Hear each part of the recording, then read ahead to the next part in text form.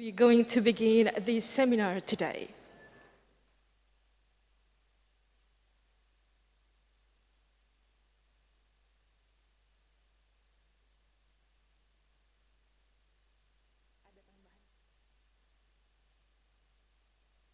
Okay.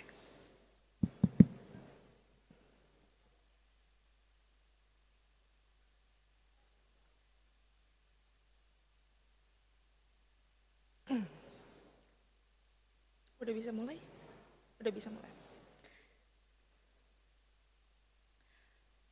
Good morning, ladies and gentlemen. Welcome to the 7th International Seminar on Business, Economics, Social Science and Technology conducted by Faculty of Economics and Business, Universitas Terbuka.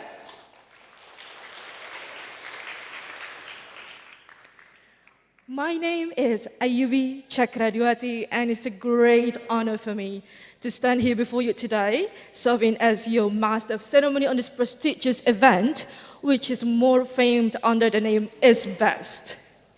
Ladies and gentlemen, this seminar is conducted live in hybrid mode, both on-site at Universitas Terbuka Convention Center and also through the Universitas Terbuka TV YouTube channel.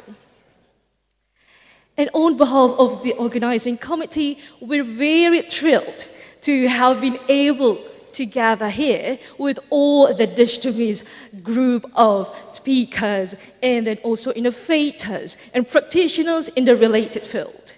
And this time, we raised the theme of digital transformation strategies navigating the future, which aims to explore the dynamic interplay between these related areas and also to see how they impact on the global society.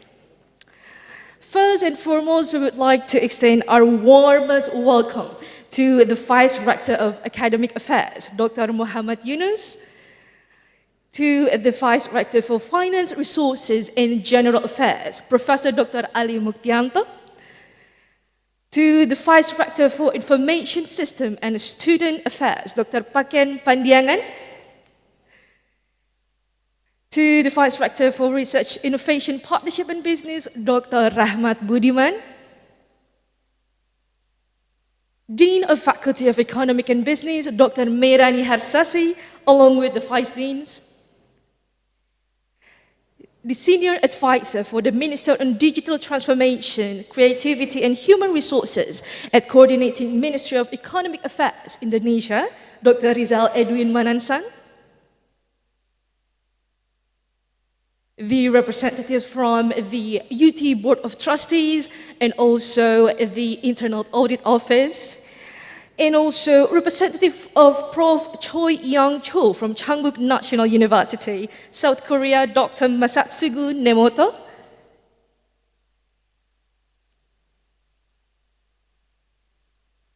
Professor in Management Studies, Faculty of Economic and Business, Professor Ginta Ginting, and of course our distinguished invited speakers, Professor So Jin Kwang,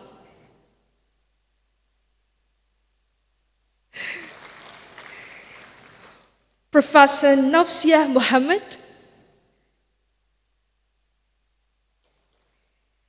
and Erno de Corte. And of course, ladies and gentlemen, all the representatives from the faculties of Universitas Terbuka and our amazing students of Universitas Terbuka who are joining us both online and offline. All right, as we begin our seminar today, we would like to invite you all to raise from your seat as we're going to sing Indonesian national anthem, Indonesia Raya, followed by the hymn of Universitas Terbuka.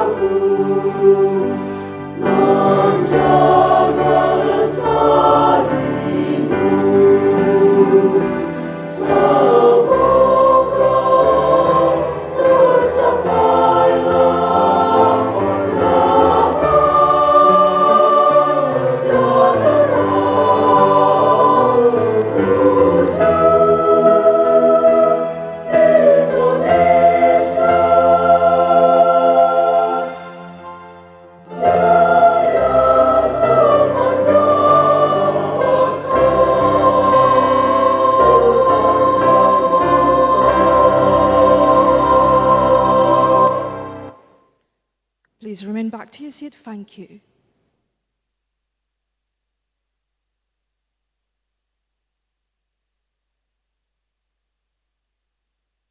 Ladies and gentlemen, before we jump to the main agenda today, we would like to again invite you all to enjoy the performance of one of the Indonesia's traditional dance, Kinang Kilaras. But before that, a short story of Kinang Kilaras. This dance conveys a rich cultural message rooted in harmony, celebration, and also community. It emphasizes the significance of preserving rich cultural values and fostering connections among people. Ladies and gentlemen, here we go, Kinang Kilaras by SMA Dharma Karya.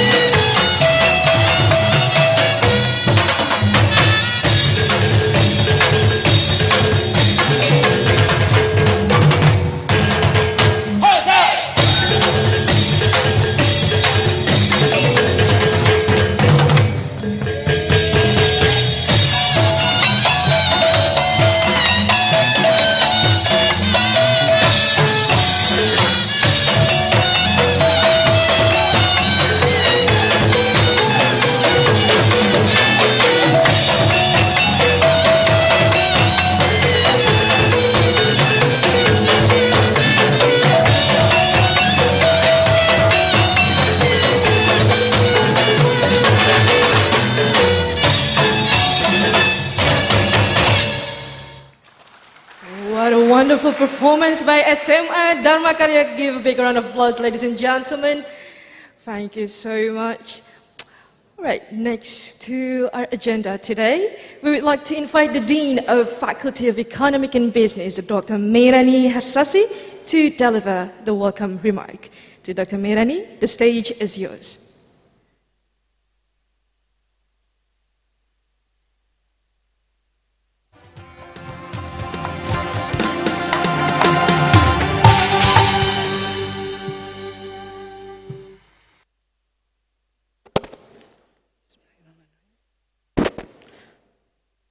Assalamualaikum warahmatullahi wabarakatuh. Good morning and best wishes to all of us. To our respected guest, the keynote speaker, Dr. Rizal Edwin Manansang, Senior Advisor for Digital Transformation, Creativity and Human Resources Coordinating Ministry of our Economic Affairs. The speaker, Masatsu Gunemoto, PhD, Chungbuk National University, South Korea. Speaker, Profesor Ginta Ginting, Universitas Terbuka Indonesia. The Vice Rectors of Universitas Terbuka, Dr. Muhammad Yunus, Vice Rector for Academic Affairs, Professor Ali Muktianto, Vice Rector for Finance, Resources and General Affairs, Professor Paken Pandiangan, Vice Rector for Information System and Students Affairs, Rahmat Budiman SSM Hum PhD, Vice Rector for Research, Innovations, Cooperation and Business, Universitas Terbuka. Our distinguished partners, Professor Nafsia Binti Muhammad, Professor Sojin Kwang, and Mr. Erno de Corte, Dr. Masun and Dr. Tiwi Sri Agustina, Professor Dewi Artati Patmoputri, Head of Research and Community Service Universitas Terbuka, Deans of Faculties and Director of Graduate School in Universitas Terbuka, representatives of UT Board of Trustees, Vice Deans and Head of Study Programs of the Faculty of Economics Universitas Terbuka, Chairman of ISBEST Nihan Anindya Putra Lanisi MSN, Committee of ISBEST, and all presenters and participants of 7th ISBEST 2024. Ladies and gentlemen, I'm profoundly honored and delighted to stand before you today as the Dean of the Faculty of Economics and Business Universitas Terbuka to welcome you all to the 7th International Seminar on Business, Economics, Social Science and Technology ISBEST 2024 with the theme Digital Transformation Strategies, Navigating the Future. Your presence here is a testament to your dedication to the pursuit of knowledge in shaping a digitally advanced and sustainable future.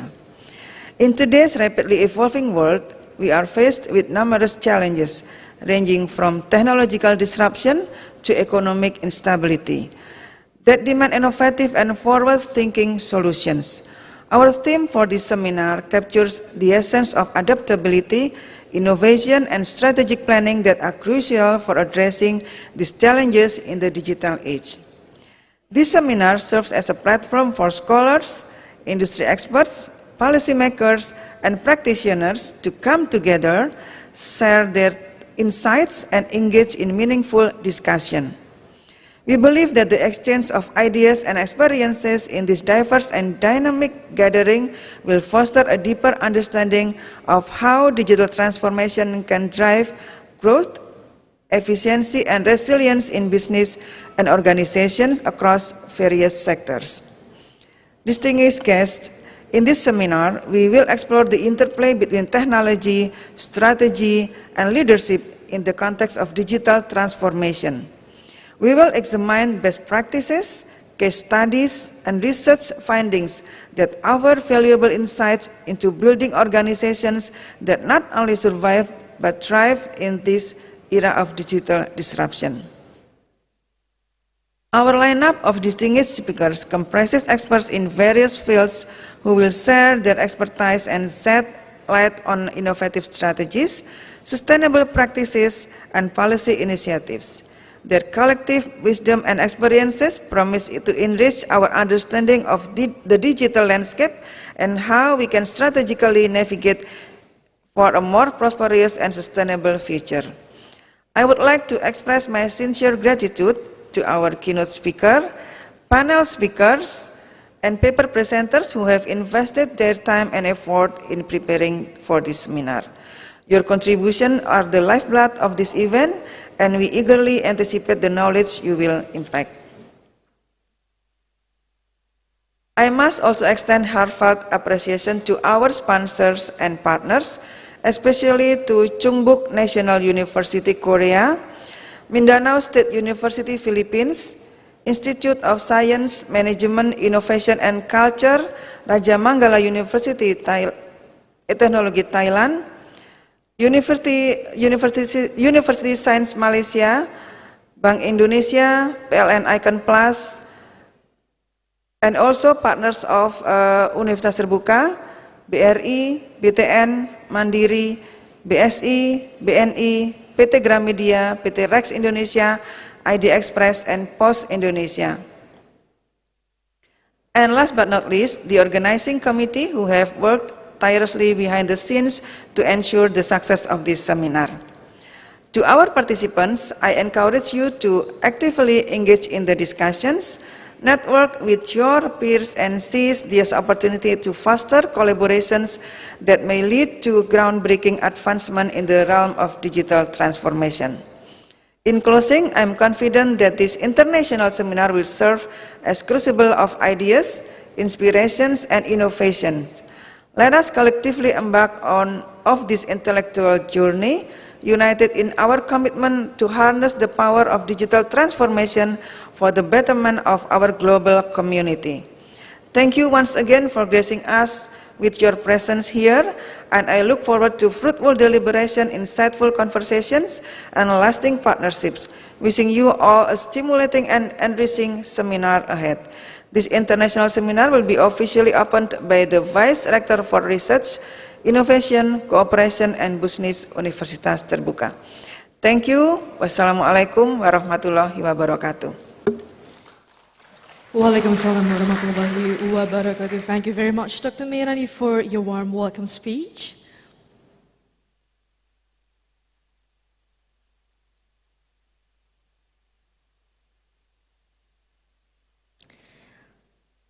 Next, we would like to invite the Vice Rector for Research, Partnership, Business and Innovation, Dr. Rahmat Budiman, to deliver his welcome speech. Dr. Rahmat, the stage and time is yours.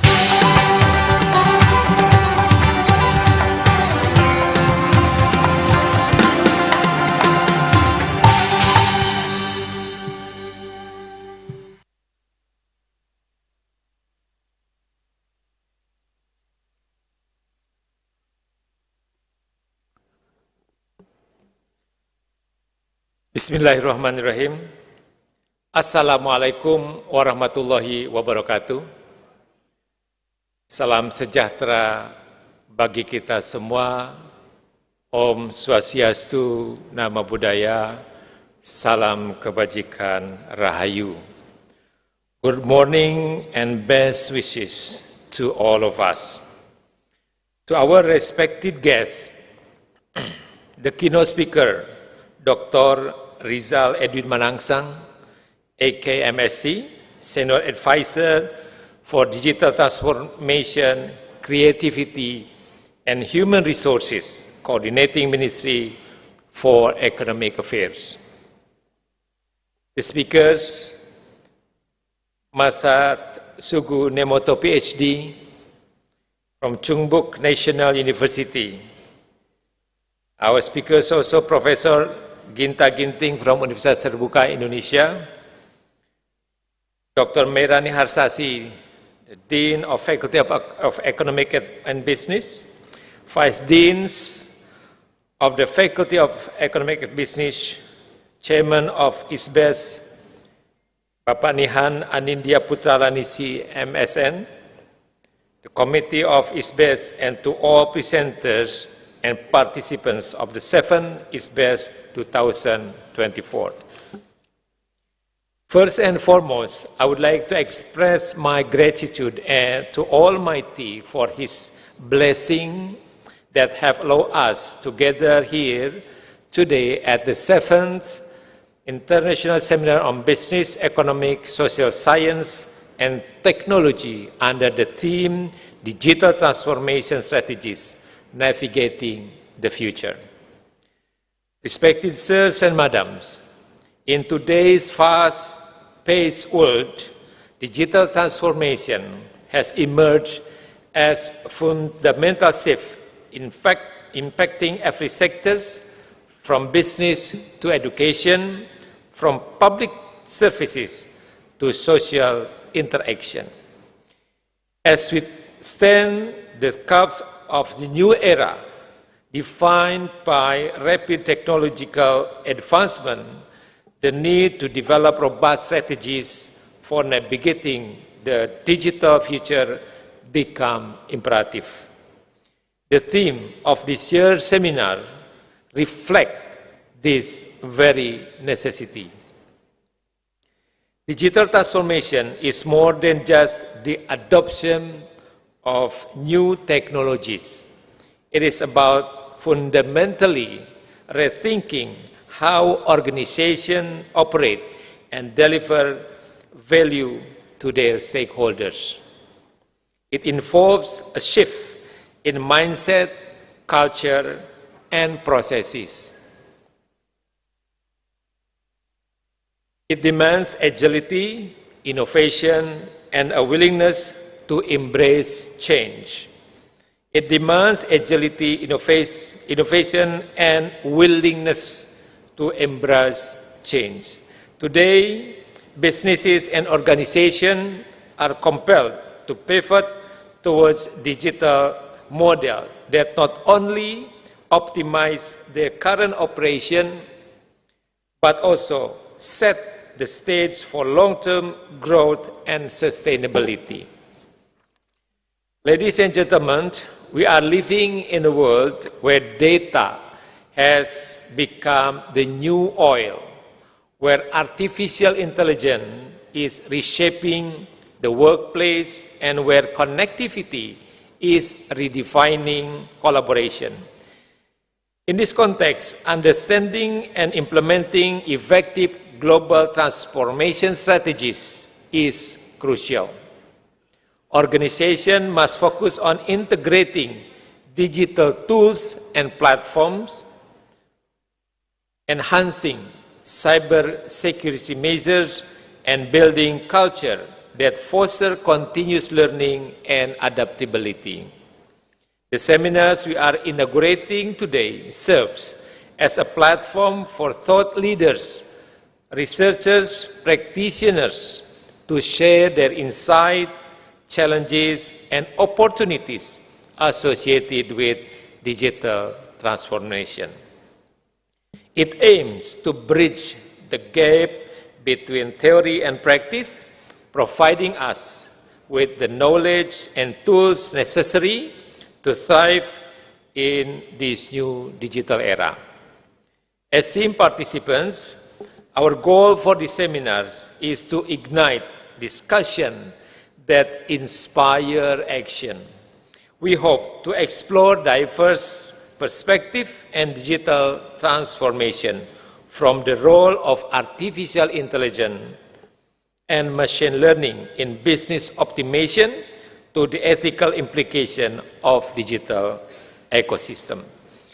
As we delve into this topic, I encourage all participants to engage actively, share their experiences, and build network that will help us all to navigate the future more effectively. To all those involved in organizing the seminars, particularly the Faculty of Economic and Business, I extend my deepest appreciation.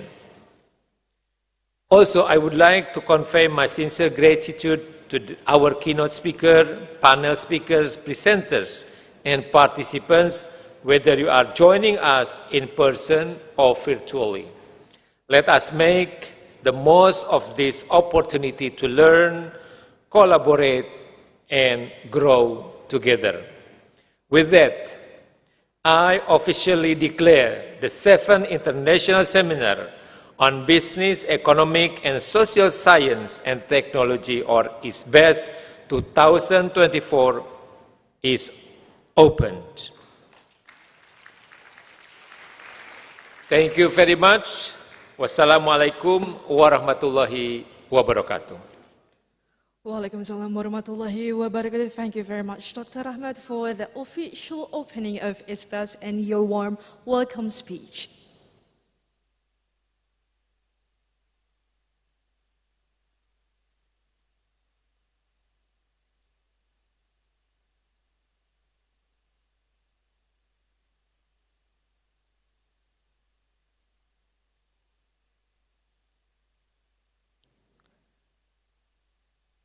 All right, ladies and gentlemen, our next agenda is one of the first primary agenda of our event today. That is the keynote speech session.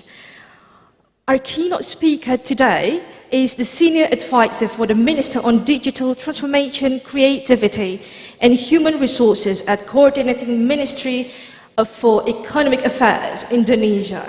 And he is also an alumni of the you can see on the screen now, he is alumni of University of Indonesia, and he also took the master's degree from University of Illinois, United States, and bachelor degree from Stan State Finance, Polytechnic, Indonesia. So without further ado, we would like to invite Dr. Rizal Edwin Manansang. Dr. Edwin, the stage and time is yours.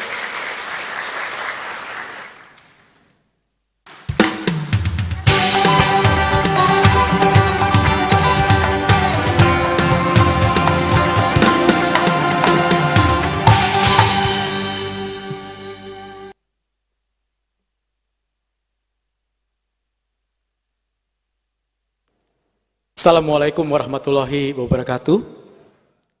Shalom, Om Swastiastu, Namo Buddhaya, salam kebajikan.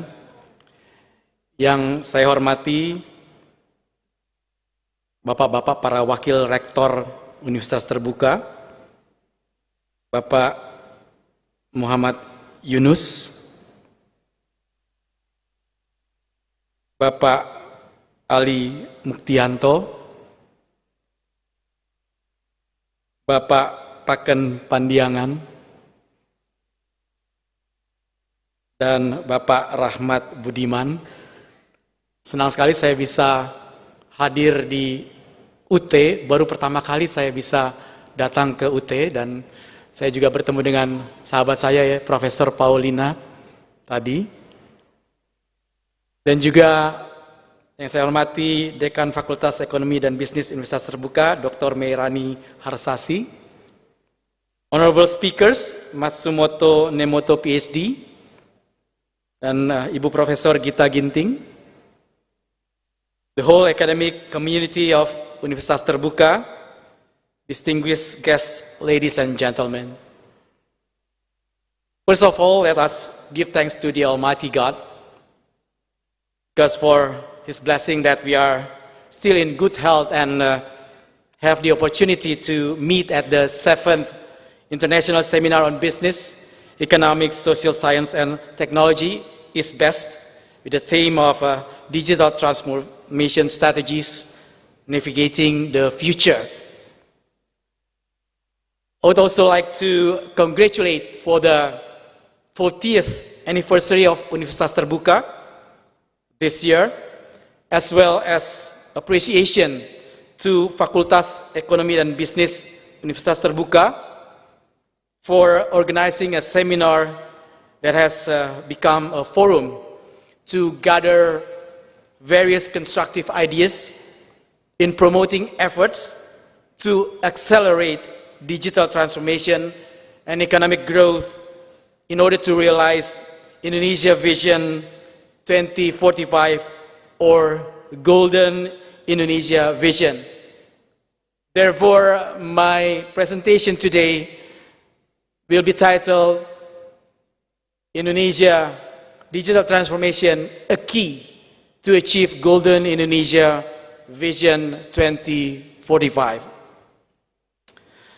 Distinguished guests, ladies and gentlemen, becoming one of the world top 5 economies by the time we celebrate 100 years of independence is a key of goal of Indonesia Vision 2045.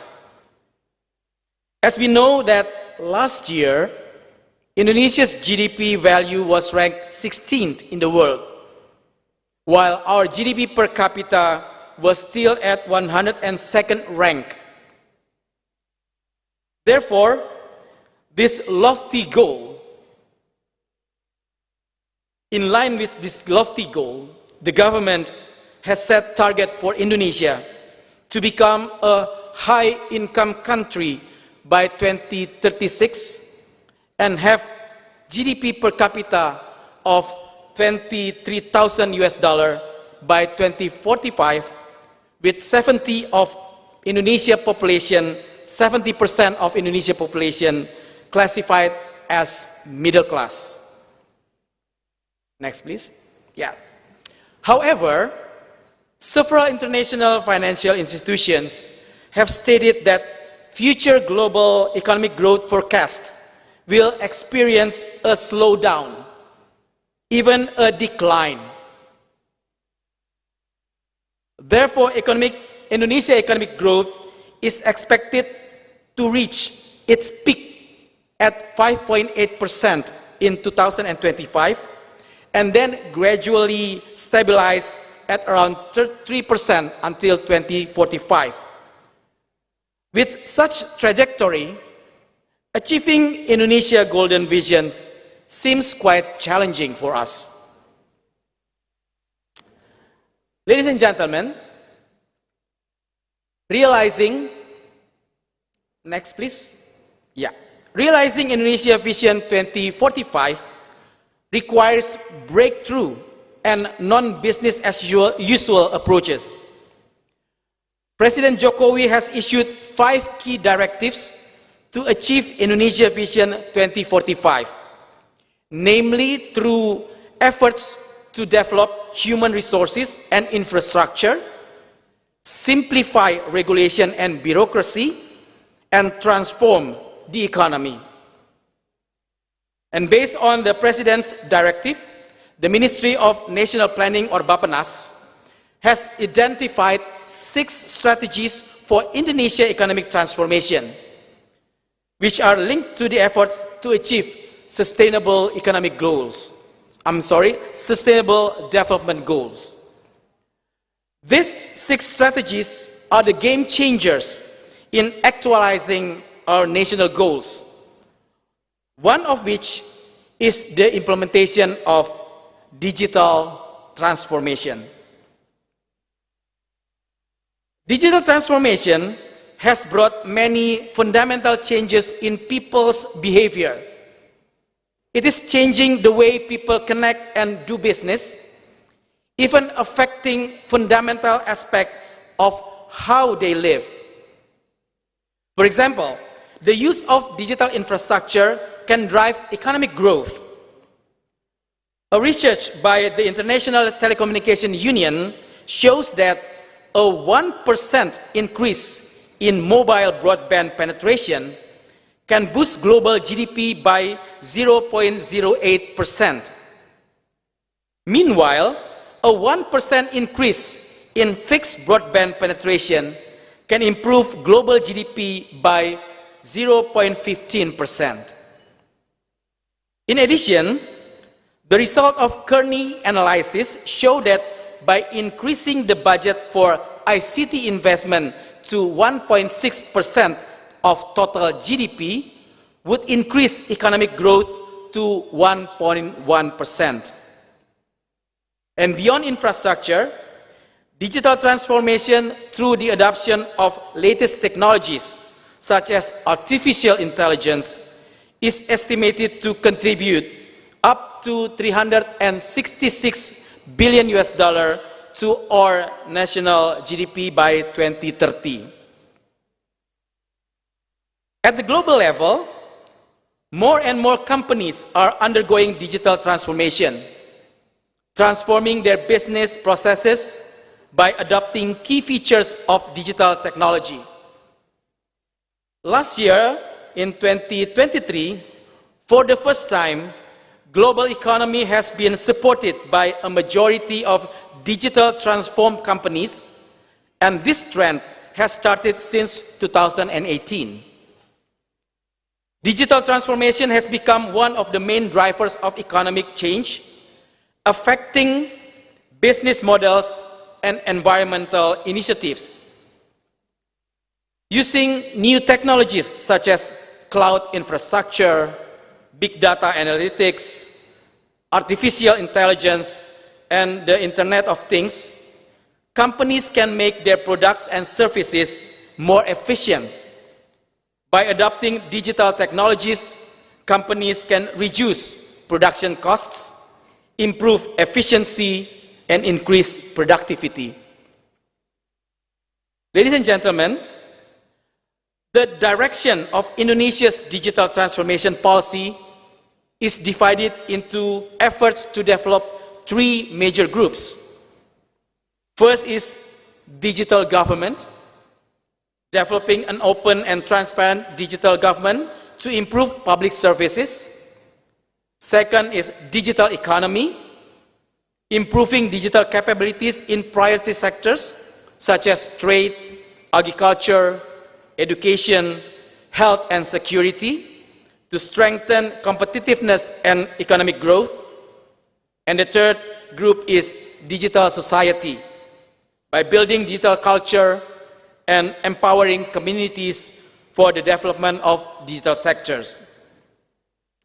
The implementation of digital transformation in our country will be supported by the development of digital infrastructure, the adoption of supportive regulation and policies, as well as increased investment and financing, coupled with the cooperation or collaboration of all relevant stakeholders, ranging from the central and local government, private sectors, academicians, practitioners and associations, to community representatives. Nevertheless, there are still various challenges that need to be addressed to drive successful of digital transformation in Indonesia. First, challenges related to infrastructure, such as internet penetration and speed, which is our rank is relatively lagging behind other ASEAN countries. Moreover, we have uneven 4G coverage and minimal 5G implementation, underdeveloped cloud infrastructure, and we need more data centers. Second, challenges related to human resources, where our digital literacy level is still below other ASEAN average, as well as the literacy gap between eastern and western part of Indonesia. More than 50% of schools do not have direct access to the internet. Currently, we also lack digital talents who are proficient in AI technology, big data, cloud computing, blockchain, etc. The next challenges is related to the digitalization of micro, small, and medium enterprises, or MSMEs. While on one hand, digital transformation is considered to have a positive impact on MSMEs players, such as increased market access and ease of obtaining business opportunities, on the other hand, several negative issues arise, ranging from personal data security problems, predatory pricing issues, illegal trading practices, to the flood of imported products. In the IMD World Digital Competitiveness Ranking, or Index 2023, which assesses countries' ability to adopt and explore digital technologies, Indonesia is ranked 45 out of 64 countries. Factor assessors in this index include digital knowledge, technology, and future readiness. This condition shows that Indonesia still needs to improve digital competency of its workforce as well as its digital infrastructure. Another challenge is the regional digital inequality. We can see from the slide that western part of Indonesia shows the highest overall digital index compared to the central and eastern part. Now, what efforts have been made by the government to support the implementation of digital transformations? First, the government is to improve the digital connectivity by building 12,000 kilometer Palapa Ring fiber optic network throughout Indonesia. Second, by improving internet access through the provision of BTS towers in various locations and developing digital ecosystems.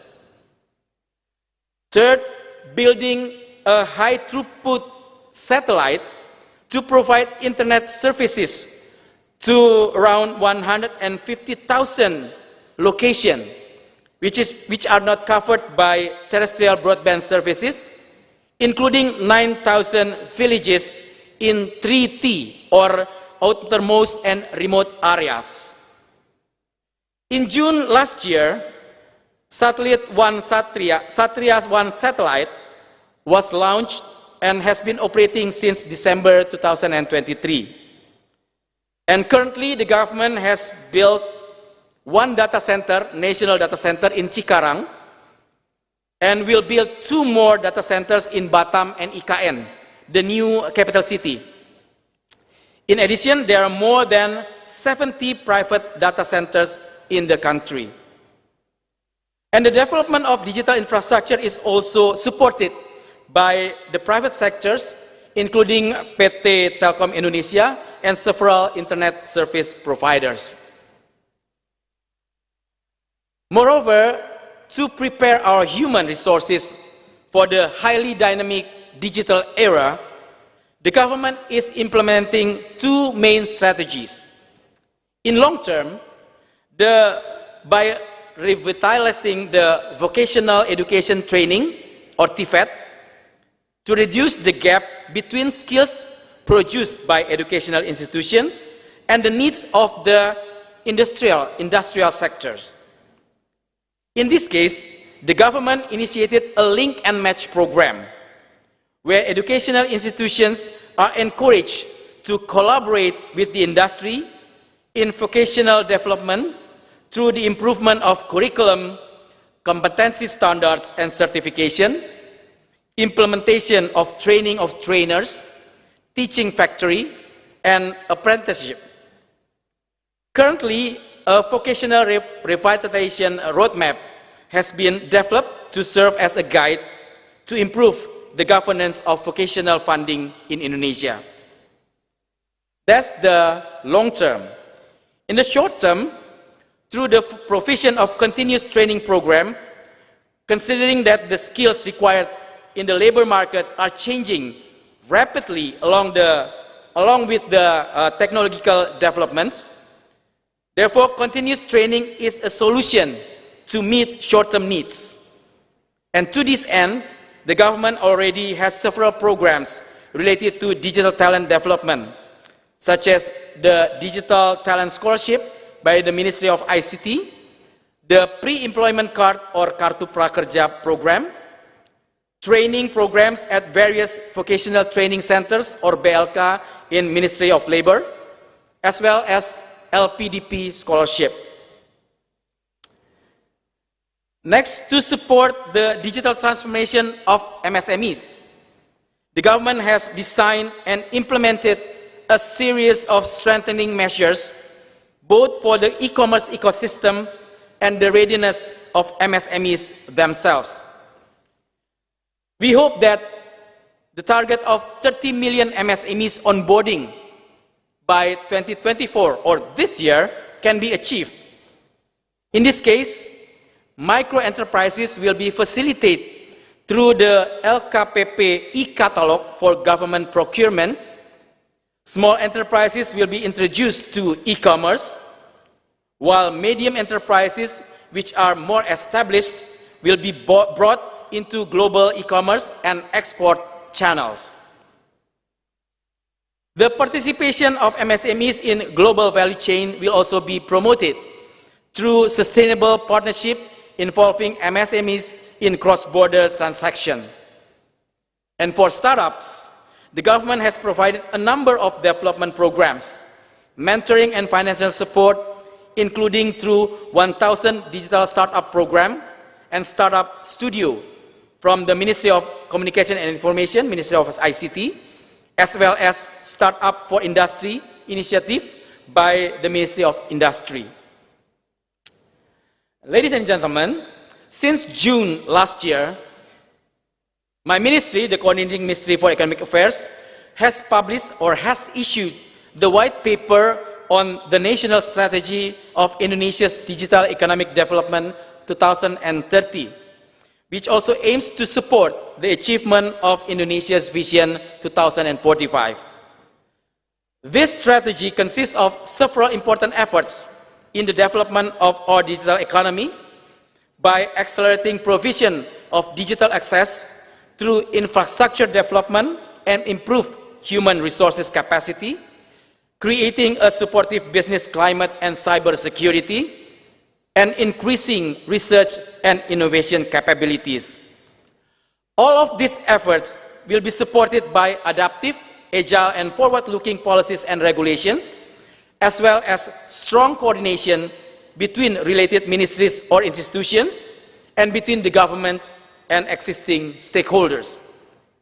This white paper is a national policy guideline which covers focus and strategic areas that will be the main drivers of economic growth, and it's expected to be a reference for all related ministries, government institutions, local government, and other stakeholders in developing the digital economy. Ladies and gentlemen, I think I should stop here. And in closing, I would like to once again invite all of us to strengthen our cooperation and synergy in supporting the implementation of digital transformation to realize the acceleration of inclusive and sustainable economic growth towards a more advanced and prosperous Golden Indonesia 2045. Thank you. Terima kasih. Wassalamualaikum warahmatullahi wabarakatuh. Waalaikumsalam warahmatullahi wabarakatuh. Thank you very much, Bapak Dr. Edwin. Please stay on the stage as we proceed to the next session. And we would like to invite Dr. Rahmat Budiman to come up to the stage to give the token of appreciation to our keynote speaker today.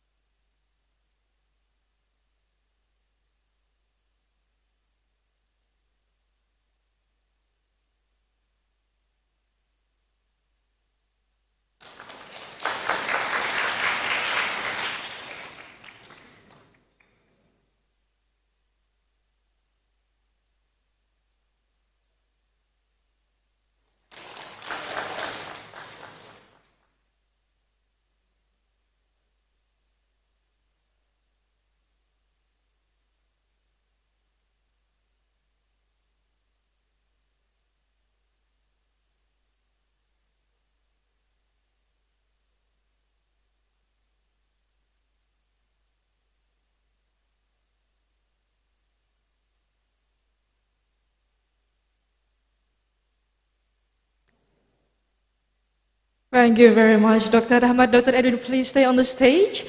And we would like to also invite Professor Dr. Ali Muktianto, Dr. Muhammad Yunus, Dr. Pakin Pandiangan, and also Dr. Mayrani Hatasi to come to the stage as we're going to save this moment into pictures together.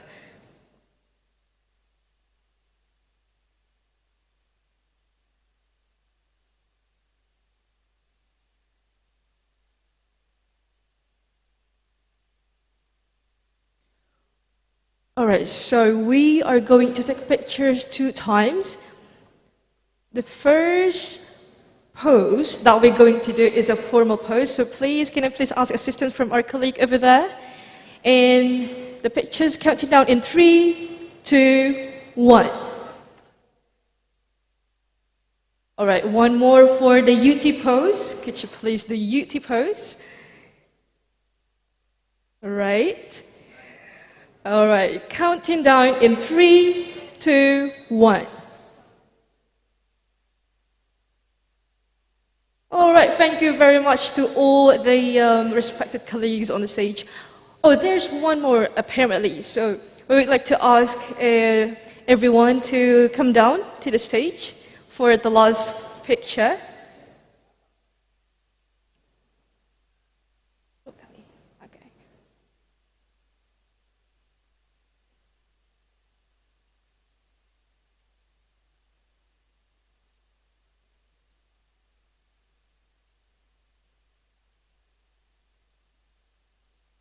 All right, counting down in 3, 2, 1. One more. Counting down in 3, 2, 1.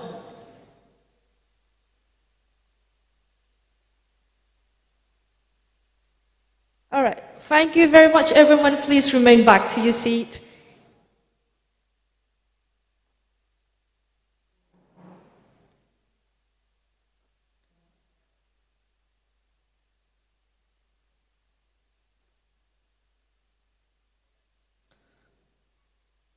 All right, ladies and gentlemen, let's move on to the next agenda. The agenda that we have next is the panel session. On today's panel session, we will be led by someone who is the alumni of both Universitas Gadjah Mada Indonesia and also University of Western Australia. She is an active lecturer, researcher, and keen in doing community research in economic development program study in Faculty of Economic and Business, Universitas Terbuka. So without further ado, please welcome Rini Yayu Priyati.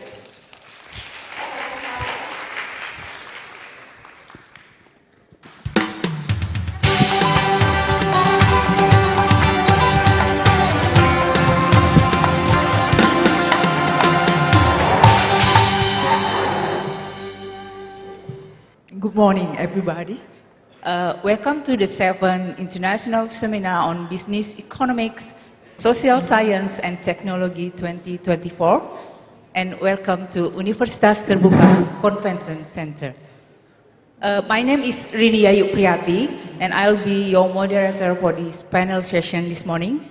I'm very grateful to see you all this morning. Hopefully you are in very good condition.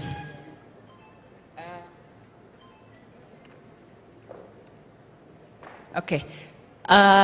Some people call me Rini, others call me Yayu. It doesn't matter. You can call me both ways. That's my problem, not yours. So in this panel session, we have 2 wonderful speakers. The first one,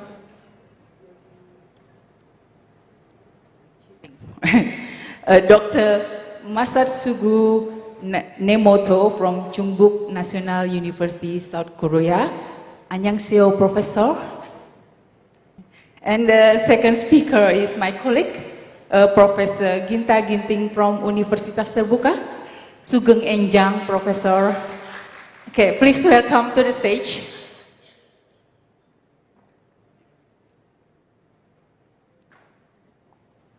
Please sit down, please.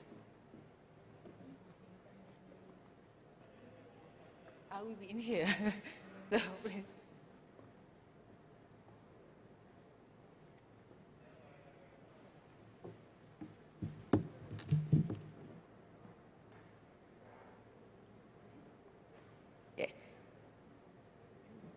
We will have a bit less than 2 hours in this panel session. This including presentation and Q&A session. We will have both presentation first and then followed by the question and answer session.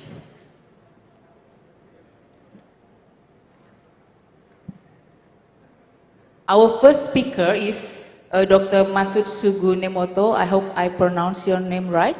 Okay, thank you. He is a research professor from Chungbuk National University, South Korea. He got his bachelor and master degree from Ibaraki University in Japan, and then PhD in public administration from Chungbuk National University in South Korea. He won Peace Prize Award from Korea Youth Corp Cheongju in 2008, and actively writing numerous articles in international journal. And our second speaker is Professor Ginta Ginting. He's a faculty member at the Faculty of Economics, Universitas Terbuka. She got bachelor degree in management from Universitas Brawijaya, Malang, Indonesia, and master degree from Edith Cowan University in Perth, Australia, and then doctoral degree from Universitas Padjadjaran, Bandung, Indonesia. She actively writes a dozen of scientific articles published in numerous journals and books, and also books chapters. Okay, now we come to our first speaker. That will be Dr. Masud Sugu Nemoto. He will talk about Semaul Undong as a rural development strategy in Korea. Topic modeling and text mining analysis. Please welcome to the stage Dr. Masud Sugu. Okay, give a round of applause, please.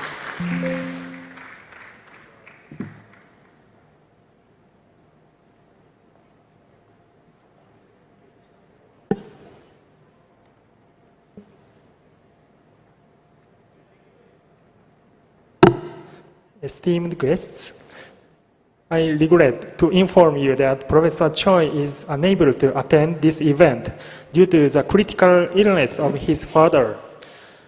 On his behalf, I will be reading his presentation material today. Professor Choi was very much looking forward to participating in today's event and sharing his insights with all of you. He deeply regrets that he is unable to be here in person. In his place, I, Masatsugu Nemoto, a research professor at the International Development Institute at Chungbuk National University in South Korea, will be presenting his prepared material.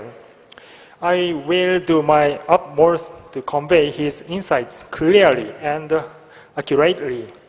Please feel free to raise any questions you may have at the conclusion of the presentation. The title of his presentation was The Nature of Semaul Undong as a Rural Development Strategy, Topic Modeling and Text Mining Analysis. Next, please. Contents. Introduction. Semaul Undong began in the 1970s in Korea to modernize rural areas, improve infrastructure, and promote economic development. Semaul means new village in Korean language. Undong means movement. So Semaul Undong means new village movement. It has been applied as an international model for national development in developing countries. This paper aims to analyze the characteristics of Semaul Undong as a rural development strategy in Korea and its implications for other countries. Next slide, please. Understanding the significance of Semaul Undong. What is the Semaul Undong? Concept and objectives. The Semaul Undong New Village Movement is a rural development initiative launched by the South Korea government in the 1970s to modernize rural communities and reduce the economic gap between urban and rural areas. It focused on promoting self-help, diligence, and cooperation among villagers, through infrastructure development, agricultural productivity improvements, and community participation. The movement played a significant role in South Korea's rapid economic growth and rural development during that period. The key objects of Semal-Undong were to improve rural infrastructure, increase agricultural productivity, and foster self-reliant communities. Comparison of GDP per capita between Korea and Indonesia. South Korea in 1970, approximately $291. In 2023, approximately $35,990. Indonesia in 1970, approximately $80, 27% of Korea. And 2023, approximately $4,780, 13% of Korea. Core principles of Semal-Undong. Self-help. Communities were encouraged to take charge of their own development, solving local problems with their own resources and efforts. Diligence, hard work, and persistence were seen as essential to improving rural livelihoods, fostering a mindset of continuous effort and productivity. Collaboration among villagers was vital. Projects were often carried out collectively, reinforcing the idea of communal effort for mutual benefit. Strategies for Semal-Undong. Government support with local initiative. Combined top-down governmental support with bottom-up initiatives from the community. Incentive-based progress. Villages that showed early success were rewarded with more resources, creating a competitive spirit. Training and education. Leadership programs and technical training equipped local leaders with the skills needed for effective governance and project management. Practical approaches in Semal-Undong. Infrastructure development, building and improving local infrastructure. Roads, bridges, irrigation systems to facilitate access and boost agricultural productivity. Modernization of agriculture. Introduction of modern farming techniques and tools to increase yields and ensure food security.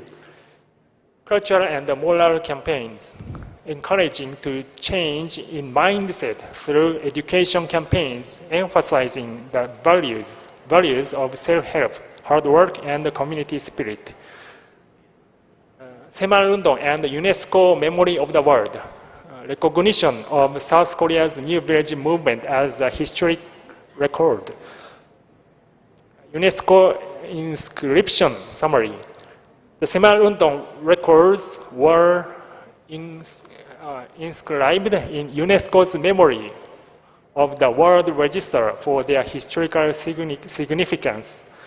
The records document South Korea's rural development efforts during the 1970s, showing strategies for modernization and poverty alleviation. UNESCO recognition highlights Semal-Undong's relevance as a model for sustainable development globally. Analysis design. The research methodology includes text mining analysis and topic modeling using guidelines from President Park Chung-hee to understand Semal-Undong. The guidelines are 17 pages and contain the detailed strategies and the methods to be pursued.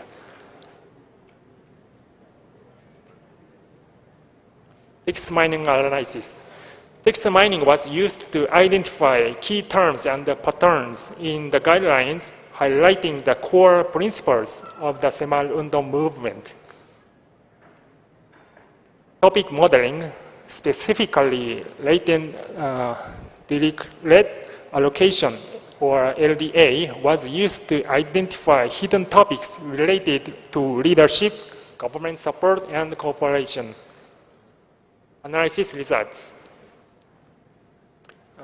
Word cloud analysis revealed the most frequently used terms such as project, effort, and government, reflecting the movement's focus areas.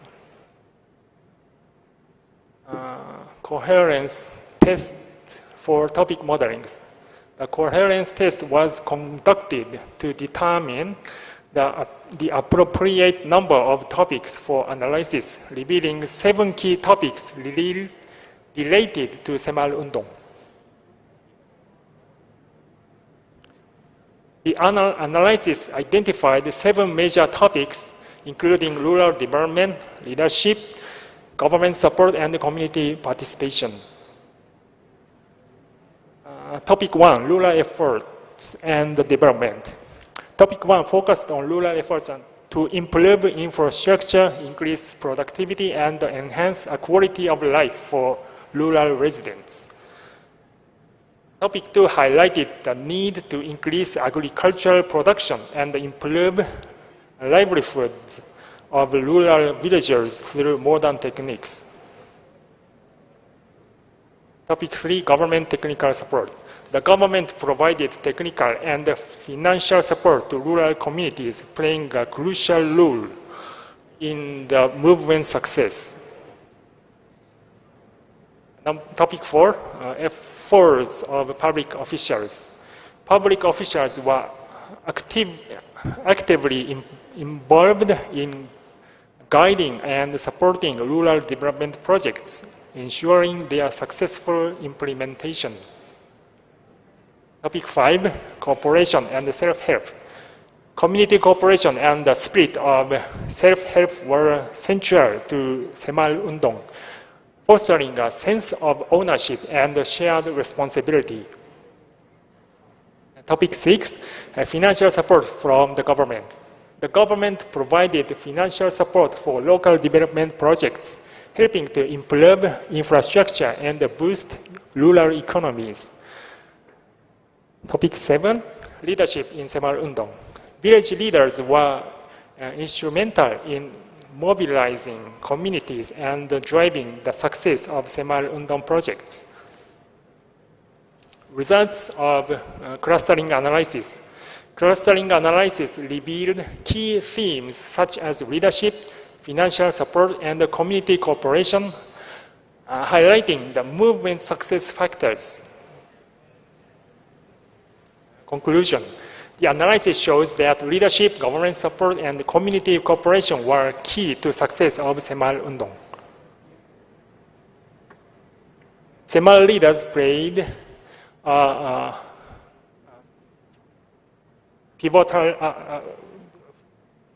새마을 leaders played a pivotal role.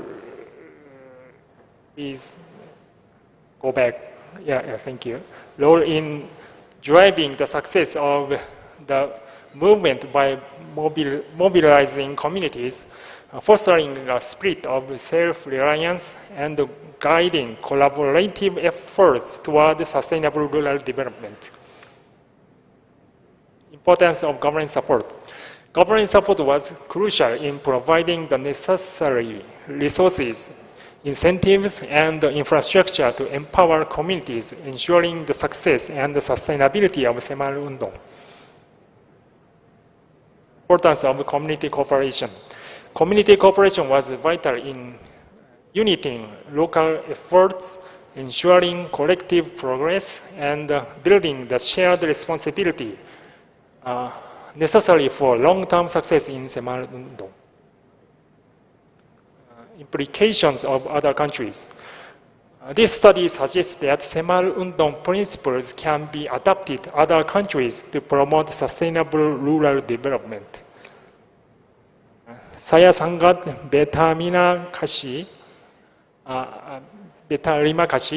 karena bisa berbagi waktu yang berharga bersama Anda semua meskipun hanya sebentar. 감사합니다. 감사합니다, Professor. Okay, I'm sure you have questions in relate to Semal Undong, but hold them a moment because we will have the second presentation from Professor Ginta Ginting. Please welcome Professor Ginta Ginting.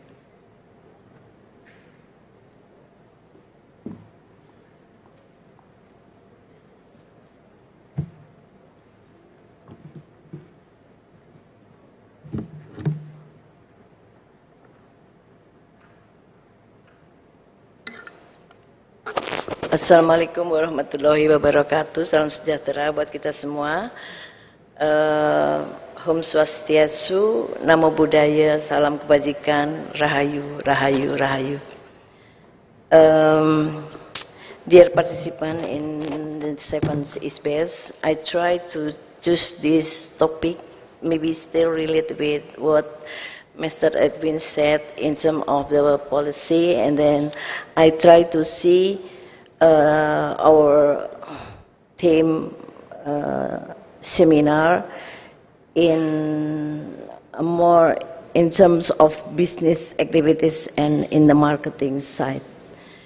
So my title presentation is digital transformation as catalyst for generating market agility and responsiveness, the importance of delivering value to customers, Indonesian case. It is very important to increase market agility actually and responsiveness, especially in a dynamic and developing market in Indonesia. By using digital tools and technology, business company can better understand and serve customers, adapt quickly to market changes, and contribute to a sustainability economy and will be key to future success. If we see from this slide, the point of view is that rapidly growing and dynamic market, digital information play a pivotal role in enhancing market agility and responsiveness. By implementing digital and transformation, companies can enhance their ability to quickly adapt to market change and respond to customer demand more effectively.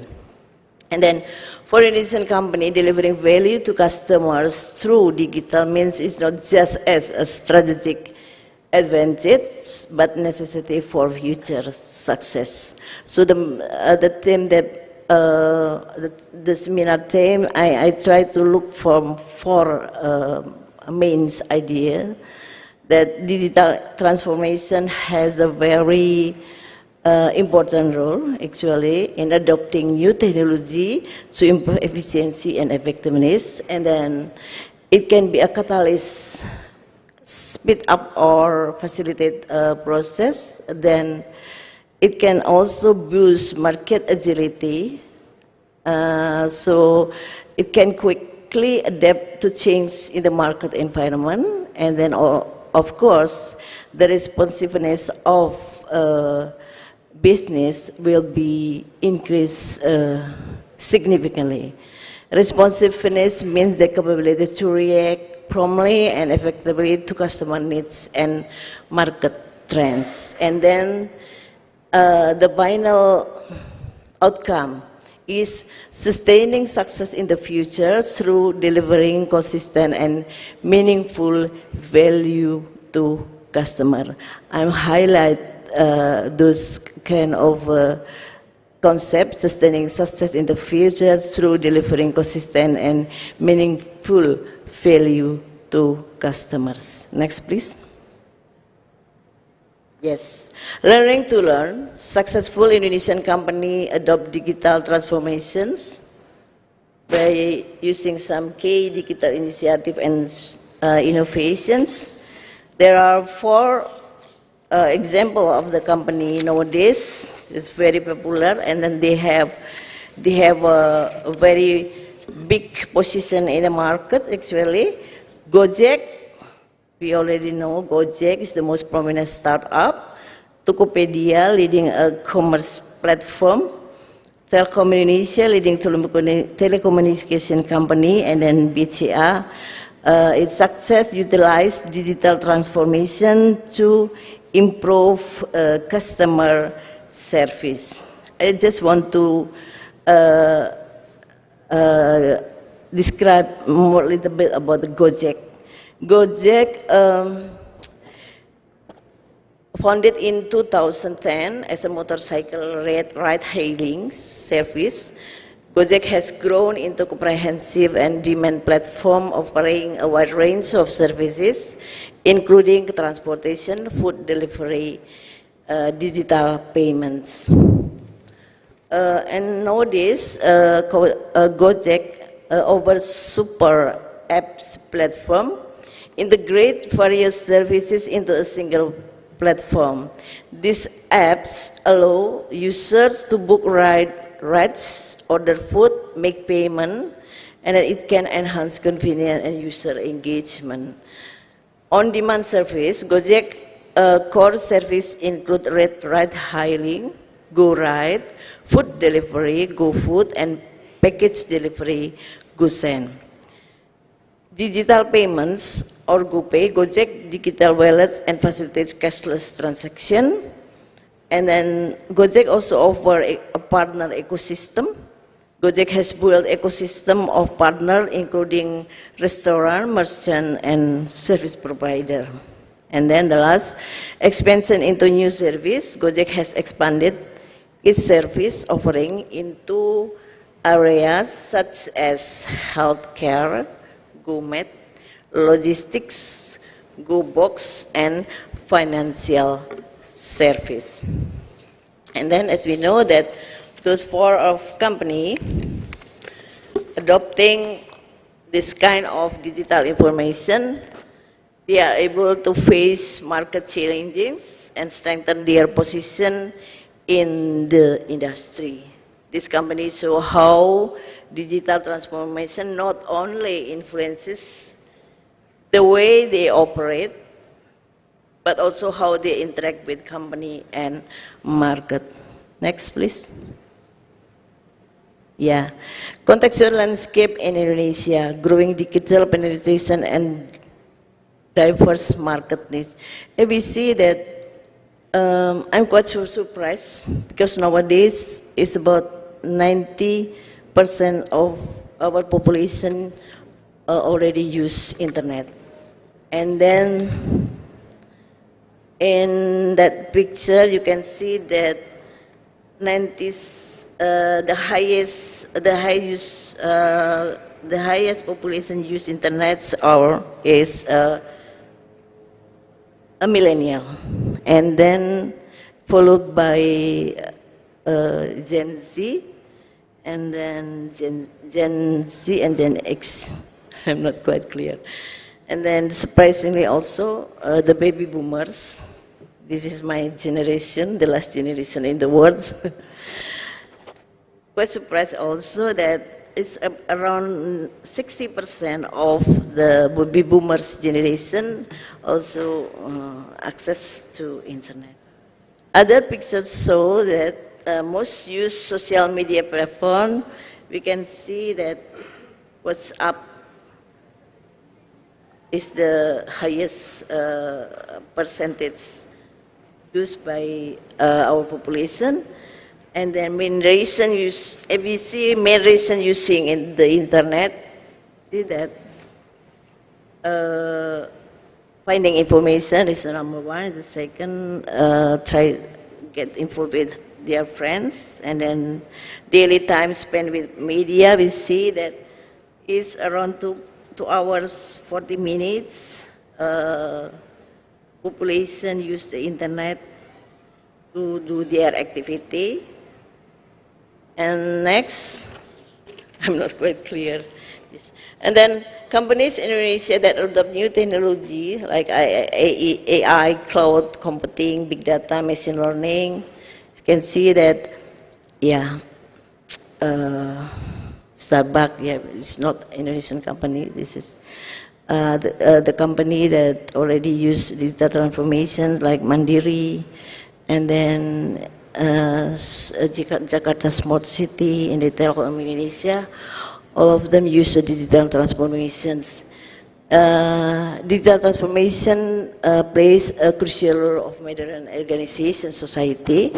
One, enhance customer experience, and then two, innovation and new business model.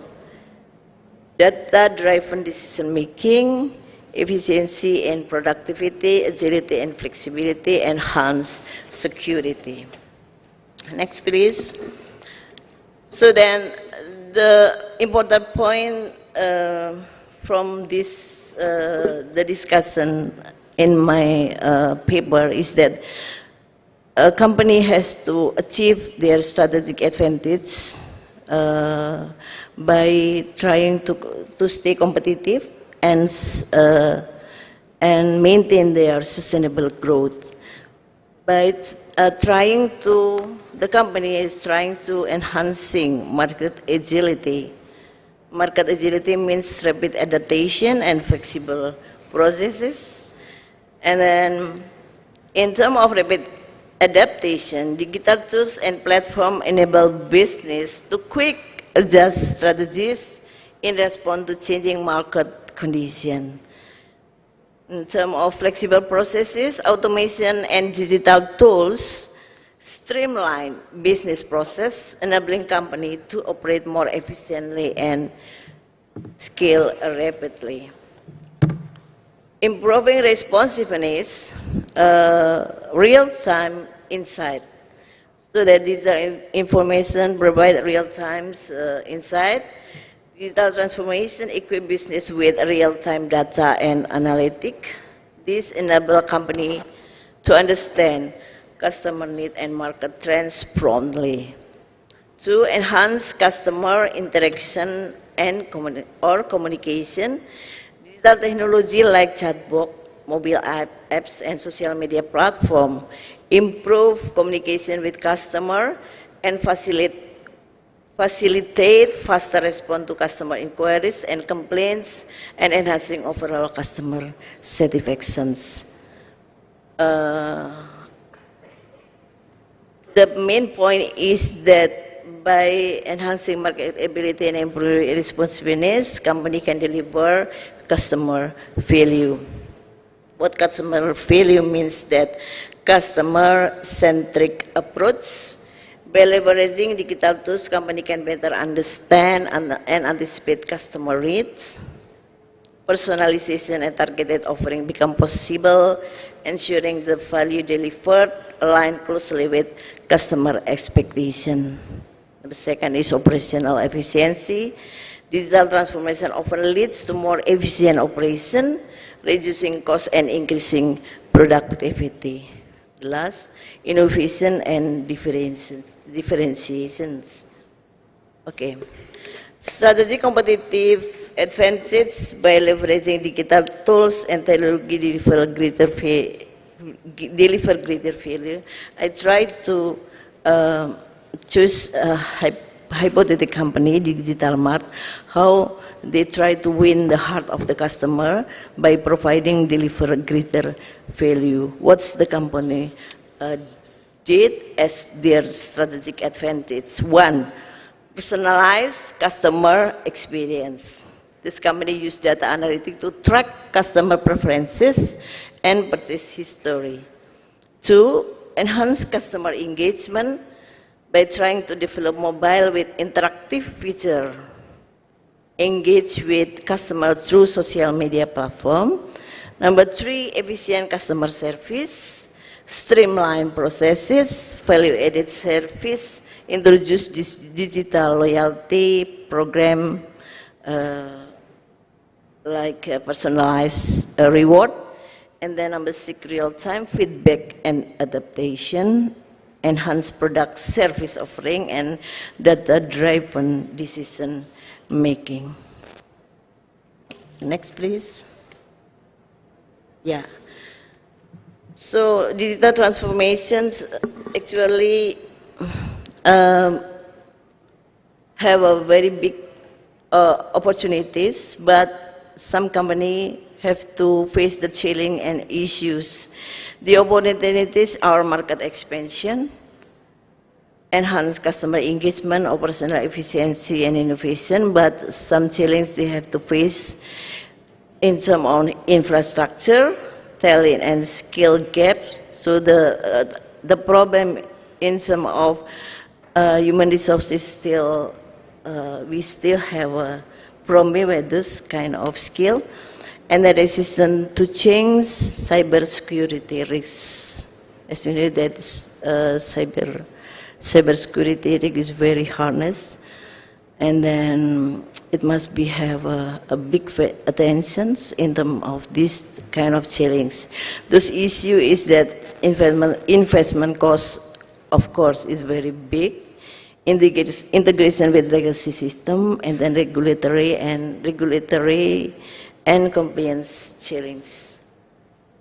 While Indonesian businesses are increasingly aware of the benefit of digital transformation, they must also address the challenges and issues to fully capitalize on the opportunities and achieve successful digital integration.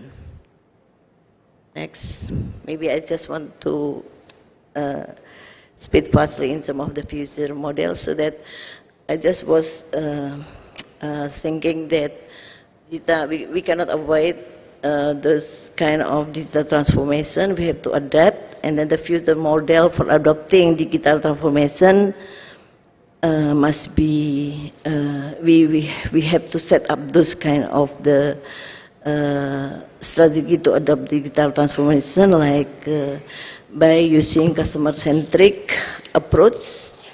Customer-centric approach means that using digital transformation to enhance and personalize the customer experience. There is a very nice example. Airline company uses AI to personalize travel recommendation, automated check-in process. And then the second is data-driven decision marketing, using digital transformation to guide strategic choice and improve organization outcome. One of the interesting example is retail company uses data analytics to optimize supply chain, personalize shopping experience, and drive sales. The third is the innovation continuous improvement. Digital tools can foster innovation like cloud computing, collaborative platform, digital lab. One of also very interesting example is that fintech company use for real-time transaction processing, fraud detection, and personalized financial service. Next, please. Yes, next. Sorry. Others future model are cybersecurity risk management, talent and skill development. Sorry, next slide. Before. Sebelumnya. Mundur. Yeah. Talent and skill development ensure that the workforce is equipped with skills and knowledge to adapt new technologies and process. Like retail Walmart launched the Walmart Academy to upskill employees in digital tools and emerging fintech trends. Another future model is strategic partnership, and then agile, next please, agile operation, technology integration, and strategic partnership. This kind of model hopefully can adapt or can be used as strategic advantage for the company to face, to adjust with the digital transformations. Best practice, next please. Next. Yes. Best practice for company to enhance competitive position and sustainability into today's digital area. 1. invest technology and infrastructure. So upgrade IT infrastructure, adopt emerging technologies like AI, Internet of Things, big data, virtual, etc. So many tools and technology tools to enhance customer experience. Omnichannel engagement. Omnichannel means use different touch point, online and offline, so the company can serve customer better than competitors. Leverage data analysis, data-driven decision making, and make predictive analytic. Improve operational efficiency, like supply chain optimization. Focus on sustainability, green technology, sustainability practice. So the issue of the green technology can be boosted by using digital technology. Enhance cybersecurity. So it must be, the company must have a strong security measures. Foster digital culture, training and development. Change management is so important, collaborative and innovate, partnership and alliances, continuous improvement, and then monitor and measure performance like using KPI and metrics, engage with local ecosystem by trying to adapt with the local, and community involvement also is very important to consider. Next, please. Okay, next. So I try to make a highlight future directions that business has to build a future-proof model to drive long-term success in the future digital age. Company continue to explore and invest new digital technology like advancement AI, machine learning, 5G technology, advanced cybersecurity measure, and also applying strategies to further enhance service value, solution on-demand service, and fulfilling need and customer expectations. Okay, that's all my presentation. Ada sedikit pantun di situ. Beli ikan di pasar Mantesi. Cukup sekian dan terima kasih. Ya, Bapak Ibu, saya ingin membacakan 2 pantun saja. Saya minta cakepnya ya. Cakep. Pagi hari minum jamu. Biar kuat banyak tenaga. Janganlah menuntut ilmu, karena ilmu tidak bersalah. Oke, one more. Makan nasi sayurnya kangkung, ke pasar malam naik komedi putar. Mandirilah mirip jelangkung, datang nggak dijemput, pulang nggak diantar. Terima kasih. Wassalamualaikum warahmatullahi wabarakatuh. Waalaikumsalam warahmatullahi wabarakatuh. Thank you, Professor Ginta. Thank you for the pantun. Okay. Okay, again, give a round of applause for our 2 speakers, please. As you know, we had 2 distinct speeches. The first one is about rural development in South Korea through Semal Undong, and the second one is about digital transformation in regard to competitiveness and value to customer. We still have around an hour for question and answer session. So if you want to ask question, please raise your hand, introduce yourself, and then mention to whom the questions are addressed to. Okay, we open the first session of the question and answer for 3 people. Okay, from my right side, The third table from my right side. Ibu Dian, yeah. First, and then from my left side. Okay, from the middle side. Mbak yang jilbab hitam. Okay, and the third one. Okay. Gentlemen, because the other two are ladies. Okay, if you're not confident with the English, you can ask your question in Bahasa Indonesia. I will try to translate it in English. Okay, please. The first question, yeah. Assalamualaikum warahmatullahi wabarakatuh. Good morning, everybody. Thank you for the opportunity, Madam Rini. I'm Dian from the Sharia Economics Study Program. Before I ask my question, I have international pantun for Professor Masat Sugu and Professor Ginta Ginting. Dear audience, please join me by saying greet after each line, okay? A morning walk under skies so blue. Flowers bloom in every nation. Wisdom share and knowledge grow. Thank you so much, Professor, for the insightful presentation. Thank you.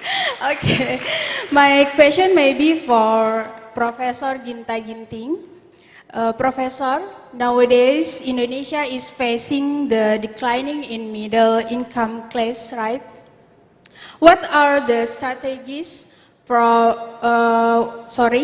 What are the strategies to overcome this issue related to digital transformation in order for business to sustain? Thank you. Thanks. And the second question?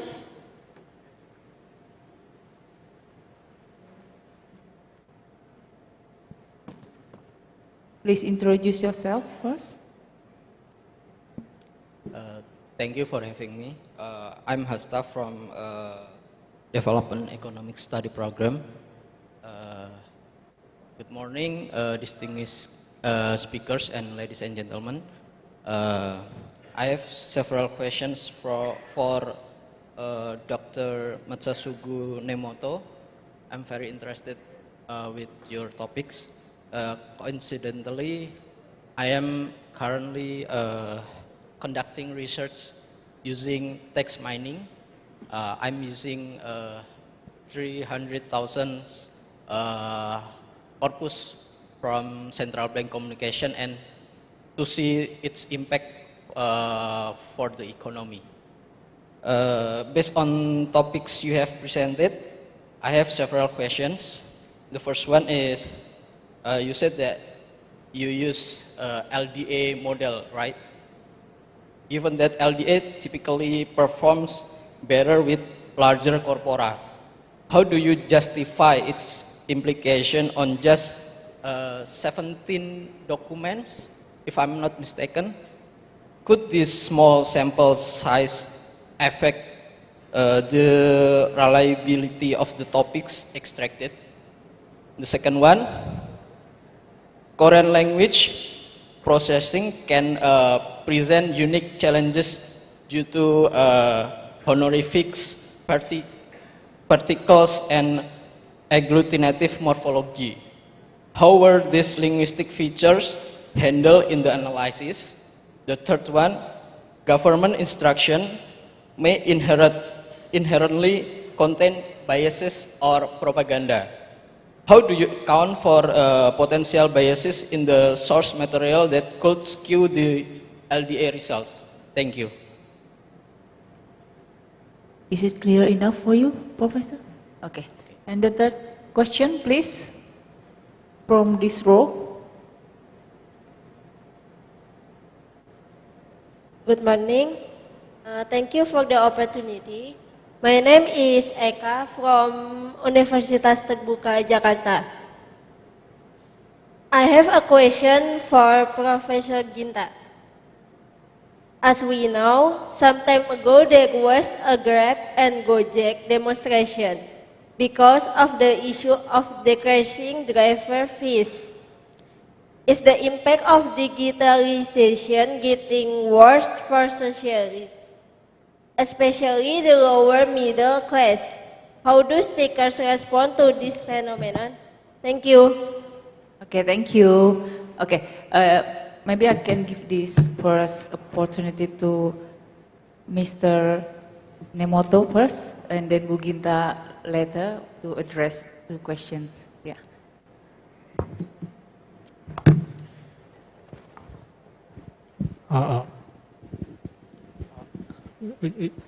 Waiter, please. Can I use the slide again?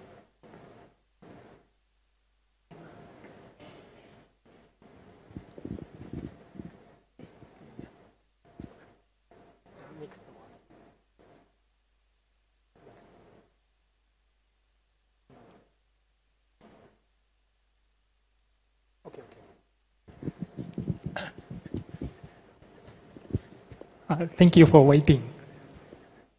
Please, here. Thank you for your questions.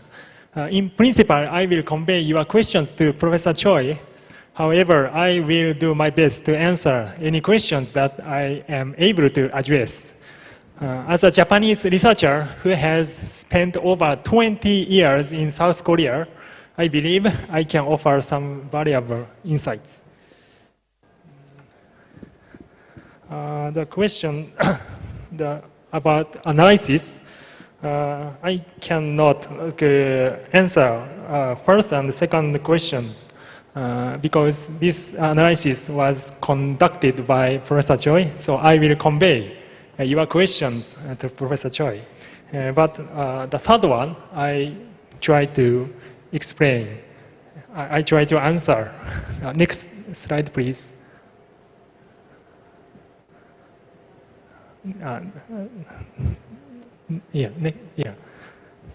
새마을운동 in international development assistance.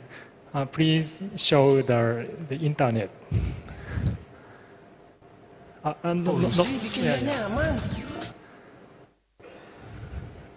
Just change the window. Yes, it's on. Summit, a proud Korean program from the 20th century, was mentioned as an effective model for development. To explain why the 새마을운동, or New Village Movement, has and will continue to attract global attention, here's our Oh Soo-young. By the end of the Korean War, Korea was impoverished, one of the poorest countries in the world. Today, it is the world's 13th largest economy. The 새마을운동 has been credited for the transformation. It was launched in 1970 by President Park Chung-hee, the father of the current President Park Geun-hye. The movement inspired communities to become self-reliant in improving living conditions based on diligence, self-help and cooperation. Together, villagers built new roads and infrastructure. They also undertook agricultural reforms, transforming the rural landscape. The 새마을운동 wasn't only about improving materialistic conditions like infrastructure or individual wealth. It was about locals' dedication to making their communities prosperous by overcoming poverty and creating a better future. Spreading from village to village, 새마을운동's can-do spirit quickly became a nationwide movement. In the space of just 10 years, Korea's per capita income spiked more than fivefold, topping $1,500. Korea also saw significant improvements in health, education, industry and transportation. Because of its success, the 새마을운동 has drawn international interest as an effective model for regional development. Its archives were even listed as a World Heritage Asset by UNESCO 2 years ago. What sets 새마을운동 apart from other development models is that it empowers locals to stand on their own 2 feet, instead of only relying on top-down government support or international aid. More than 57,000 visitors from over 140 countries came to Korea to study the movement, and over 130 countries have adopted the model in their own rural communities. Many countries use this model to develop their economies from being just aid-dependent to self-propelling. So World Bank will try to partner with SAML movement across many countries in the world. encouraging communities to have a can-do spirit. Thus, Hemaurundong continues to create a legacy of hope and development around the world. Oh Soo-young, Arirang News. Yeah, thank you. Please change to the slide again.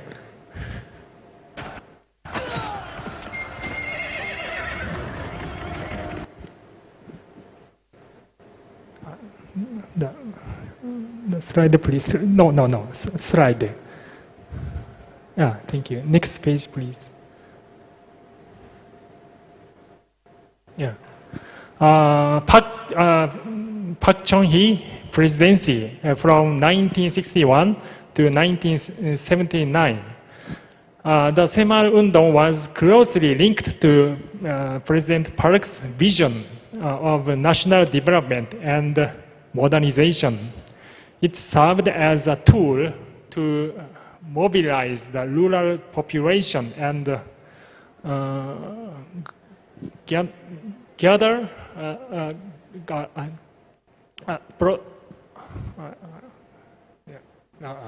garner support for his government. The movement's success in improving rural living standards contributed to Park's popularity and legitimacy. The Saemal-undong is credited with playing a significant role in South Korea's economic development and poverty reduction. However, the movement has also been criticized for its top-down approach and its association with Park's authoritarian regime. Next slide, please. Prof. Choi is a member of the generation that grew up during the Park Chung-hee presidency from childhood to entering university. As such, he was directly exposed to the Saemal movement and personally experienced the growth of the Korean economy. And I believe he has a strong desire to share that change with people in other developing countries. I will introduce Saemal-undong song. For the Saemal generation in Korea, the Saemal song is a familiar song that they often heard. Now they are hearing the song in developing countries around the world. Please change to the web page again.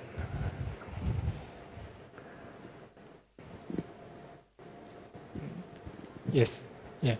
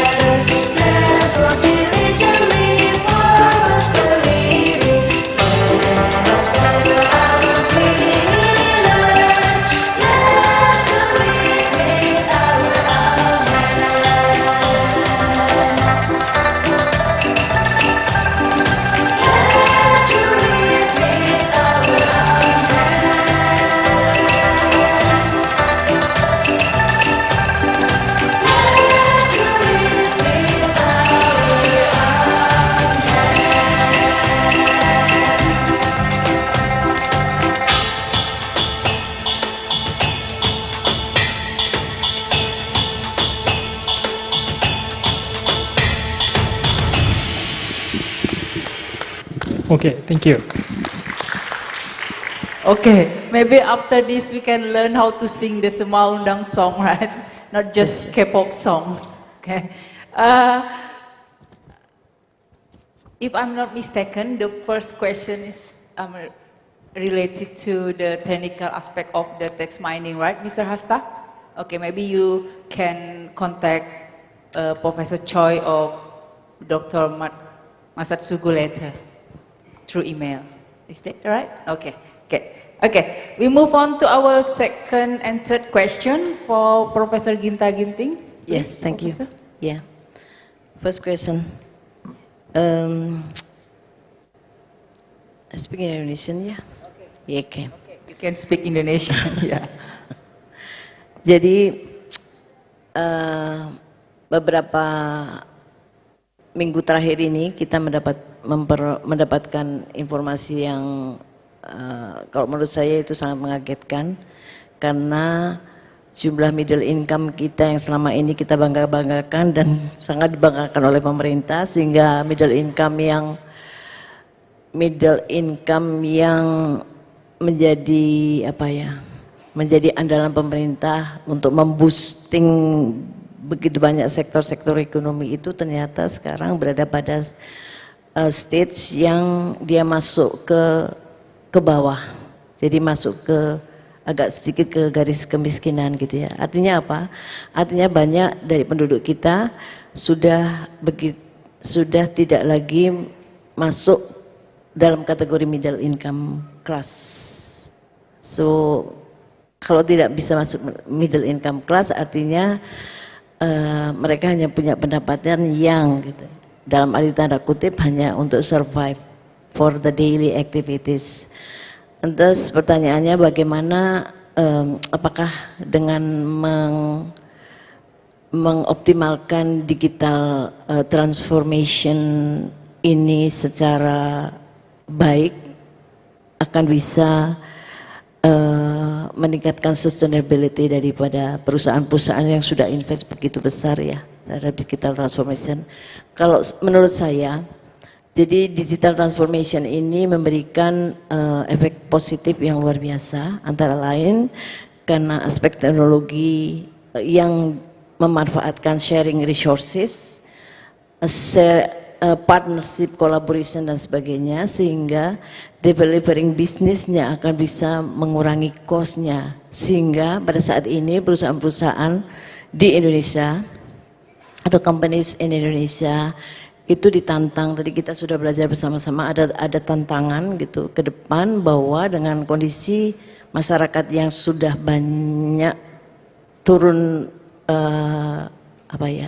pendapatan ekonominya, saya melihat malah itu menjadi suatu menjadi suatu isu atau tantangan yang men-challenge gitu ya, men-challenge pelaku-pelaku industri untuk bisa masuk pada delivering services, delivering value yang bisa memenuhi ekspektasi, needs dan kebutuhan dari kelompok masyarakat yang ada di bawah itu. Jadi esensinya adalah bagaimana pelaku usaha atau industri itu harus bergerak ke malah low cost strategy dengan mengoptimalkan peran daripada digital information, begitu Bu Yayu. Nah, pertanyaan kedua tadi dari mahasiswa ya, Grab, Gojek yang waktu itu ada demo ya, demonya itu kan mereka mencari, sepertinya mereka menuntut adanya sharing secara ekonomi yang lebih baik begitu ya, sehingga tadi pertanyaannya bagaimana digitalisasi ini bisa menolong masyarakat di level bawah, lower middle class. Kalau menurut saya begini, jadi memang di era digitalisasi, karena eranya sudah era sharing resources, partnership, collaboration. Sharing resources means that Gojek, pengemudi-pengemudi itu bukan sebenarnya menjadi kapital dari perusahaan-perusahaan seperti Gojek, dan memang kedepannya harus di-consider aspek, kalau saya melihatnya sih aspeknya win-win situation ya. Jadi sekarang kemungkinan sekarang itu keuntungan masih banyak di tingkat company-nya, sedangkan pengendara-pengendara Gojek itu merasa bahwa dengan begitu effort, begitu capeknya seharian gitu, mengendarai motor itu kok kelihatannya belum bisa memberikan welfare, begitu belum memberikan kesejahteraan bagi mereka. Jadi kedepannya apa? Kedepannya adalah bahwa ini menjadi suatu masukan bagi perusahaan yang bergerak di digital information bahwa sharing resources itu harus berprinsip pada win-win situation. Tidak bisa keluar dari itu. Karena pengendara Gojek itu merupakan partner atau mitra dari Gojek ataupun Grab, sehingga prinsip win-win situation, collaboration dan partnership yang kalau tidak dioptimalkan tidak akan berjalan dengan baik. Ya, makasih Bu Yai. Okay, thank you, Professor Ginta. Is that clear for you? Okay, good. Okay, now we move to our second session for question and answer. Please raise your hand. Okay, from my right hand side, there's one. Then, okay, only one. Okay, silakan. Oh, okay, from my left hand side, there's one also. Okay, we have two people. Just two? One more? No? Okay, two questions, please. Mbak Echa first.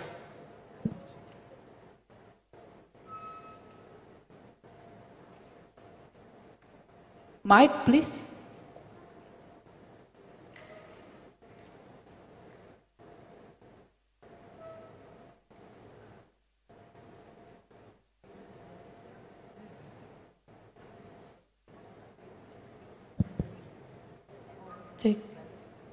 Thank you for the opportunity, Bu Yayu.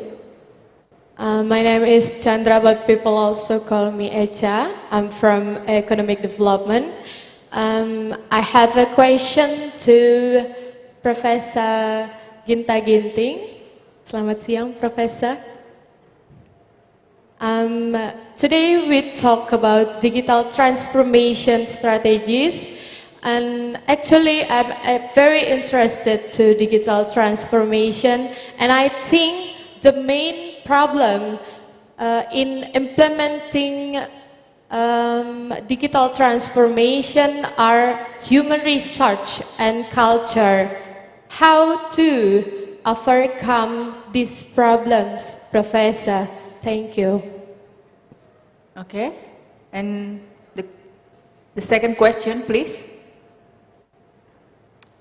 Oh, we have the third person, but you have to wait, right? And the second person.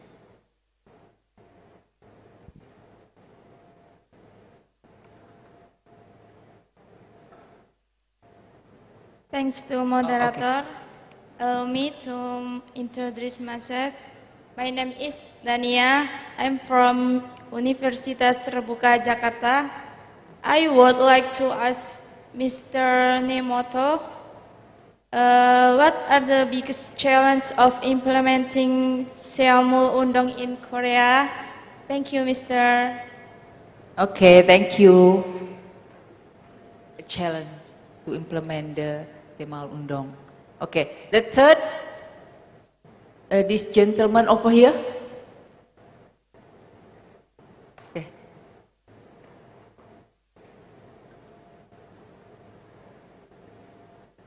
Thank you for the opportunity. My name is Rizky Rivaldi Afghani. You can call me Rizky. And I have one question for Mr. Nemoto-san. And my question is, if Seamul Undong is a development based on the ability to stand in our own feet, so what role does the government have? Especially for the country like Indonesia that very depend on their government and rely on their government system and has so many rural area. Thank you. Okay, thank you. Okay, now I will give this first opportunity to Ibu Ginta. Yes, thank you, Echa, for the questions. It's about digital transformation strategy in terms of the human resources management and cultures. That two things, we of course, the first movement of digital transformations challenge people to adapt quickly, but not all people can adapt quickly. But based on research that young generation is more easier compared to me as a baby boomers generations. They adapt quickly, and then hopefully that we can, if we see from the demographic that mostly it's around a third, maybe 74 of our generations are young generation, and then in the futures, I'm not doubt that the digital transformation will be success implementing in Indonesia. But to reach this kind of moment, need improvement in upskilling employment, upskilling human resources. This is very important. Training, increasing competency in digital transformations is really information. And then culture also. Cultures in Indonesia especially, I thought that culture is not really a big problem for us to adapt with the digital transformations, because nowadays, if we see from the data in 2024, 90% our population already access to internet, so that the bright future will come, and then kita akan bisa mencapai generasi emas 2045 dengan cara yang kita tidak bisa menghindarkan lagi, ya, bahwa digital transformation is the key for success. Begitu jawabannya, Eca. Okay, thank you, Professor. And then for Dr.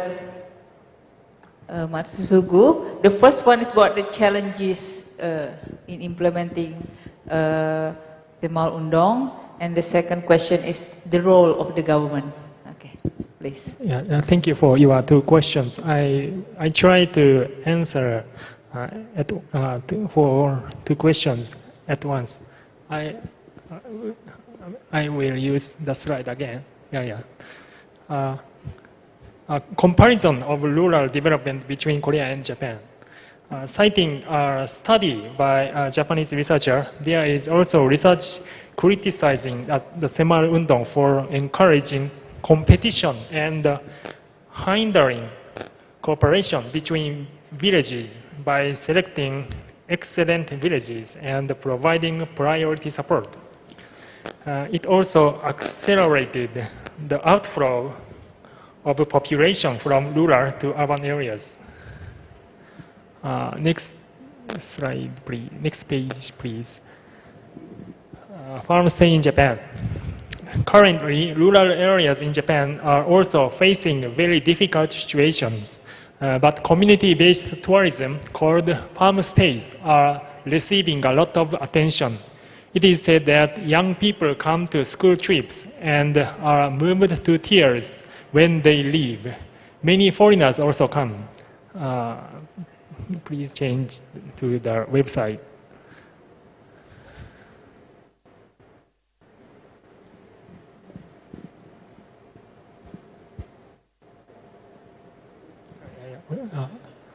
Yes, yeah, thank you.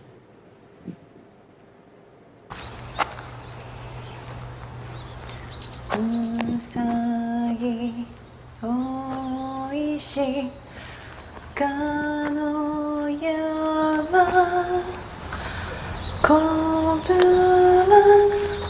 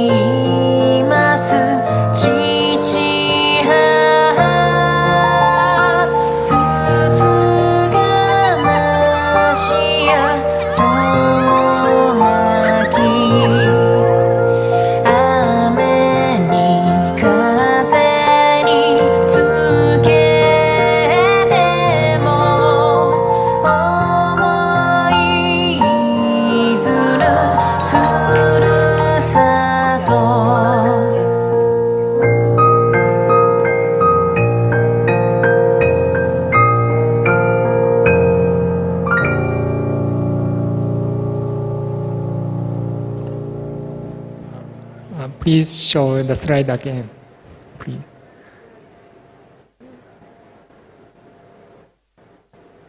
Yeah, next page, please. Lessons for Indonesian farming and fishing communities. Farm stays the experience of staying in village home and eating breakfast and dinner with the family. In Korean farming villages, separate accommodation facilities are often provided, but it is rare to stay in a farming home. From this comparative perspective, Indonesia's villages need to develop to have the economic power and status to be able to attract city dwellers to stay there. Next, please. The benefits that Indonesia can gain from comparison Japan and Korea. South Korea has learned a lot from Japan, the modernization, and by using their Koreans' creativity as a foundation, it has achieved economic growth that surpasses Japan's. However, there are also shadows. Indonesia can achieve economic development with less alienation by combining the dynamism and egalitarian spirit of South Korea with the advanced civic activities of Japan. No, not this one. No. This is another one.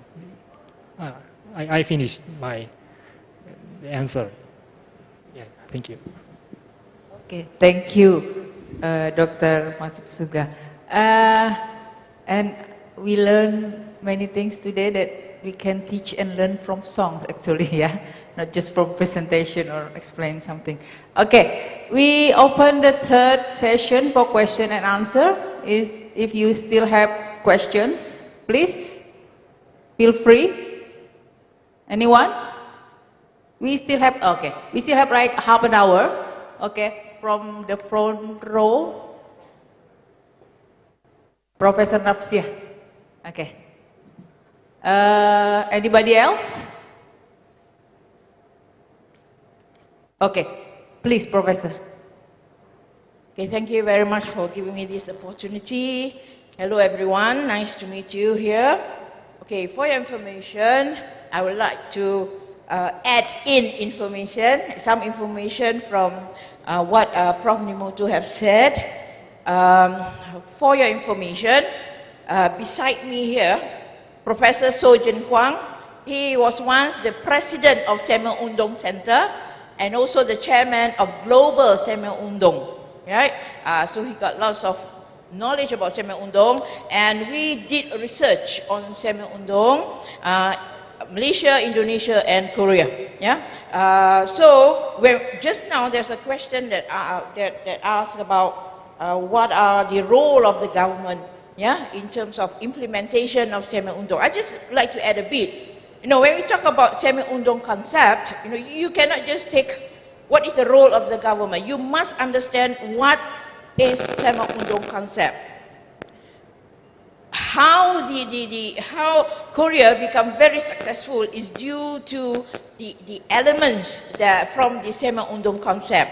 Basically, you know, it comes from Pang Chung-hee's ideas, okay, from the top. Okay, he has these ideas that he wants the villagers, you know, to be prosperous. So it went down, yeah, went down to the what should I say, the leaders, yeah, the leaders in the government, and also we are talking about leaders in the villages, and it goes down to the people in the village. Now, what I found out during my research is that knowledge is very, very important. So when Park Chung-hee wanted to implement this, okay, he knows what he wants to do. So he has his people, and then they set the Sema Undong Center, and they train people, train them, give them knowledge about what the Sema Undong is all about, how to implement it. So everyone understands, when you talk about Sema Undong, we talk about, you know, it is the idea from the government, but we need, you know, participation from the village. So all this knowledge were disseminated, yeah, to the villagers, so they understand what this concept is all about. And because the villagers understood, so many people in the village participate. Okay, so it's not an issue that I do not know, so I don't want to do it, but they will be informed about this concept. Now, if you want to prosper, these are the things that you need to do. And at that time, Korea was very poor. Right? So what happened is, the government doesn't have enough money, so they gave the villagers in kind. Okay, if you want to build a bridge, for instance, you get the steel, you get the bricks, you get, no, in kind, not in monetary term. Okay, so, and the people of the village, they are instilled, and I seen on the board just now, you're talking about diligence, you're talking about self-help and cooperation.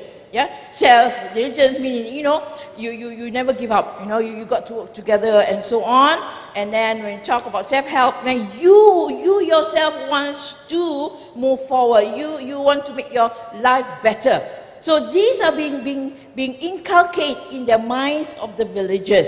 So, and because of that, because of this awareness, and because they understood the concept of Sema Undong, that makes Sema Undong concept being spread throughout the world, yeah, all over the world. And Professor So is the founder of the Global Sema Undong, and he was the one who brought the idea, okay, throughout the world on how to implement the Sema Undong concept throughout the world. Yeah, so that's what I would like to share with everyone. So if anyone interested to know more about Sema Undong concept, we are here in the meantime, so we can ask questions later. Thank you very much.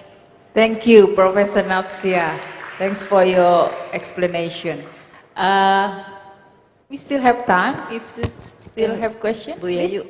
I just want to ask. Okay. Professor Ginta want to add something.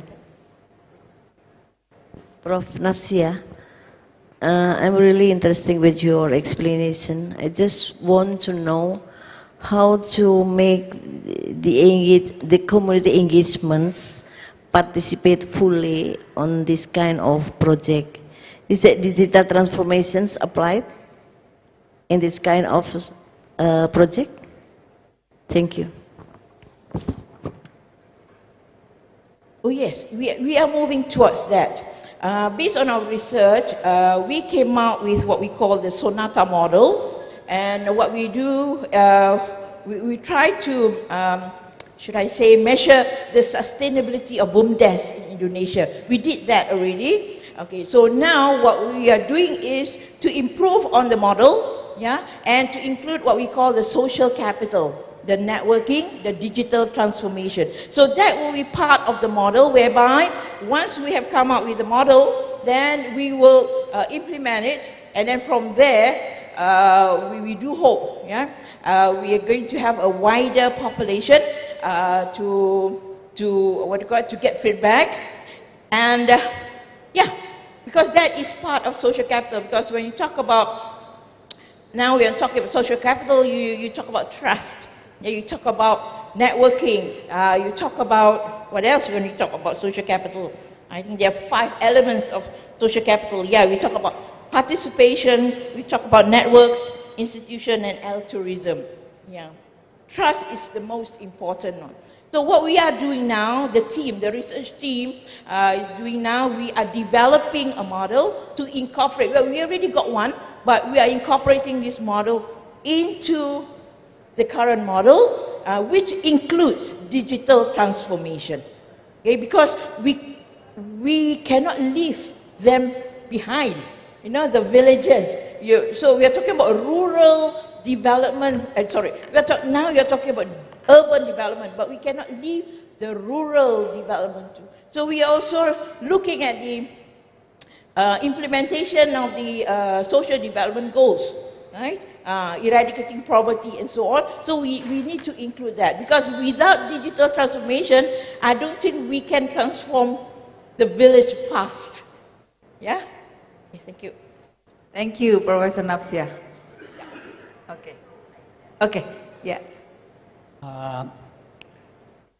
It's a great glory for me to be with you here, and let me add some remarks to my sister, Professor Napsia, and then let me go to the point Professor Gita raised the question. You mentioned about how to promote participation from village people, right? Okay. As Professor Nemoto already explained, the Semaurundong launched in 1970. At that time, Korea was very, very poor, not to support the community development project.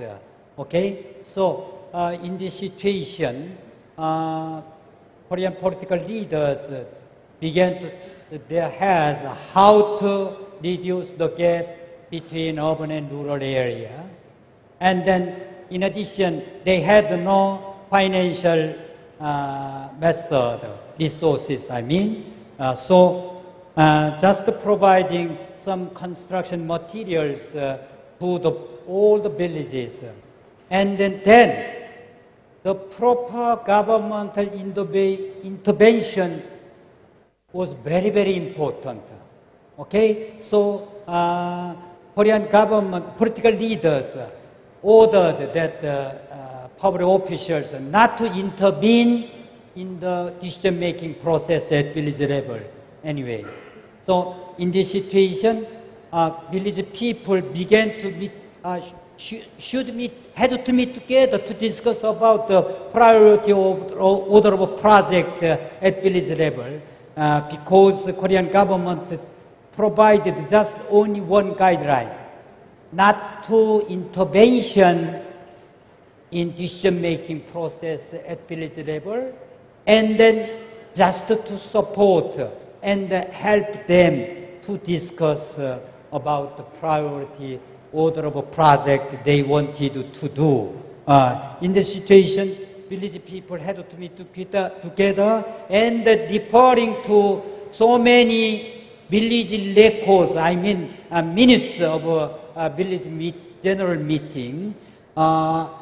In 2013, UNESCO registered those documents about 18,025 documents altogether from the village people and then from the governmental record like this as the World Records Heritage. Okay, included so many village people's minutes, I mean, from the village people meetings. Reporting to those minutes, we could find out that about 70 meetings a year for some villages, and the average 20 meetings they had to discuss about the priority order of project at village level for the common interest. And then finally they decided this year what project, next year what project. But Korean governmental support was very shortage of what they decided to do. So in this situation, village people had to collect some money or collect some construction materials by themselves, of themselves, for themselves to satisfy what they decided to do. Okay? In meanwhile, this approach, okay, the proper role between government and the society promoted people's participation. Okay? Okay, thank you, Professor, for your explanation. Do you have something to add, Professor Nemoto? No? Okay, we still have around 15 minutes. If you have, do you still have question? Okay, okay. We still have one person in the middle of this row, in this middle row, please.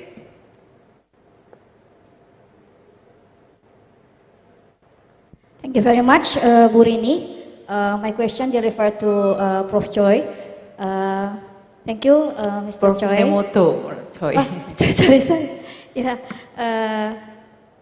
During the implementation of Samuel Undon, what significant challenges face and how to solve that? And the second, talking about agriculture, the most important is the farmer. How to Korea support the young generation to interest, to love about agriculture and want to be a farmer. Thank you very much.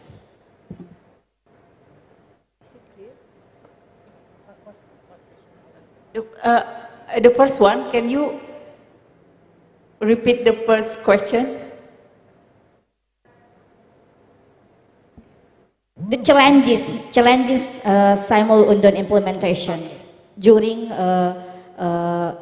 implemented the program. The first one is about the challenges, and the second one is how to improve the young generation to improve their interest in farming, something like that.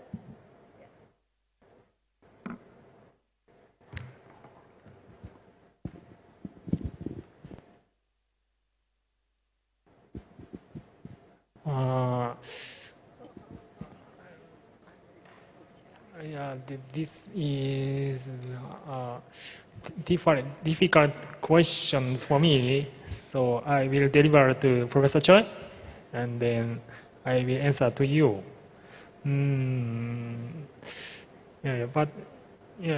Some young people wants to be farmers, not only in Korea but also in Japan. Yes, so yeah. It is a new, how to say, it seems a new generation, as you said. I will answer later. Yeah, thank you. Okay, I think this problem is not just for Korea. I think it's also for Indonesia, I think. Professor Nafsia, do you have answer for that? No? I've never been to Korea, so I don't know. I have no idea about it. Okay, maybe later. You can contact Professor Nemoto later, okay? Okay, thank you. Yeah, anyone else? Okay, you want to explain one more thing? Okay, please. Thank you. Would you please give me a slide. The last page, please. Next page, please. Yeah. Finally, I would like to provide one additional explanation.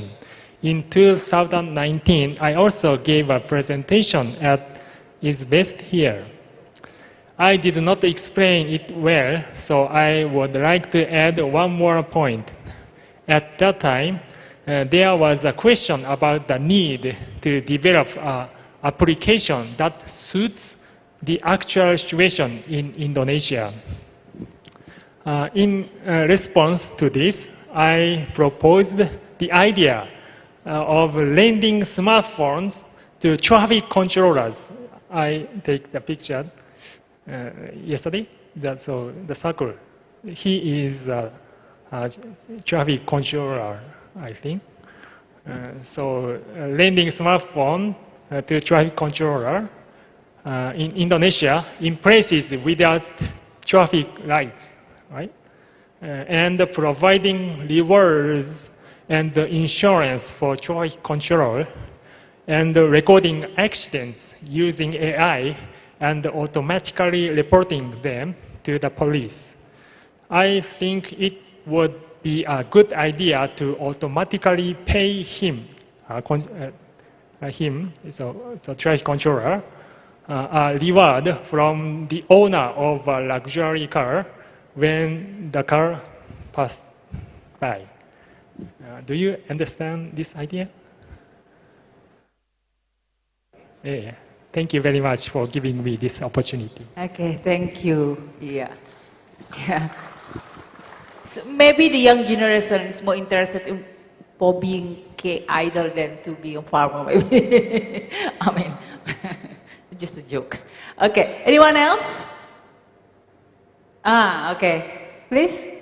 Mahasiswa yang, yeah.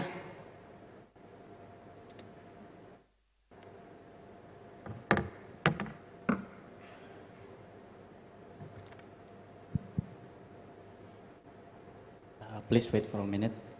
I would like to ask several questions. This is not a question actually. This is kind of a statement that I want Please to... introduce yourself first. Okay, thank you. Good afternoon, everyone. I would like to introduce myself. My name is Chrysostomus Bulolo, and you all can call me Chris. And I'm representing the student of Universitas Terbuka,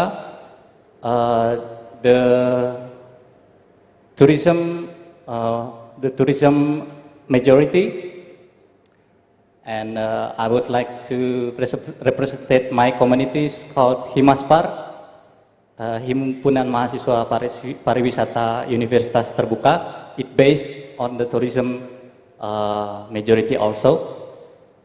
Konnichiwa, Nemoto-san, Mojua-jua, Ibu Ginta-ginting, dan selamat siang, Ibu Rini. Mungkin saya salah, maybe I mistaken. Okay, thank you. Actually, I would like to disagree about Nemoto-san statement that has you been represented about the the lesson for Indonesian farming and fishing communities. I disagree about the statement that said in the sentence recently. In Korean farming villages, separate accommodation facilities are often provided. Sorry, it's a wrong statement. This one. However, there are also shadows. Indonesia can achieve economic development with less alienation by combining the dynamism and egalitarian spirit of the South Korea with the advanced civic activities of Japan. Actually, Indonesian will be developed or advanced in any kind of things, but it's not in economic. But I agree with the last statement that has been commented by Professor, sorry, I forgot the name. Indonesian actually must be improved by its education. But unfortunately, our government is focused on infrastructure. In my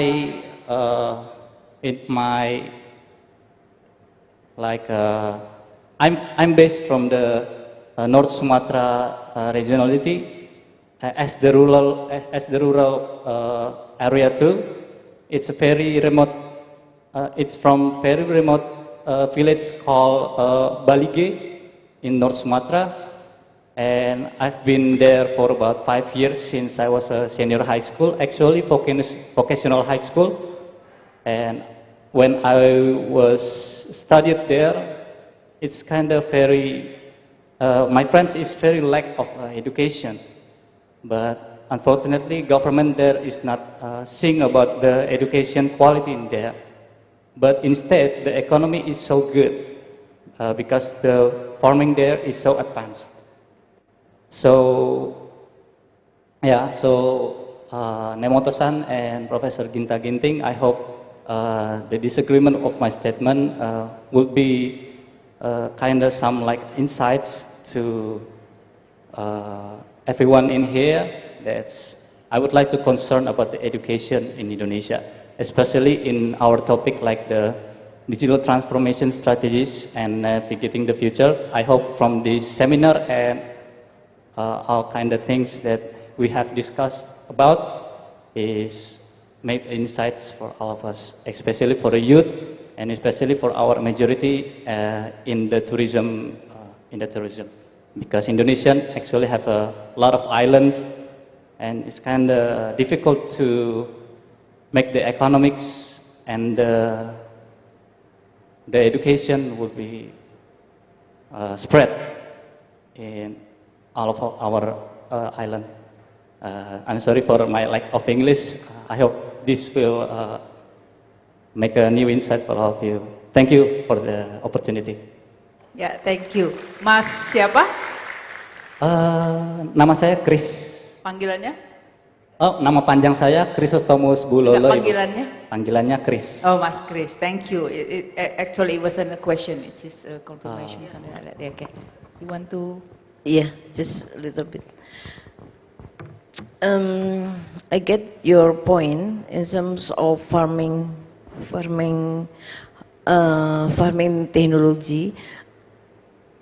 Indonesia has a problem with the shortage food actually, yeah. So that we cannot, kita tidak bisa lagi mengandalkan agriculture as to support our economy. This is the big problem. So maybe in the future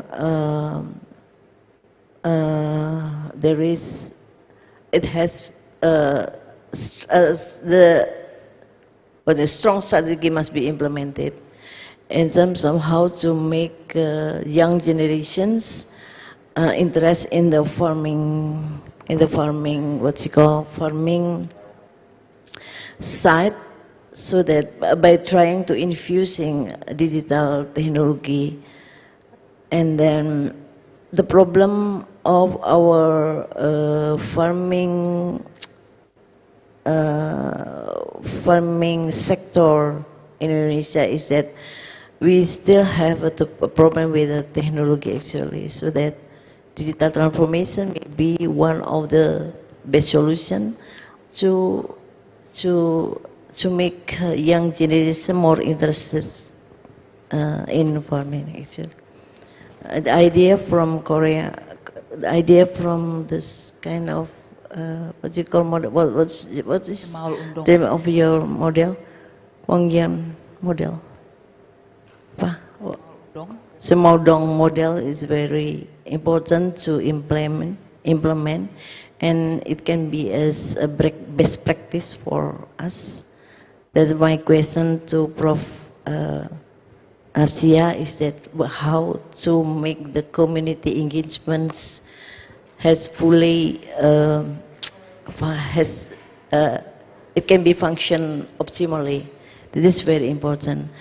Community participation, community engagement is very important, so that if we move to social maybe social entrepreneurship actually, so that gotong royong must be still important for us to increase our farming strategy by trying to infuse digital information. Thank you. Thank you. Yeah. Okay. Unfortunately, we come to the end of this session. Do you have any final words, Professor, before we close this session? Thank you for pointing out that my writing was too simple and contained shortcomings. Actually, as you know, I know about Korea and Japan a little bit, but I don't know about Indonesia. So from today, I will study about Indonesia more. Thank you. Thank you, Professor. And Professor Ginting, your final words. Final word. Beli ikan di pasar Mandasi. Cukup sekian dan terima kasih.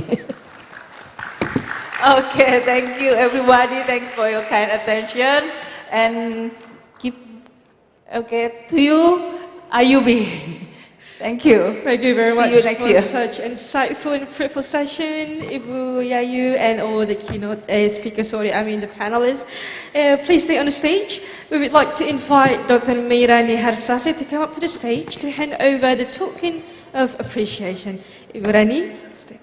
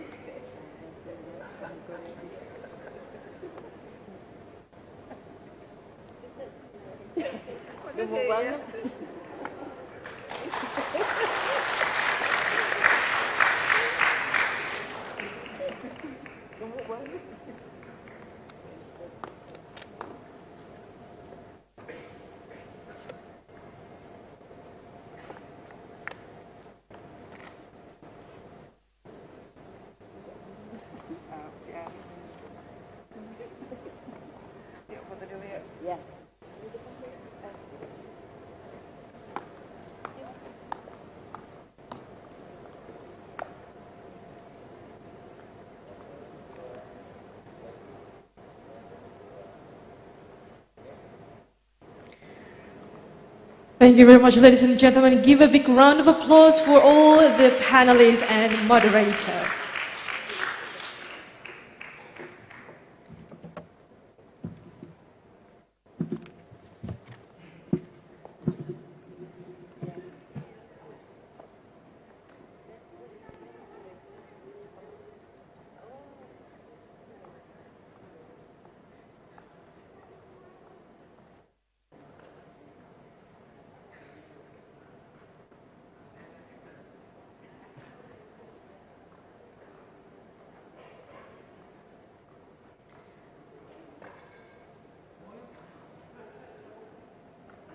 All right, distinguished ladies and gentlemen, we are now entering the lunch break session. So, after the lunch break, we're going to continue with the parallel section, and I would like to inform the offline presenters to get into the room that you have been assigned to, you can also find the details of your room right on the entrance where you just, before you get into this main venue. And if you would like to find out the details on that, feel free to check back over there on the back of your seat. And also for the online presenters, please join the breakout room in your Zoom application and to the ones that you've been assigned to.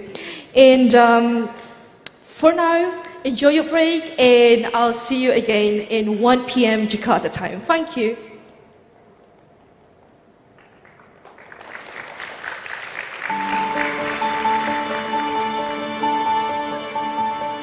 A dynamic future. Let's open it together. The future will not come by itself. When we lead a life fiercely, we can deal with it.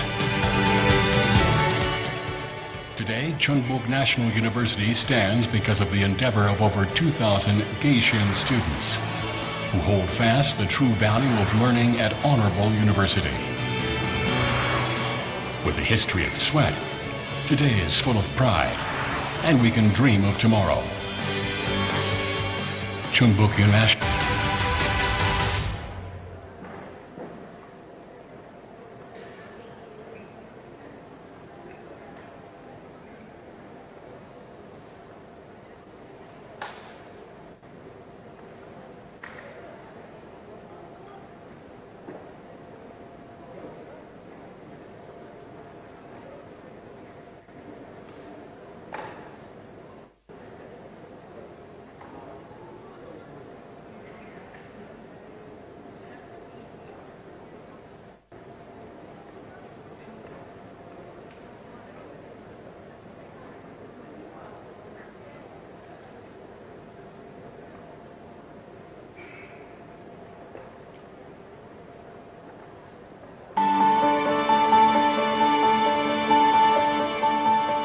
A dynamic future.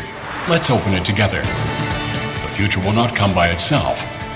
When we lead a life fiercely, we can deal with it.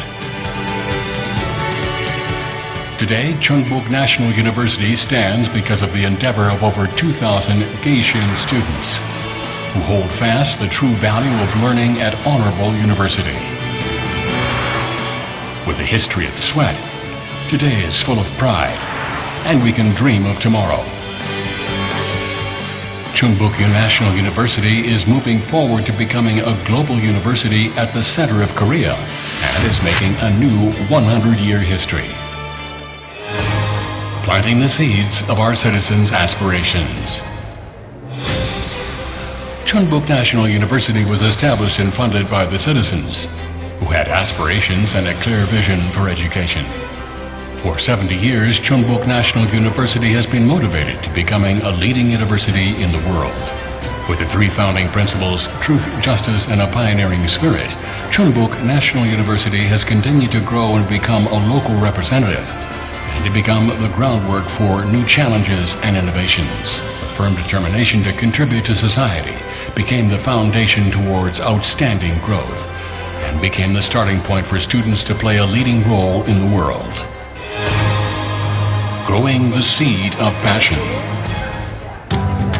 Chungbuk National University is doing its best to cultivate creative and convergent human resources so that each student will be able to play. Ladies and gentlemen, once again we would like to inform you to have lunch over there on the back outside this main venue. And for our VIP guests, you can just enter the VIP room over there.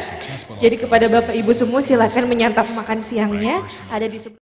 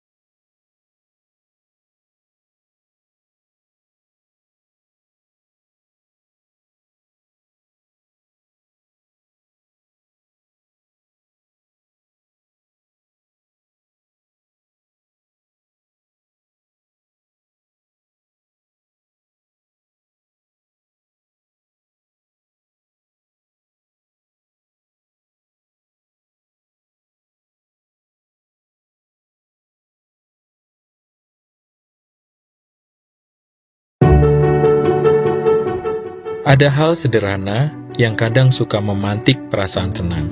Sesimpel melihat logo KRIS di warung tempat kita akan berbelanja. Entah kenapa, hal sesimpel itu justru menentukan apakah seseorang akan lanjut berbelanja atau tidak. Penting untuk peduli keaslian KRIS dengan memastikan kewajaran lokasi pemasangan KRIS. Silakan. Kenali nama tujuan KRIS sesuai dengan nama merchant dan pastikan nama yang muncul di layar handphone saat scan KRIS telah sesuai. Pastikan juga kesesuaian nominal dan notifikasi keberhasilan transaksi. Sudah ya, Mbak? Oke, udah masuk. Makasih ya, Mas. Ditunggu.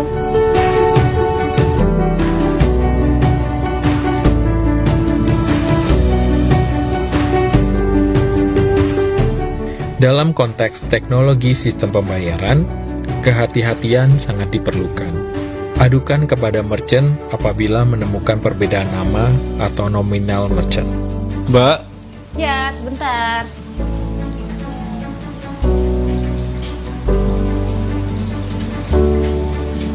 Ya, Mas, ada yang bisa dibantu? Mbak, saya mau donasi pakai KRIS nih. Cuma namanya kok berbeda ya, Mbak? Hah? Saya coba lapor ya, Mas, ke PJP-nya. Oke. Sebagai konsumen, kita memiliki hak untuk mendapatkan keamanan dan kemudahan saat menggunakan KRIS.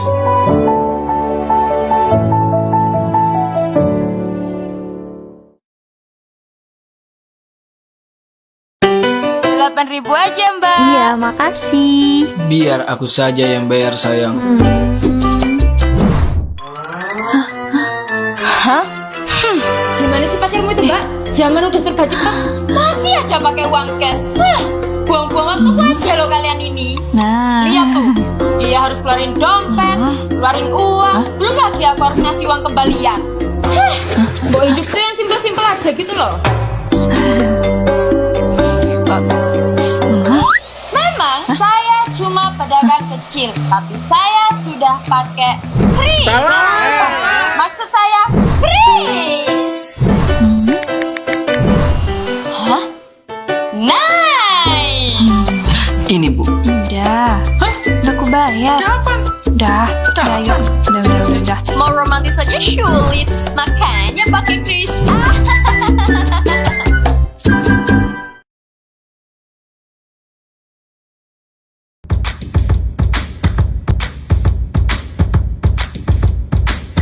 KRIS kembali menjadi game changer dalam akselerasi sistem ekonomi digital di Indonesia. Mengambil peran besar dalam lanskap pembayaran digital di Indonesia, Bank Indonesia terus berinovasi melalui fitur terbaru KRIS yang kini dapat digunakan untuk tarik tunai, transfer, dan setor tunai. Tuntas. KRIS Tuntas mengubah transaksi untuk semua. Memperluas akses layanan pembayaran dan menjangkau seluruh lapisan masyarakat. Mendukung stabilitas sistem pembayaran dengan memfasilitasi interkoneksi pembayaran pada akun perbankan maupun uang elektronik yang berpartisipasi. Lebih efisien dengan biaya yang terjangkau dibanding metode lainnya. Tarik tunai masyarakat kini bisa melakukan tarik tunai menggunakan KRIS. Caranya, tinggal pindai KRIS-nya, masukkan PIN-nya, uang tunai siap untuk diterima. Transfer. Masyarakat bisa melakukan transfer dana ke antar pengguna KRIS lainnya. Caranya, pengirim pindai KRIS milik penerima, penerima melakukan input nominal dan PIN di aplikasi pembayaran milik penerima. Pengirim input PIN di aplikasi pembayaran, penerima bisa langsung menerima dana. Setor tunai. Masyarakat bisa melakukan setor tunai dengan menggunakan KRIS. Caranya, agen menerima uang tunai dari user, penyetor scan KRIS, input nominalnya, input PIN di aplikasi pembayaran, setor tunai berhasil. Untuk menambah kenyamanan transaksi bagi masyarakat, inovasi KRIS Tuntas juga bisa digunakan di seluruh ATM yang berpartisipasi. Dengan harga yang lebih efisien, menyasar seluruh lapisan masyarakat yang belum terjangkau layanan perbankan di berbagai wilayah Nusantara. KRIS Tuntas siap diimplementasikan secepat-cepatnya 1 September 2023 dan selambat-lambatnya 30 November 2023. KRIS-nya satu, menangnya banyak.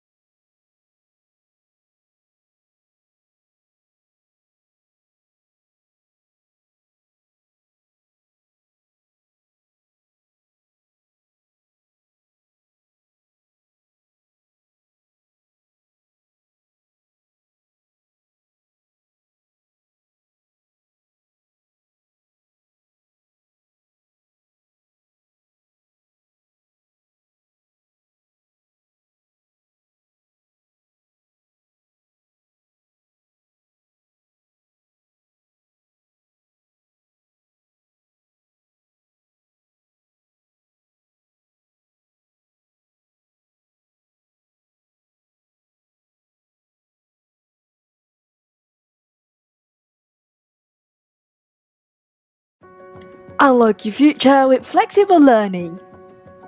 At the end of 2021, Universitas Terbuka obtained approval to become a state university with legal entities from the Minister of Education, Culture, Research and Technology of the Republic of Indonesia.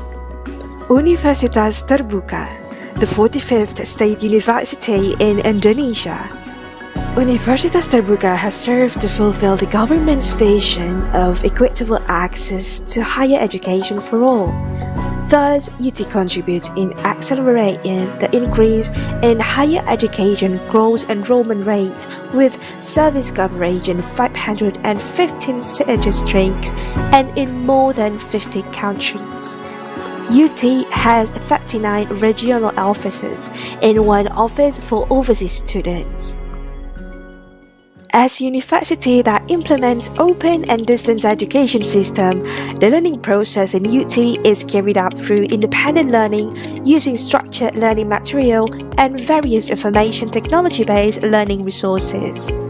There are 4 faculties offered: Faculty of Education and Teacher Training, Faculty of Economics and Business, Faculty of Science and Technology, and Faculty of Law, Social and Political Sciences.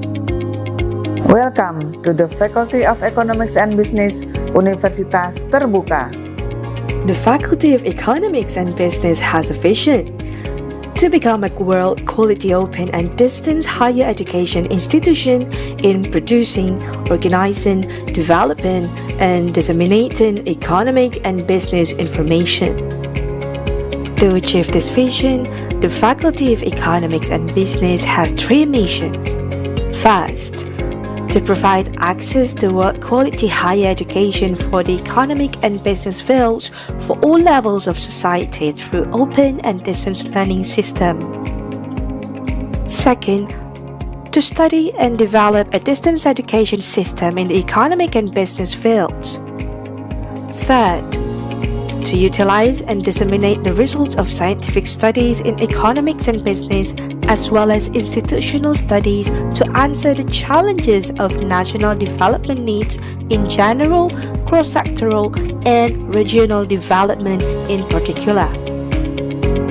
The Faculty of Economics and Business has 6 study programs: Management, Tourism, Accounting, Public Financial Accounting, Economics Development, Sharia Economics, where most of them are accredited A. The study program curriculum is developed with reference to the vision, mission, and objectives of Universitas Terbuka. The structure of the curriculum contains various components that characterize its nature as a distance education institution that has broad reach and world quality. Currently, the Faculty of Economics and Business has more than 130,000 students that scatter all over Indonesia and abroad. With a huge number of students, we are designed to synergize with other universities and institutions. These resource sharing between other universities and institutions include the development of printed and non-printed learning materials, examination materials, and recruitment of tutors, either face-to-face or online tutorials. Since the COVID-19 pandemic, the number of online tutorial classes has increased significantly. Currently, we have more than 10,000 online tutorial classes managed by more than 3,600 tutors. Our collaborations not only involve universities within Indonesia, but also overseas. The partnership includes the development of courses, exchange of students and staffs, joint research, development of human resources expertise, as well as exchange of publication. Some of our lecturers also have gained recognition both nationally and internationally. These include awarded the best paper in international conferences and received research grant from the government. Besides academic activities, we constantly encourage our students to be involved in the activities that support the improvement of competence, personality, and professionalism at local, national, and international levels. As a response to the UN Sustainable Development Goals of education and lifelong learning, we provide high flexibility to students to pursue their education in accordance with their circumstances. Build a better future with the Faculty of Economics and Business Universitas Terbuka.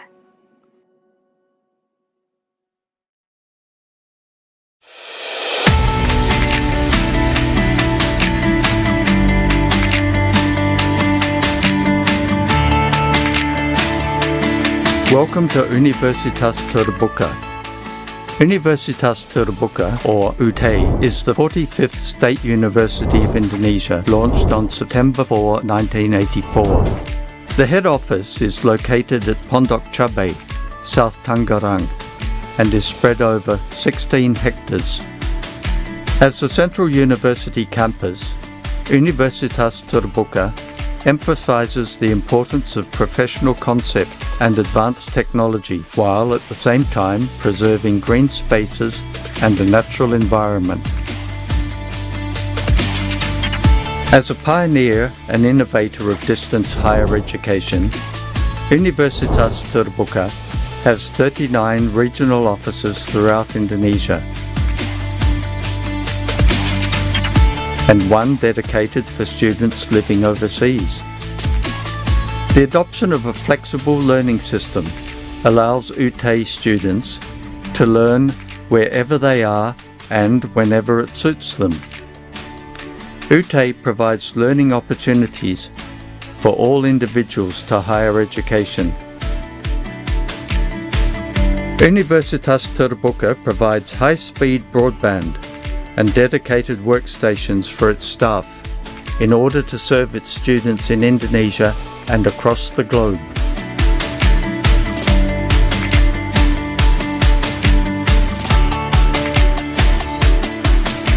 UT's head office is composed of several main units. These are the Information Communication Technology Unit. This is responsible for information and communication technology management, which involves network management systems and application development information, as well as communication technology. The Multimedia Development Center is responsible for content development for teaching through creating imagery, animation, audio, video production, and more. The Learning Material Distribution Center is responsible for managing all the daily activities of a centralized distribution center and warehouse. The library is responsible for the development, selection, and maintenance of the learning material collection, and the ordering, processing, and cataloging of all library materials. The Examination Center is responsible for the organization and administration of examinations.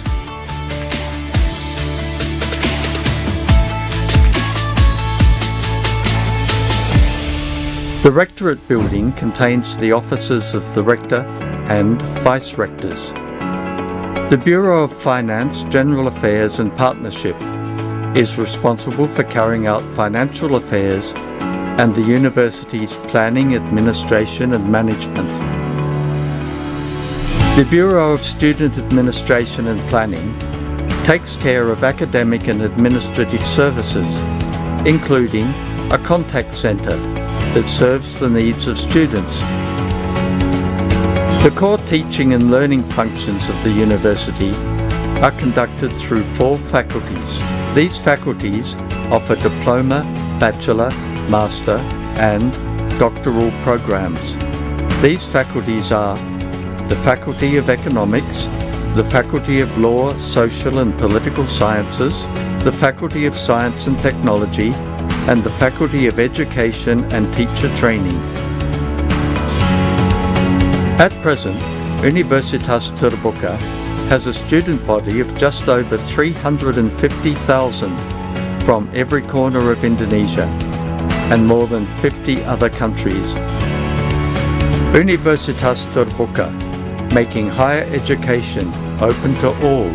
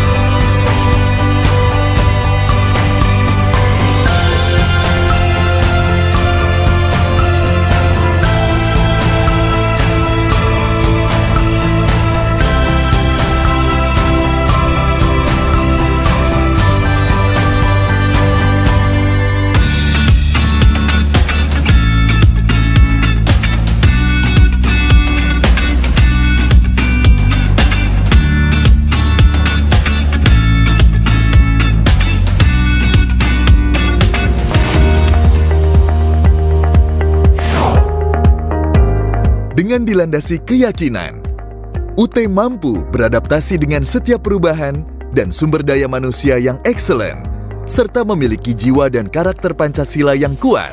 Universitas Terbuka siap menyongsong era baru pendidikan tinggi jarak jauh di tanah air yang modern menuju Indonesia maju. Dahulu, ketika UT didirikan pada tahun 1984, tidak sedikit orang yang memandang sebelah mata Universitas Terbuka. Hari ini kita percaya bahwa UT telah menjadi perguruan tinggi negeri yang besar, berdiri sejajar dengan perguruan tinggi lain yang lebih dahulu didirikan, bahkan terdepan dalam pendidikan terbuka dan jarak jauh. UT menjadi instrumen penting pemerintah dalam pemerataan pendidikan tinggi berkualitas dunia ke seluruh pelosok tanah air, bahkan mancanegara. Sulit rasanya meningkatkan angka partisipasi kasar pendidikan tinggi tanpa kehadiran UT. Seiring dengan berubahnya status menjadi perguruan tinggi badan hukum atau PTNBH, yang membuatnya sejajar dengan perguruan tinggi terkemuka di Indonesia yang lebih dahulu didirikan, UT semakin lincah dalam merespon beragam tuntutan internal dan eksternal, dengan melakukan terobosan baru yang inovatif dan adaptif. Dengan semangat, tatanan dan budaya kerja baru mewujudkan Indonesia maju. Perkembangan teknologi yang ramah pengguna, terjangkau, tersebar, serta semakin meningkatnya literasi digital masyarakat. UT semakin mendapat tempat di hati berbagai kalangan. Hal itu tampak pada terus meningkatnya jumlah mahasiswa, dan dalam 5 tahun terakhir, jumlah mahasiswa usia muda terus meningkat. Menyadari karakteristik dan kompleksitas pendidikan jarak jauh dan masyarakat yang berubah dengan cepat, UT melakukan investasi yang signifikan untuk penyediaan infrastruktur modern dan SDM yang berkualitas. Gedung Profesor Setiadi menjadi landmark keseriusan UT dalam menjadikan teknologi modern sebagai tulang punggung layanan kepada mahasiswa dan stakeholders lainnya. Gedung yang dilengkapi peralatan terkini siap memberikan layanan online terbaik.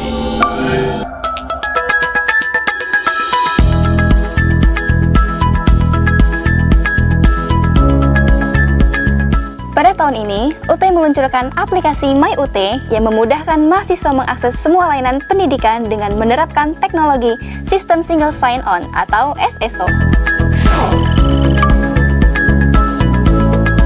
Dalam mewujudkan akuntabilitas keuangan, UT mengimplementasikan transformasi digital tata kelola keuangan atau yang disebut dengan SIP3, Sistem Informasi Perencanaan, Pelaksanaan, dan Pertanggungjawaban Keuangan. Dengan demikian, setiap kegiatan dapat memaksimalkan value, meningkatkan kinerja dan kontribusi, serta menjaga keberlanjutan UT dengan prinsip transparansi, accountability, independency, responsibility, dan fairness. UT mengembangkan aplikasi sendiri yang diberi nama Smart Procurement Management Information System, yang disingkat PROMIS. Aplikasi ini sudah mendapatkan penghargaan dan apresiasi dari sejumlah lembaga pemerintah, termasuk perguruan tinggi negeri yang sudah menggunakannya. Sebagai jantung sebuah perguruan tinggi, fakultas memiliki peran penting dalam memberikan layanan akademik dan terus berpacu meningkatkan kualitas akademik dan inovasi pembelajaran.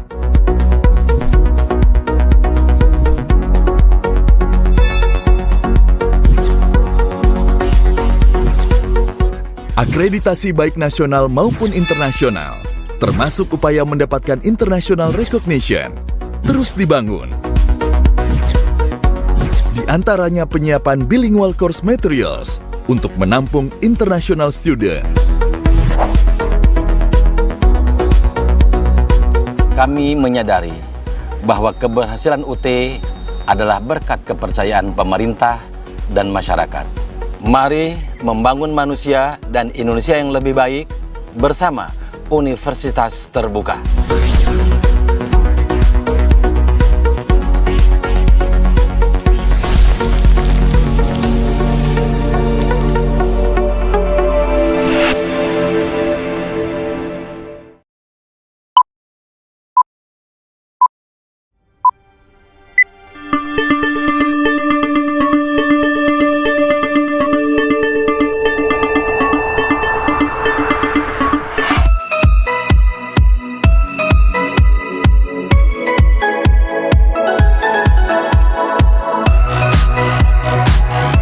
With the fourth industrial revolution, Universitas Terbuka or UT has continuously been implementing many more developments and innovations as it efforts to establish the identity as a cyber university by utilizing the most state-of-the-art technologies.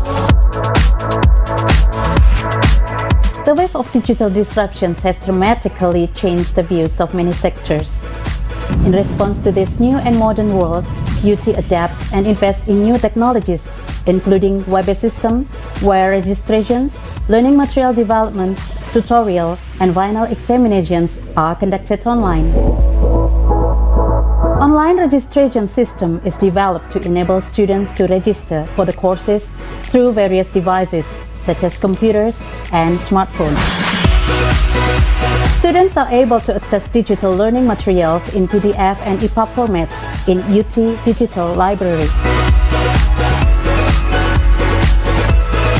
Online tutorials are now available for all courses that interactions occurs asynchronously. UT also offers synchronous learning that enables real-time communications and collaborations such as web-based tutoring, e-lecturing, and video conferencing.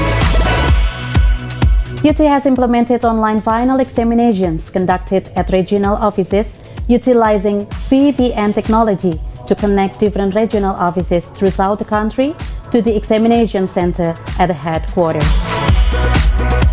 In 2018, UT made a significant breakthrough by introducing online proctored examinations that allow students to take online examination at remote locations of their choice.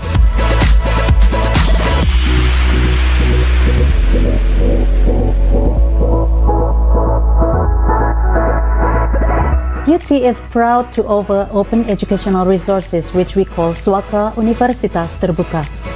It offers free online courses available for everyone around the globe at no additional cost.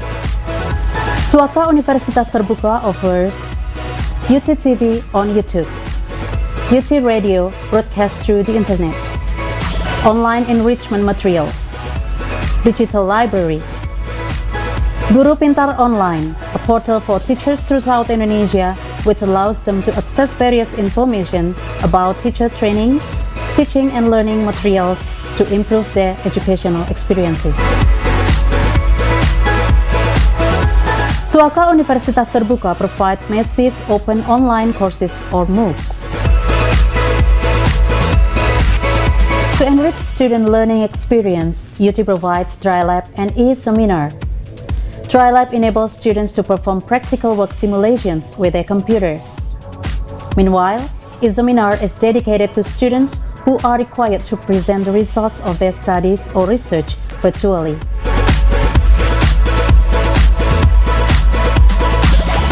To obtain information about UT, communication channels are provided for students and general public, including Hello UT is to answer courteously inbound calls from students and public seeking information about UT. Digital marketing shares information through social media to connect with current and prospective students.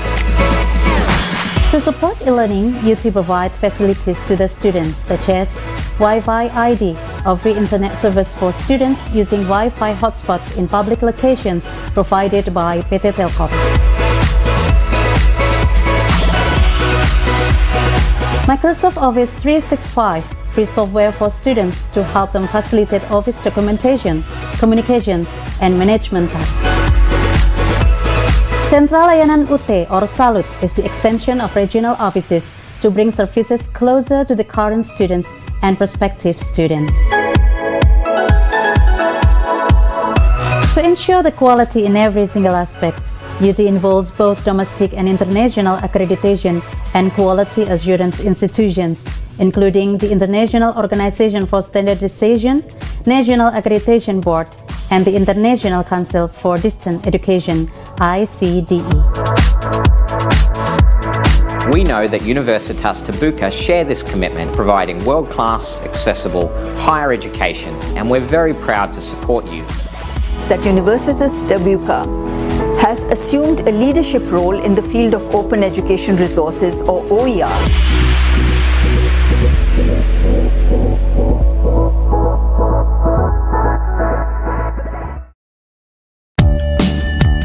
Pendidikan jarak jauh.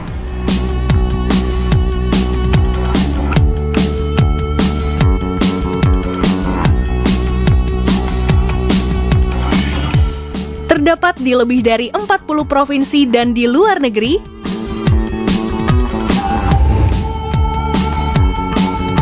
Bahan ajar mudah didapat.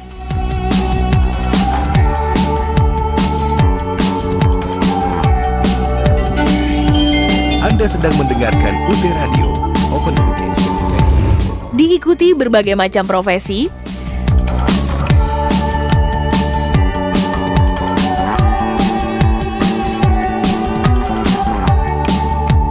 mencetak lulusan berkualitas.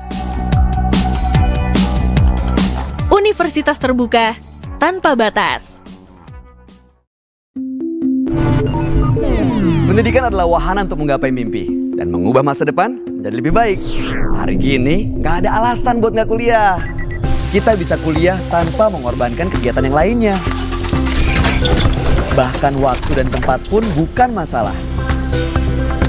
Siapapun kalian dan dimanapun kalian berada, ciptakan kampus untuk kuliah dan kampus yang akan mendatangi kalian. Ya cuma UT yang bisa begini.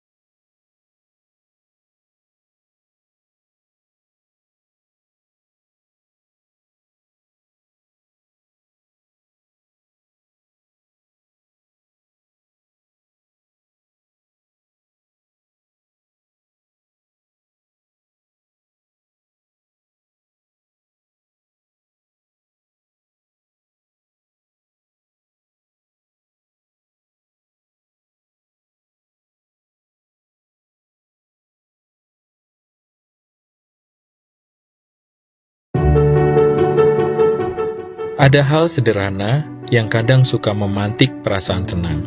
Sesimpel melihat logo Kris di warung tempat kita akan berbelanja. Entah kenapa, hal sesimpel itu justru menentukan apakah seseorang akan lanjut berbelanja atau tidak. Itu aja. Penting untuk peduli keaslian Kris dengan memastikan kewajaran lokasi pemasangan Kris. Silakan. Kenali nama tujuan Kris sesuai dengan nama merchant dan pastikan nama yang muncul di layar handphone saat scan Kris telah sesuai. Pastikan juga kesesuaian nominal dan notifikasi keberhasilan transaksi. Sudah ya, Mbak? Oke, udah masuk. Makasih ya, Mas. Ditunggu.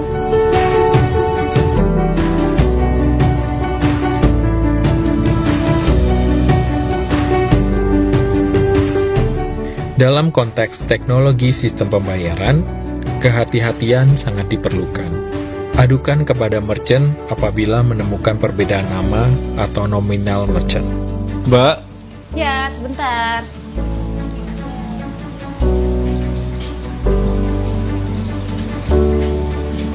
Ya, Mas, ada yang bisa dibantu? Mbak, saya mau donasi pakai Kris nih. Cuma namanya kok berbeda ya, Mbak? Hah? Saya coba lapor ya, Mas, ke PJP-nya. Oke. Sebagai konsumen, kita memiliki hak untuk mendapatkan keamanan dan kemudahan saat menggunakan Kris.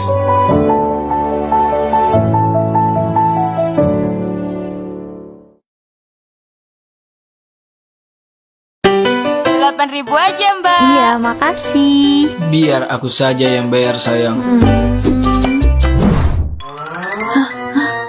Hah? Gimana sih pacarmu itu, Mbak? Zaman udah serba cepat, masih aja pakai uang cash. Buang-buang waktuku aja loh kalian ini. Lihat tuh, dia harus keluarin dompet, keluarin uang, belum lagi aku harus ngasih uang kembalian. Mbok hidup tuh yang simpel-simpel aja gitu loh. Memang saya cuma pedagang kecil, tapi saya sudah pakai Kris. Maksud saya Kris. Hah? Nice. Ini, Bu. Udah. Udah aku bayar. Kapan? Udah, ayo. Udah. Mau romantis aja sulit, makanya pakai Kris.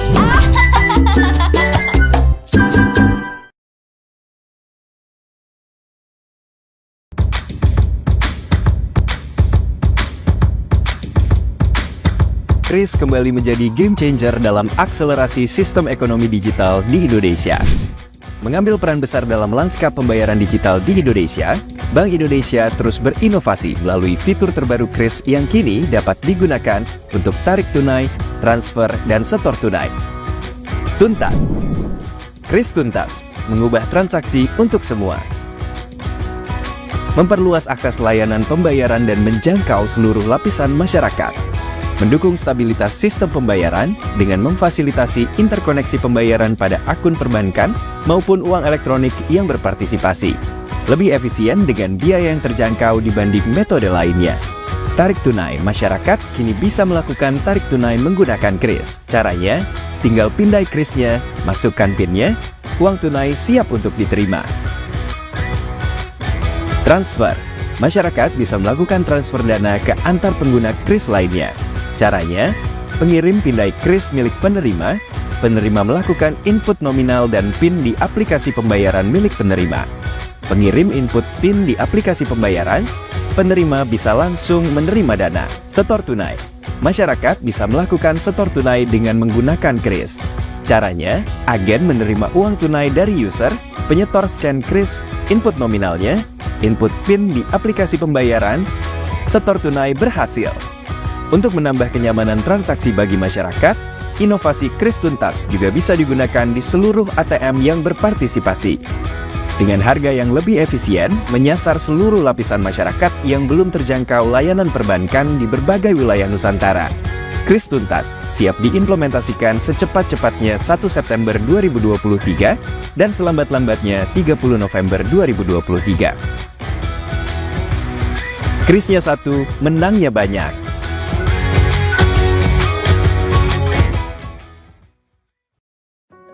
Unlock your future with flexible learning. At the end of 2021, Universitas Terbuka obtained approval to become a state university with legal entities from the Minister of Education, Culture, Research and Technology of the Republic of Indonesia. Universitas Terbuka, the 45th state university in Indonesia.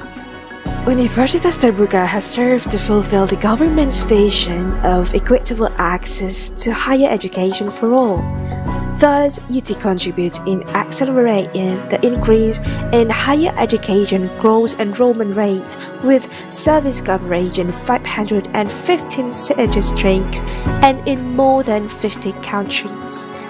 UT has 39 regional offices and 1 office for overseas students.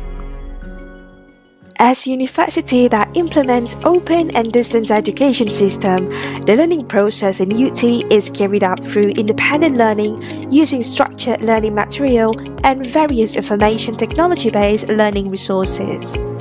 There are 4 faculties offered: Faculty of Education and Teacher Training, Faculty of Economics and Business, Faculty of Science and Technology, and Faculty of Law, Social and Political Sciences. Welcome to the Faculty of Economics and Business, Universitas Terbuka. The Faculty of Economics and Business has a vision to become a world-quality open and distance higher education institution in producing, organizing, developing, and disseminating economic and business information. To achieve this vision, the Faculty of Economics and Business has 3 missions.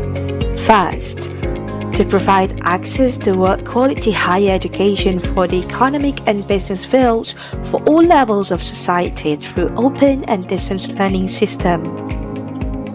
Second, to study and develop a distance education system in the economic and business fields. Third, to utilize and disseminate the results of scientific studies in economics and business, as well as institutional studies to answer the challenges of national development needs in general, cross-sectoral, and regional development in particular. The Faculty of Economics and Business has 6 study programs: Management, Tourism, Accounting, Public Financial Accounting, Economics Development, Sharia Economics, where most of them are accredited A. The study program curriculum is developed with reference to the vision, mission, and objectives of Universitas Terbuka. The structure of the curriculum contains various components that characterize its nature as.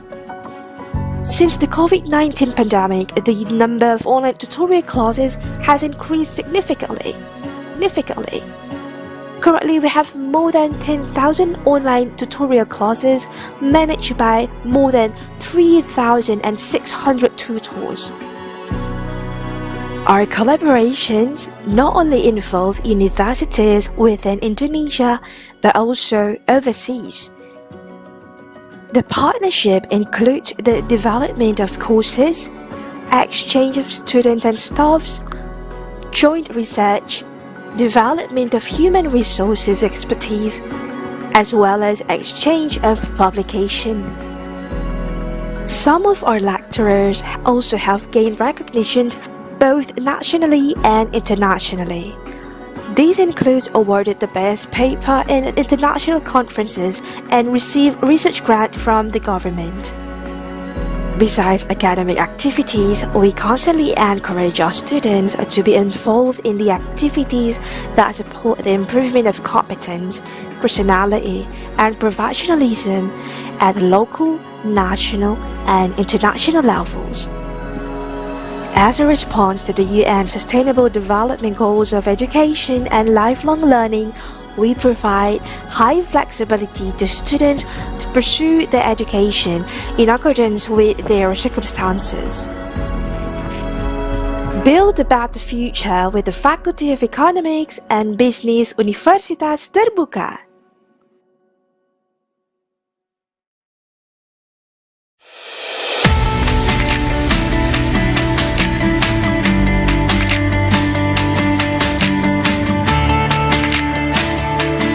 Welcome to Universitas Terbuka. Universitas Terbuka, or UT, is the 45th State University of Indonesia, launched on September 4, 1984. The head office is located at Pondok Cabe, South Tangerang, and is spread over 16 hectares. As the central university campus, Universitas Terbuka emphasizes the importance of professional concept and advanced technology, while at the same time preserving green spaces and a natural environment. As a pioneer and innovator of distance higher education, Universitas Terbuka has 39 regional offices throughout Indonesia,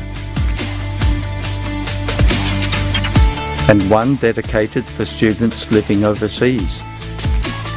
The adoption of a flexible learning system allows UT students to learn wherever they are and whenever it suits them.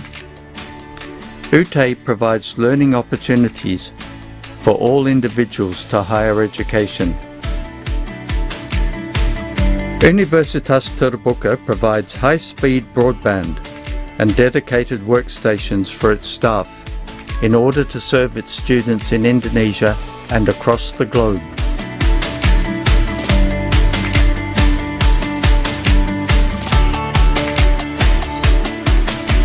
UT's head office is composed of several main units.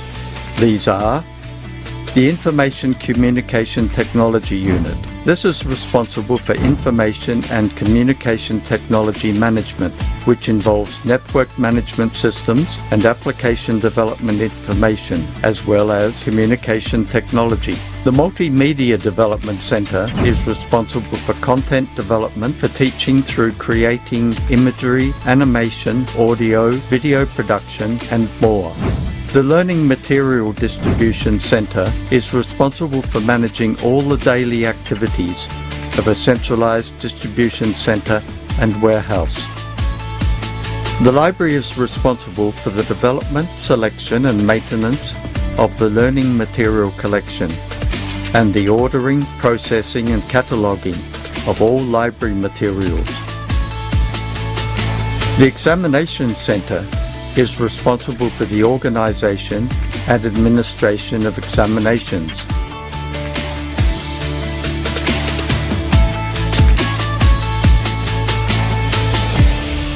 The Rectorate building contains the offices of the Rector and Vice-Rectors. The Bureau of Finance, General Affairs and Partnership is responsible for carrying out financial affairs and the university's planning, administration and management. The Bureau of Student Administration and Planning takes care of academic and administrative services, including a contact center that serves the needs of students. The core teaching and learning functions of the university are conducted through 4 faculties. These faculties offer diploma, bachelor, master and doctoral programs. These faculties are the Faculty of Economics, the Faculty of Law, Social and Political Sciences, the Faculty of Science and Technology, and the Faculty of Education and Teacher Training. At present, Universitas Terbuka has a student body of just over 350,000 from every corner of Indonesia and more than 50 other countries. Universitas Terbuka, making higher education open to all.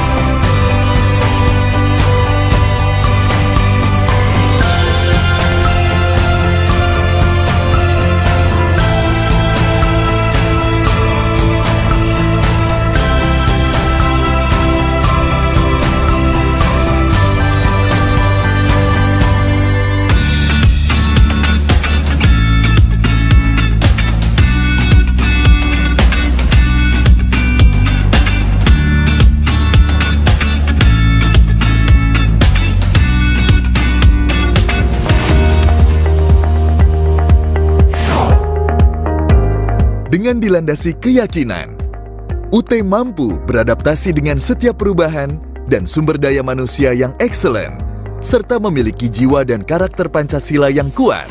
Universitas Terbuka siap menyongsong era baru pendidikan tinggi jarak jauh di tanah air yang modern menuju Indonesia maju. Dahulu, ketika UT didirikan pada tahun 1984, tidak sedikit orang yang memandang sebelah mata Universitas Terbuka. Hari ini kita percaya bahwa UT telah menjadi perguruan tinggi negeri yang besar, berdiri sejajar dengan perguruan tinggi lain yang lebih dahulu didirikan. Bahkan terdepan dalam pendidikan terbuka dan jarak jauh. UT menjadi instrumen penting pemerintah dalam pemerataan pendidikan tinggi berkualitas dunia ke seluruh pelosok tanah air, bahkan mancanegara. Sulit rasanya meningkatkan angka partisipasi kasar pendidikan tinggi tanpa kehadiran UT. Seiring dengan berubahnya status menjadi perguruan tinggi badan hukum atau PTNBH, yang membuatnya sejajar dengan perguruan tinggi terkemuka di Indonesia yang lebih dahulu didirikan, UT semakin lincah dalam merespon beragam tuntutan internal dan eksternal dengan melakukan terobosan baru yang inovatif dan adaptif. Dengan semangat, tatanan dan budaya kerja baru mewujudkan Indonesia maju. Perkembangan teknologi yang ramah pengguna, terjangkau, tersebar, serta semakin meningkatnya literasi digital masyarakat. UT semakin mendapat tempat di hati berbagai kalangan. Hal itu tampak pada terus meningkatnya jumlah mahasiswa dan dalam 5 tahun terakhir, jumlah mahasiswa usia muda terus meningkat. Menyadari karakteristik dan kompleksitas pendidikan jarak jauh dan masyarakat yang berubah dengan cepat, UT melakukan investasi yang signifikan untuk penyediaan infrastruktur modern dan SDM yang berkualitas. Gedung Profesor Setiadi menjadi landmark keseriusan UT dalam menjadikan teknologi modern sebagai tulang punggung layanan kepada mahasiswa dan stakeholders lainnya. Gedung yang dilengkapi peralatan terkini siap memberikan layanan online terbaik.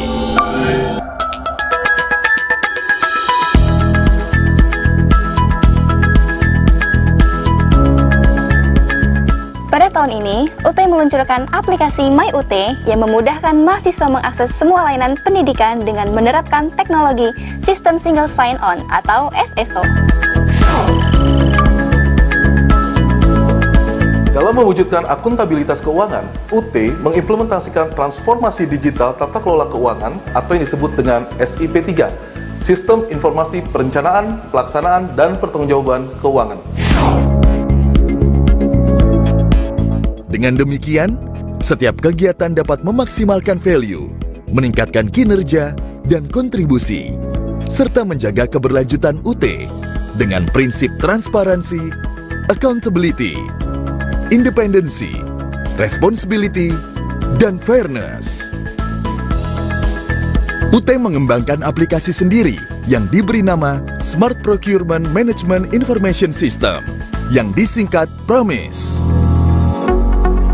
Aplikasi ini sudah mendapatkan penghargaan dan apresiasi dari sejumlah lembaga pemerintah, termasuk perguruan tinggi negeri yang sudah menggunakannya. Sebagai jantung sebuah perguruan tinggi, fakultas memiliki peran penting dalam memberikan layanan akademik dan terus berpacu meningkatkan kualitas akademik dan inovasi pembelajaran.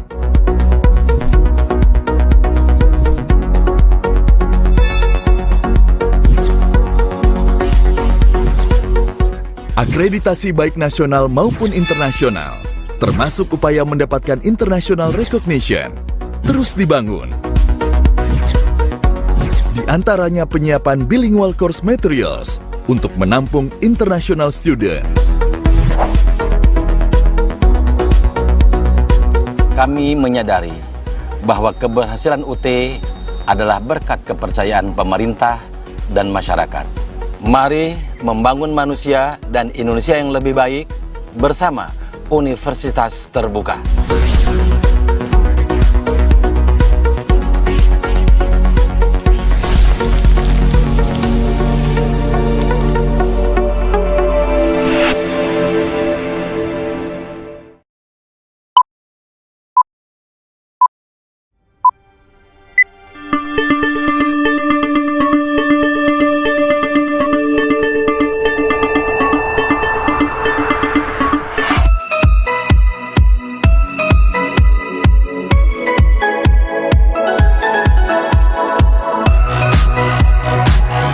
cope with the fourth industrial revolution, Universitas Terbuka or UT has continuously been implementing many more developments and innovations as it efforts to establish the identity as a cyber university by utilizing the most state-of-the-art technologies. The wave of digital disruptions has dramatically changed the views of many sectors. In response to this new and modern world, UT adapts and invests in new technologies, including web-based system, where registrations, learning material development, tutorial, and final examinations are conducted online. Online registration system is developed to enable students to register for the courses through various devices, such as computers and smartphones. Students are able to access digital learning materials in PDF and EPUB formats in UT Digital Library. Online tutorials are now available for all courses that interactions occurs asynchronously. UT also offers synchronous learning that enables real-time communications and collaborations such as web-based tutoring, e-lecturing, and video conferencing. UT has implemented online final examinations conducted at regional offices utilizing VPN technology to connect different regional offices throughout the country to the examination center at the headquarters. In 2018, UT made a significant breakthrough by introducing online proctored examinations that allow students to take online examination at remote locations of their choice.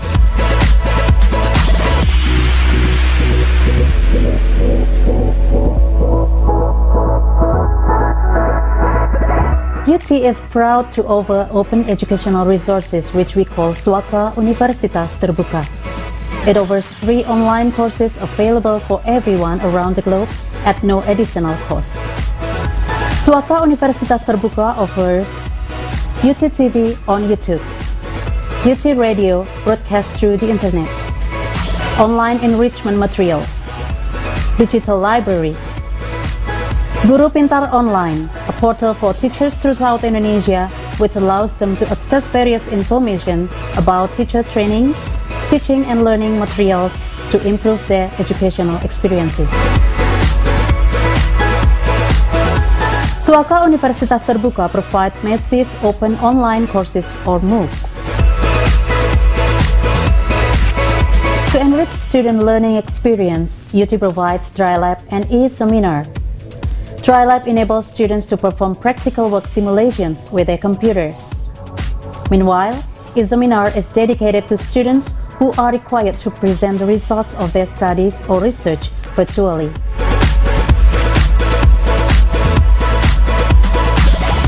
To obtain information about UT, communication channels are provided for students and general public, including Halo UT is to answer courteously inbound calls from students and public seeking information about UT.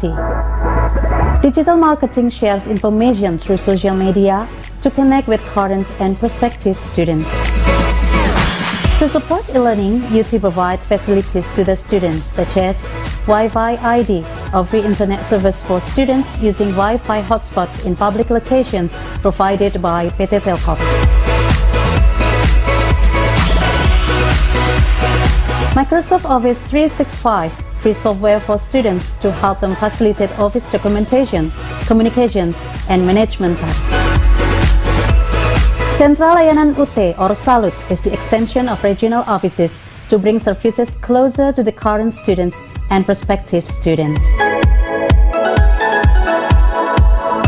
To ensure the quality in every single aspect, UT involves both domestic and international accreditation and quality assurance institutions, including the International Organization for Standardization, National Accreditation Board, and the International Council for Distance Education, ICDE.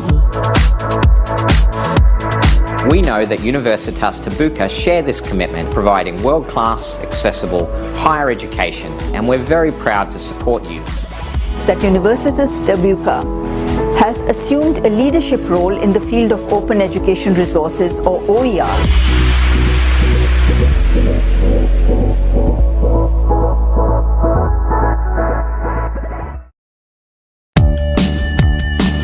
pendidikan jarak jauh.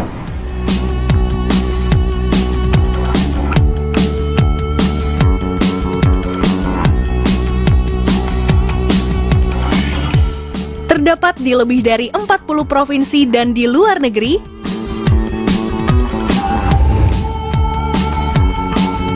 Bahan ajar mudah didapat.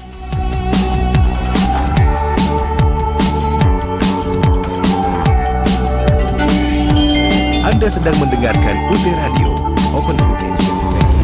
Diikuti berbagai macam profesi,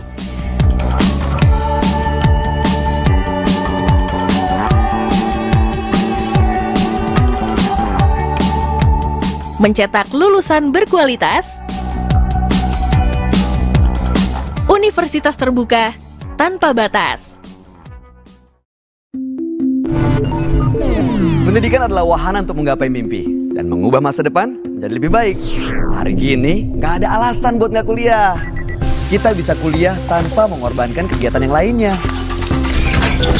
Bahkan waktu dan tempat pun bukan masalah. Siapapun kalian dan dimanapun kalian berada, ciptakan kampus untuk kuliah dan kampus yang akan mendatangi kalian. Ya cuma UT yang bisa begini. Unlock your future with flexible learning. At the end of 2021, Universitas Terbuka obtained approval to become a state university with legal entities from the Minister of Education, Culture, Research and Technology of the Republic of Indonesia. Universitas Terbuka, the 45th state university in Indonesia. Universitas Terbuka has served to fulfill the government's vision of equitable access to higher education for all. Thus, UT contributes in accelerating the increase in higher education gross enrollment rate with service coverage in 515 city districts and in more than 50 countries. UT has 39 regional offices and one office for overseas students. As a university that implements open and distance education system, the learning process in UT is carried out through independent learning using structured learning material and various information technology-based learning resources. There are 4 faculties offered: Faculty of Education and Teacher Training, Faculty of Economics and Business, Faculty of Science and Technology, and Faculty of Law, Social and Political Sciences. Welcome to the Faculty of Economics and Business, Universitas Terbuka. The Faculty of Economics and Business has a vision to become a world-quality open and distance higher education institution in producing, organizing, developing, and disseminating economic and business information. To achieve this vision, the Faculty of Economics and Business has 3 missions. First, to provide access to world-quality higher education for the economic and business fields for all levels of society through open and distance learning system. Second, to study and develop a distance education system in the economic and business fields. Third, to utilize and disseminate the results of scientific studies in economics and business, as well as institutional studies to answer the challenges of national development needs in general, cross-sectoral, and regional development in particular. The Faculty of Economics and Business has 6 study programs: Management, Tourism, Accounting, Public Financial Accounting, Economics Development, Sharia Economics, where most of them are accredited A. The study program curriculum is developed with reference to the vision, mission, and objectives of Universitas Terbuka. The structure of the curriculum contains various components that characterize its nature as a distance education institution that has broad reach and world quality. Currently, the Faculty of Economics and Business has more than 130,000 students that scatter all over Indonesia and abroad. With a huge number of students, we are designed to synergize with other universities and institutions.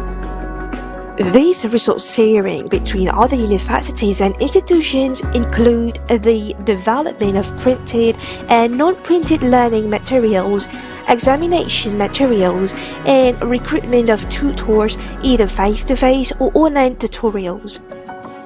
Since the COVID-19 pandemic, the number of online tutorial classes has increased significantly. Currently, we have more than 10,000 online tutorial classes managed by more than 3,600 tutors. Our collaborations not only involve universities within Indonesia, but also overseas. The partnership includes the development of courses, exchange of students and staffs, joint research, development of human resources expertise, as well as exchange of publication. Some of our lecturers also have gained recognition both nationally and internationally. These include awarded the best paper in international conferences and received research grant from the government. Besides academic activities, we constantly encourage our students to be involved in the activities that support the improvement of competence, personality, and professionalism at local, national, and international levels. As a response to the UN Sustainable Development Goals of education and lifelong learning, we provide high flexibility to students to pursue their education in accordance with their circumstances. Build a better future with the Faculty of Economics and Business Universitas Terbuka.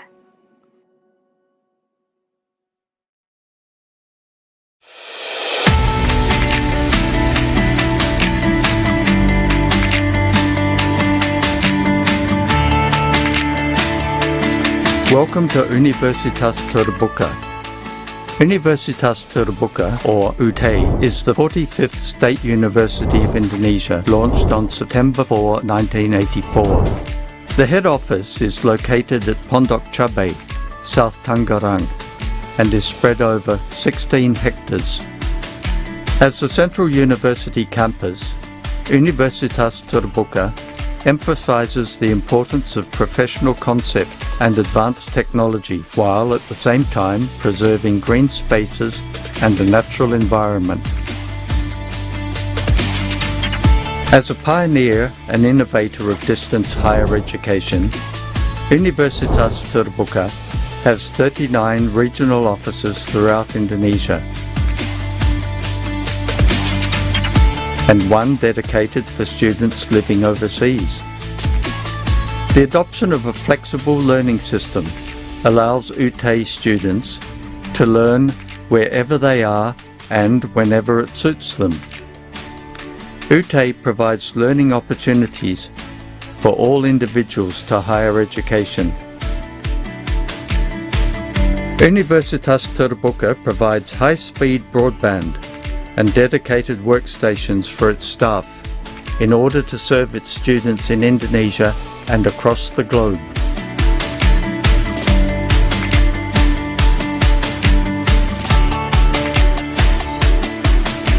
UT's head office is composed of several main units. These are the Information Communication Technology Unit. This is responsible for information and communication technology management, which involves network management systems and application development information, as well as communication technology. The Multimedia Development Center is responsible for content development for teaching through creating imagery, animation, audio, video production, and more. The Learning Material Distribution Center is responsible for managing all the daily activities of a centralized distribution center and warehouse. The library is responsible for the development, selection, and maintenance of the learning material collection, and the ordering, processing, and cataloging of all library materials. The Examination Center is responsible for the organization and administration of examinations.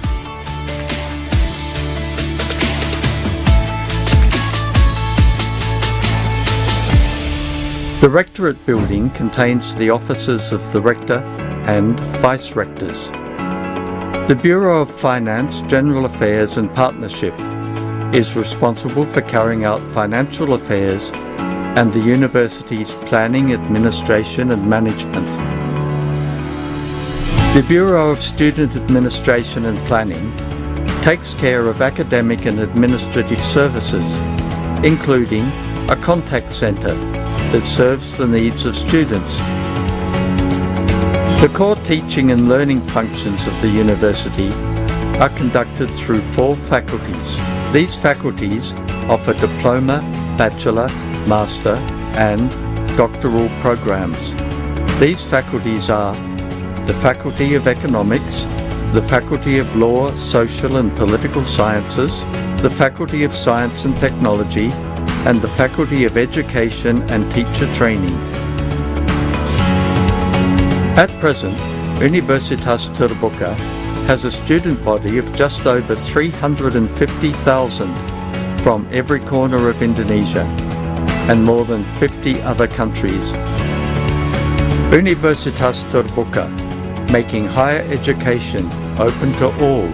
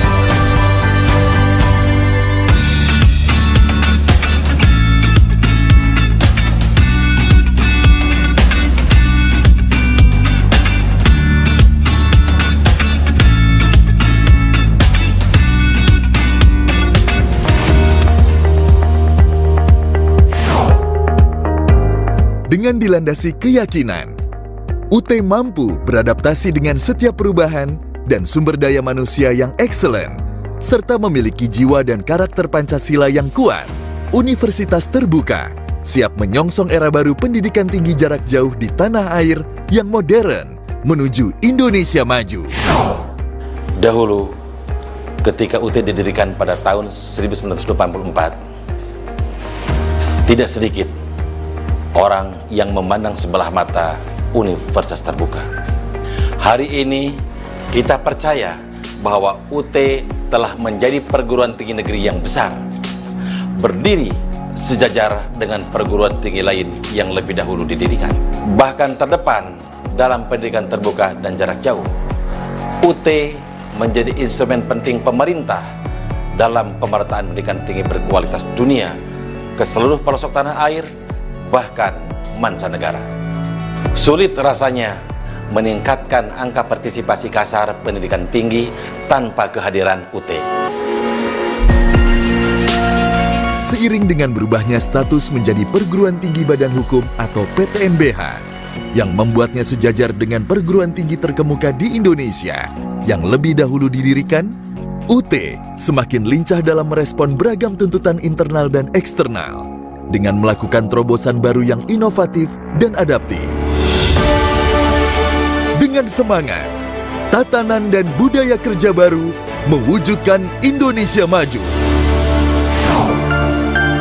Perkembangan teknologi yang ramah pengguna, terjangkau, tersebar, serta semakin meningkatnya literasi digital masyarakat.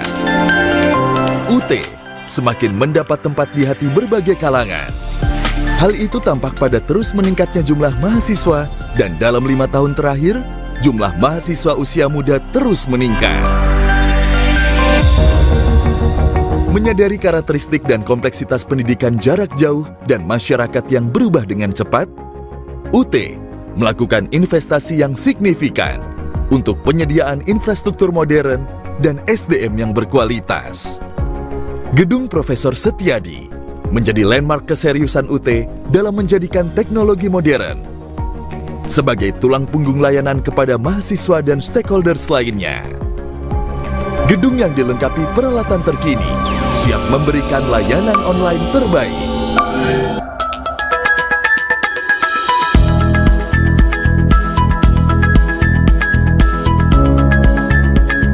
Pada tahun ini, UT meluncurkan aplikasi MyUT yang memudahkan mahasiswa mengakses semua layanan pendidikan dengan menerapkan teknologi Sistem Single Sign-On atau SSO.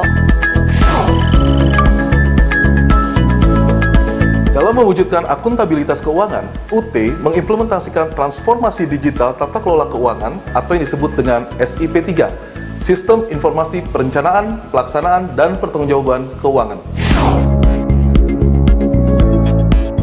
Dengan demikian, setiap kegiatan dapat memaksimalkan value, meningkatkan kinerja dan kontribusi, serta menjaga keberlanjutan UT dengan prinsip transparansi, accountability, independency, responsibility, dan fairness.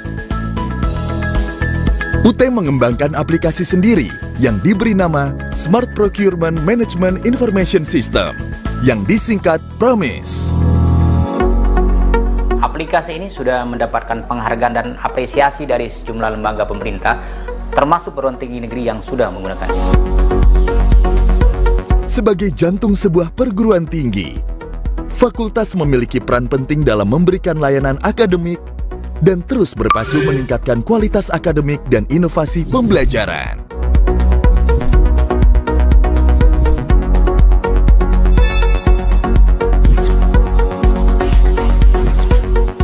Akreditasi baik nasional maupun internasional, termasuk upaya mendapatkan international recognition, terus dibangun. Di antaranya penyiapan bilingual course materials untuk menampung international students.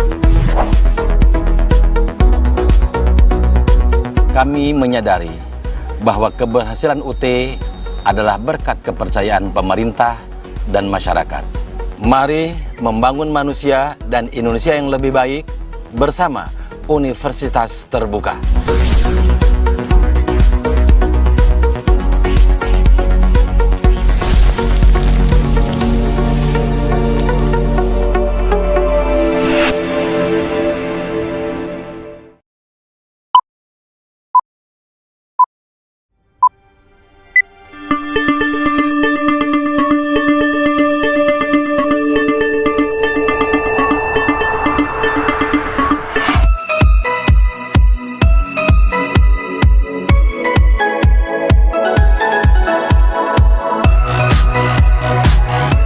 With the fourth industrial revolution, Universitas Terbuka or UT has continuously been implementing many more developments and innovations as it efforts to establish the identity as a cyber university by utilizing the most state-of-the-art technologies.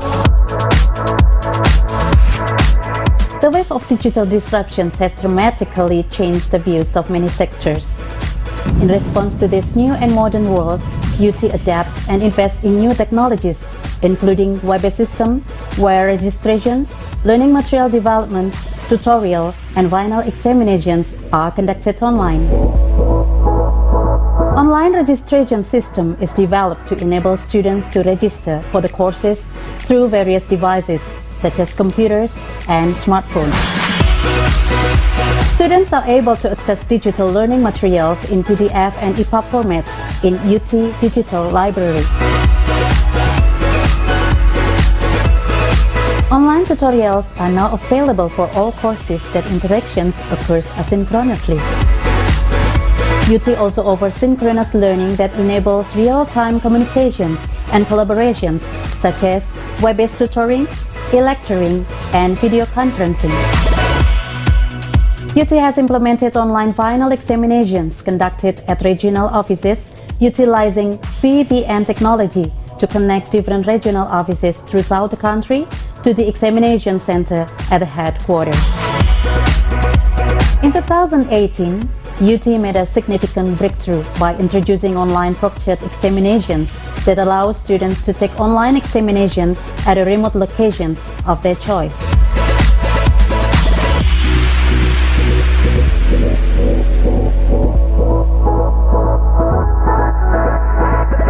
UT is proud to offer open educational resources which we call Swaka Universitas Terbuka.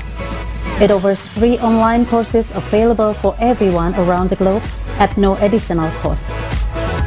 Swaka Universitas Terbuka offers UT TV on YouTube, UT Radio broadcast through the internet, online enrichment materials, digital library, Guru Pintar Online, a portal for teachers throughout Indonesia which allows them to access various information about teacher trainings, teaching and learning materials to improve their educational experiences.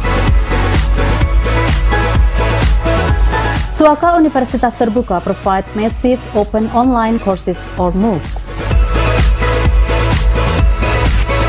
To enrich student learning experience, UT provides TriLab and e-seminar. TriLab enables students to perform practical work simulations with their computers. Meanwhile, e-seminar is dedicated to students who are required to present the results of their studies or research virtually.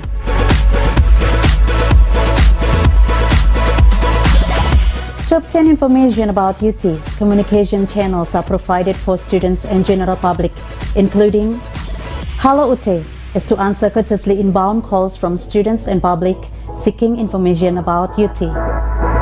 Digital marketing shares information through social media to connect with current and prospective students. To support e-learning, UT provides facilities to the students such as Wi-Fi ID, a free internet service for students using Wi-Fi hotspots in public locations provided by PT Telkom. Microsoft Office 365, free software for students to help them facilitate office documentation, communications, and management tasks. Central Layanan UT or SALUT is the extension of regional offices to bring services closer to the current students and prospective students.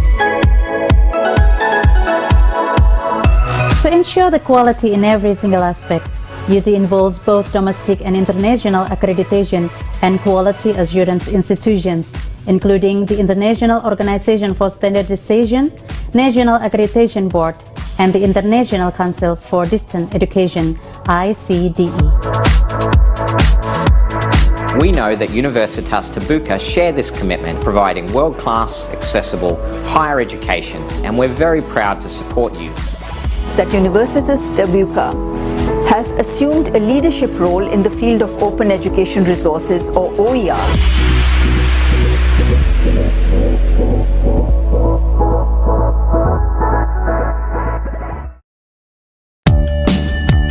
Pendidikan jarak jauh.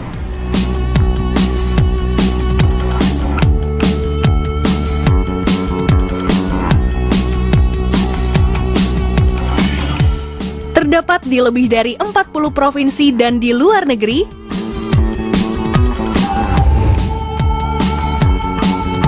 Bahan ajar mudah didapat.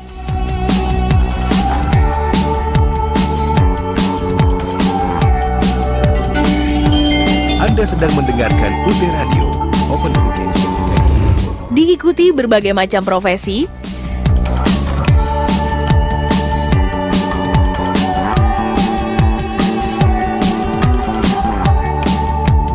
mencetak lulusan berkualitas. Universitas terbuka tanpa batas. Pendidikan adalah wahana untuk menggapai mimpi dan mengubah masa depan menjadi lebih baik. Hari gini nggak ada alasan buat nggak kuliah. kita bisa kuliah tanpa mengorbankan kegiatan yang lainnya. Bahkan waktu dan tempat pun bukan masalah. Siapapun kalian dan dimanapun kalian berada, ciptakan kampus untuk kuliah dan kampus yang akan mendatangi kalian.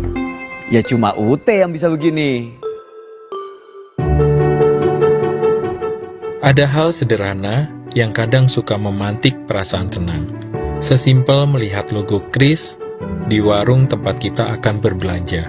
Entah kenapa, hal sesimpel itu justru menentukan apakah seseorang akan lanjut berbelanja atau tidak.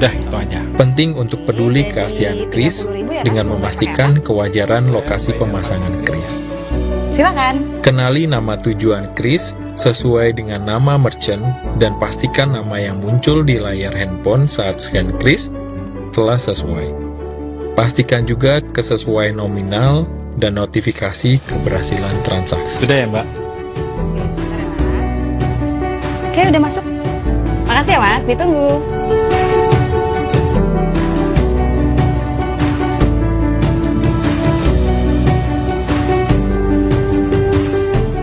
Dalam konteks teknologi sistem pembayaran, kehati-hatian sangat diperlukan. Adukan kepada merchant apabila menemukan perbedaan nama atau nominal merchant. Mbak, Ya, sebentar.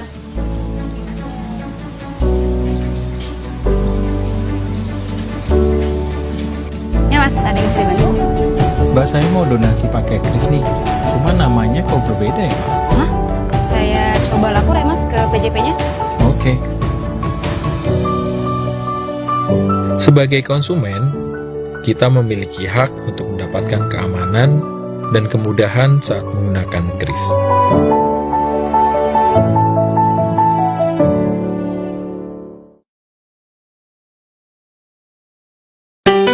Rp8.000 aja, Mbak. Iya, makasih. Biar aku saja yang bayar, sayang. Hah? Gimana sih pacarmu itu, Mbak? Jangan udah serba cepat, masih aja pakai uang cash. Buang-buang waktuku aja loh kalian ini. Lihat tuh, dia harus keluarin dompet, keluarin uang, belum lagi aku harus ngasih uang kembalian. Mbak hidup tuh yang simpel-simpel aja gitu loh. Memang saya cuma pedagang kecil, tapi saya sudah pakai free. Maksud saya free. Hah? Nice. Ini, Bu. Udah. Hah? Udah aku bayar. Kapan? Udah. Ayo. Udah. Mau romantis aja sulit, makanya pakai kris.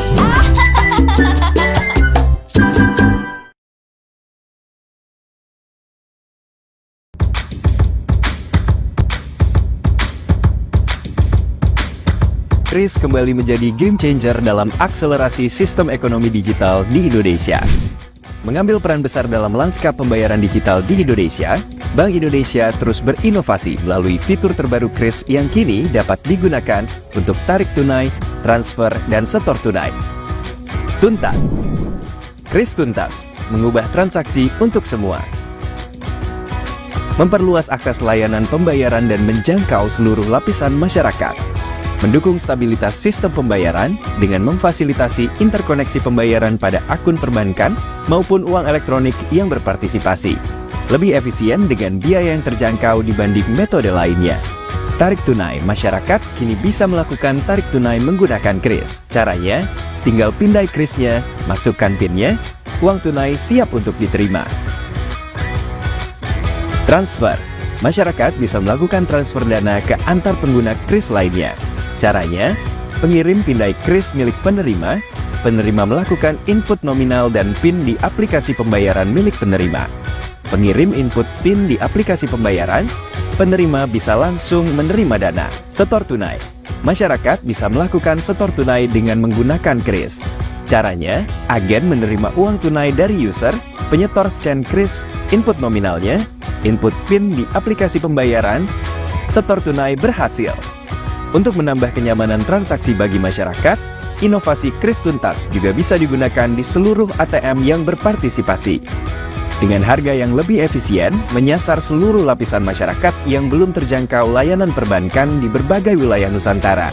Kris tuntas, siap diimplementasikan secepat-cepatnya 1 September 2023 dan selambat-lambatnya 30 November 2023.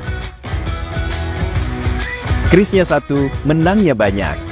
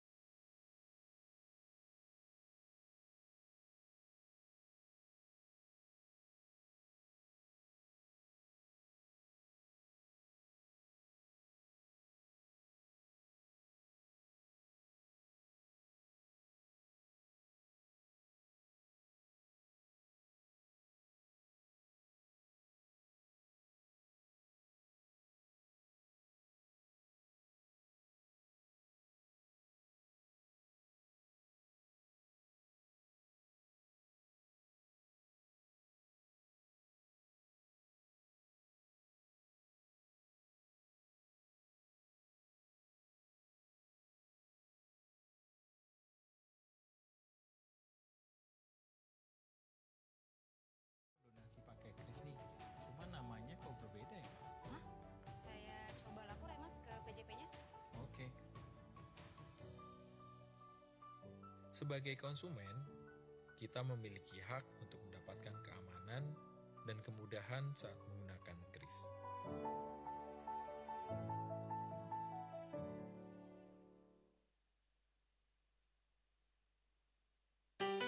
Rp8.000 aja, Mbak. Iya, makasih. Biar aku saja yang bayar, sayang. Hah? Gimana sih pacarmu itu, Mbak? Zaman udah serba cepat, masih aja pakai uang cash. Buang-buang waktuku aja loh kalian ini. Nah. Lihat tuh, dia harus keluarin dompet, keluarin uang, belum lagi aku harus ngasih uang kembalian. Mbok hidup tuh yang simpel-simpel aja gitu loh. Memang saya cuma pedagang kecil, tapi saya sudah pakai kris. Maksud saya kris. Hah? Nice. Ini, Bu. Udah. Udah aku bayar. Kapan? Udah, ayo. Udah. Mau romantis aja sulit, makanya pakai kris.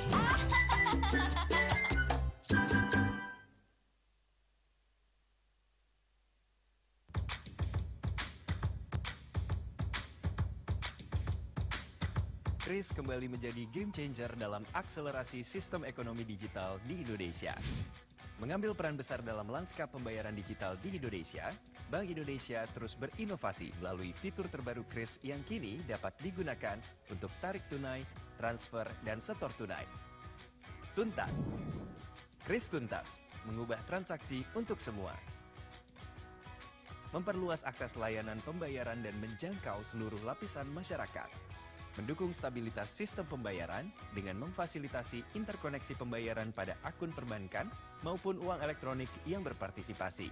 Lebih efisien dengan biaya yang terjangkau dibanding metode lainnya. Tarik tunai masyarakat kini bisa melakukan tarik tunai menggunakan kris. Caranya, tinggal pindai krisnya, masukkan PIN-nya, uang tunai siap untuk diterima. Transfer.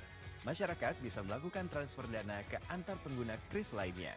Caranya, pengirim pindai kris milik penerima, penerima melakukan input nominal dan PIN di aplikasi pembayaran milik penerima.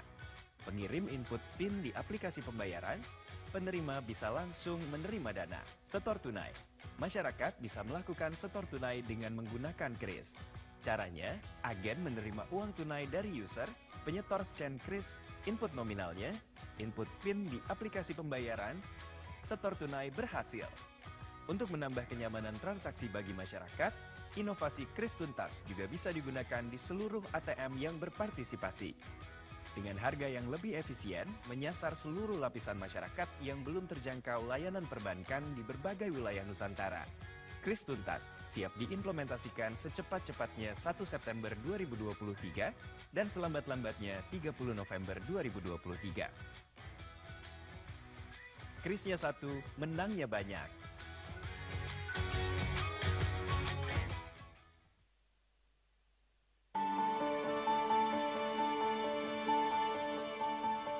A dynamic future.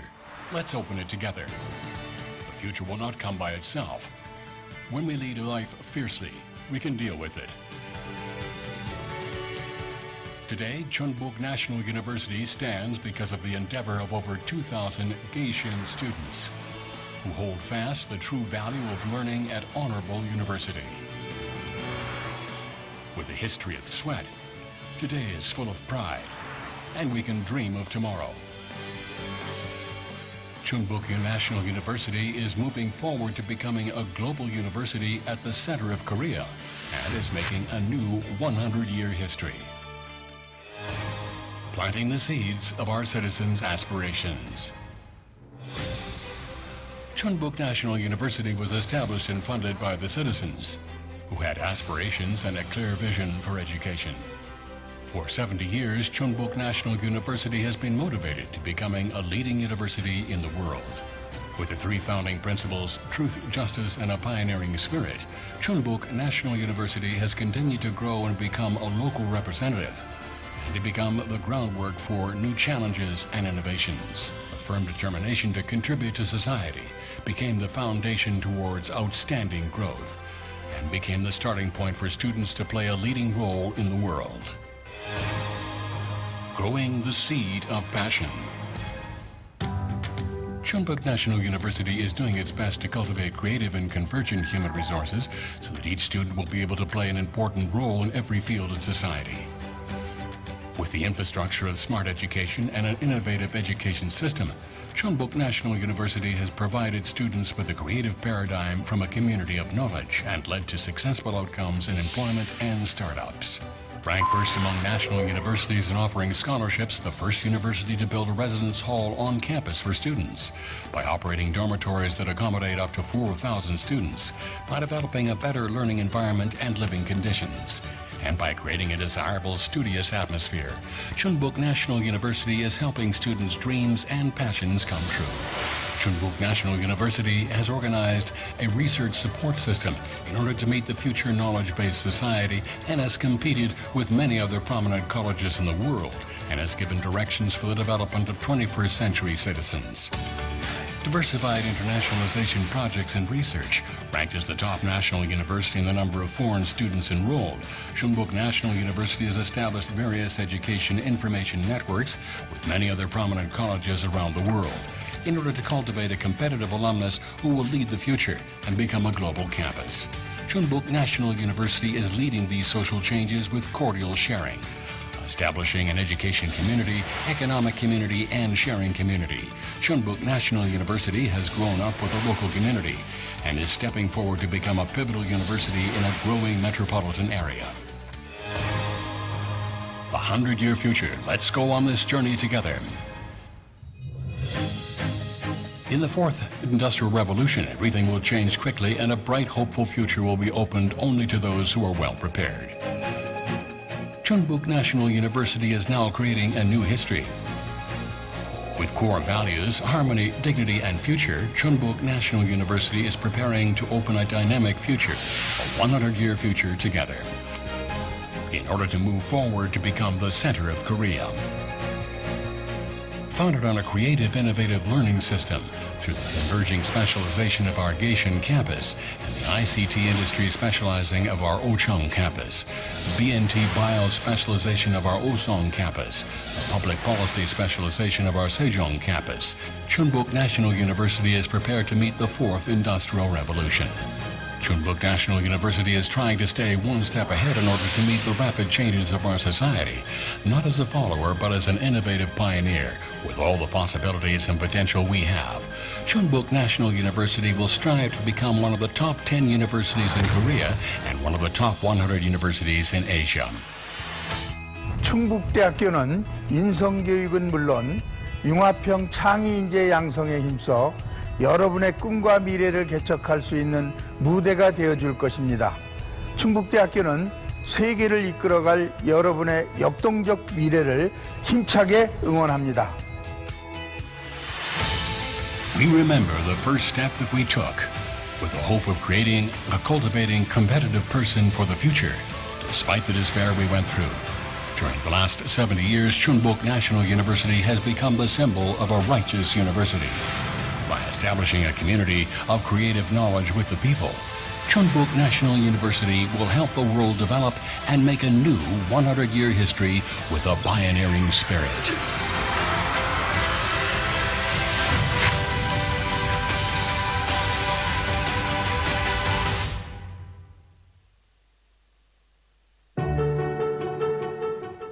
Ada hal sederhana yang kadang suka memantik perasaan tenang.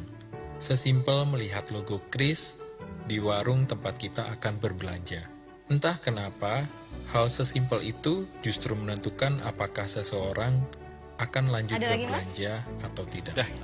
Penting untuk peduli keasihan Kris dengan memastikan kewajaran lokasi pemasangan Kris. Silakan. Kenali nama tujuan Kris sesuai dengan nama merchant dan pastikan nama yang muncul di layar handphone saat scan Kris telah sesuai. Pastikan juga kesesuaian nominal dan notifikasi keberhasilan transaksi. Sudah ya, Mbak? Oke, udah masuk. Makasih ya, Mas. Ditunggu.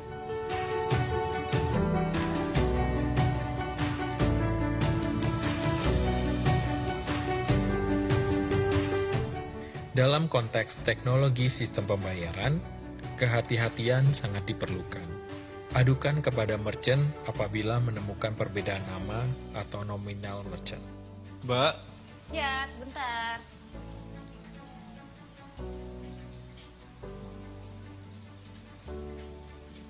Ya, Mas, ada yang bisa dibantu? Mbak, saya mau donasi pakai Kris nih. Cuma namanya kok berbeda ya, Mbak? Hah? Saya coba lapor ya, Mas, ke PJP-nya. Oke. Sebagai konsumen, kita memiliki hak untuk mendapatkan keamanan dan kemudahan saat menggunakan Kris.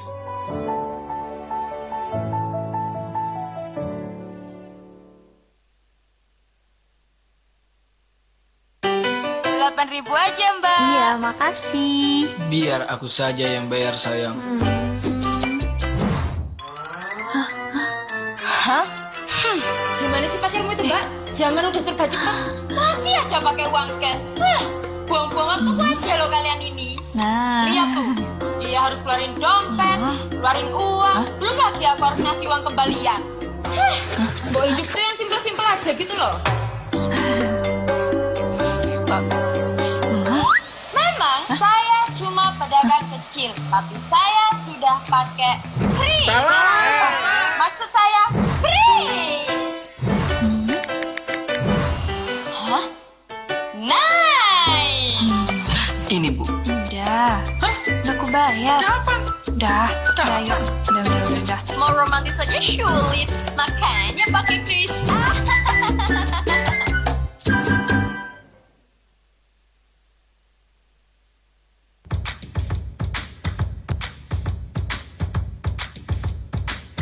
Kris kembali menjadi game changer dalam akselerasi sistem ekonomi digital di Indonesia. Mengambil peran besar dalam lanskap pembayaran digital di Indonesia, Bank Indonesia terus berinovasi melalui fitur terbaru Kris yang kini dapat digunakan untuk tarik tunai, transfer, dan setor tunai. Tuntas. Kris Tuntas, mengubah transaksi untuk semua. Memperluas akses layanan pembayaran dan menjangkau seluruh lapisan masyarakat. Mendukung stabilitas sistem pembayaran dengan memfasilitasi interkoneksi pembayaran pada akun perbankan maupun uang elektronik yang berpartisipasi. Lebih efisien dengan biaya yang terjangkau dibanding metode lainnya. tarik tunai, masyarakat kini bisa melakukan tarik tunai menggunakan kris. Caranya, tinggal pindai krisnya, masukkan PIN-nya, uang tunai siap untuk diterima. Transfer. Masyarakat bisa melakukan transfer dana ke antar pengguna kris lainnya. Caranya, pengirim pindai kris milik penerima, penerima melakukan input nominal dan PIN di aplikasi pembayaran milik penerima. Pengirim input PIN di aplikasi pembayaran, penerima bisa langsung menerima dana. Setor tunai. Masyarakat bisa melakukan setor tunai dengan menggunakan kris. Caranya, agen menerima uang tunai dari user, penyetor scan kris, input nominalnya, input PIN di aplikasi pembayaran, setor tunai berhasil. Untuk menambah kenyamanan transaksi bagi masyarakat, inovasi kris tuntas juga bisa digunakan di seluruh ATM yang berpartisipasi. Dengan harga yang lebih efisien, menyasar seluruh lapisan masyarakat yang belum terjangkau layanan perbankan di berbagai wilayah Nusantara. Kris tuntas siap diimplementasikan secepat-cepatnya 1 September 2023 dan selambat-lambatnya 30 November 2023. Krisnya satu, menangnya banyak.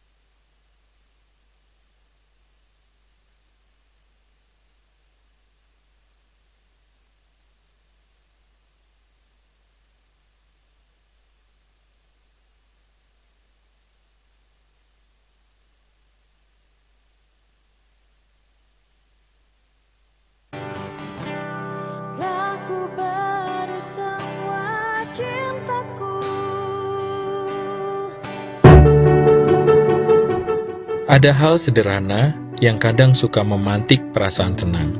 Sesimpel melihat logo kris di warung tempat kita akan berbelanja. Entah kenapa, hal sesimpel itu justru menentukan apakah seseorang akan lanjut berbelanja atau tidak. Penting untuk peduli keaslian kris dengan memastikan kewajaran lokasi pemasangan kris. Silakan. Kenali nama tujuan kris sesuai dengan nama merchant dan pastikan nama yang muncul di layar handphone saat scan kris telah sesuai. Pastikan juga kesesuaian nominal dan notifikasi keberhasilan transaksi. Sudah ya, Mbak? Oke, udah masuk. Makasih ya, Mas. Ditunggu.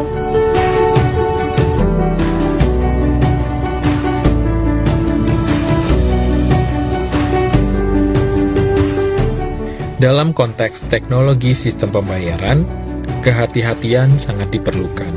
Adukan kepada merchant apabila menemukan perbedaan nama atau nominal merchant. Mbak? Ya, sebentar.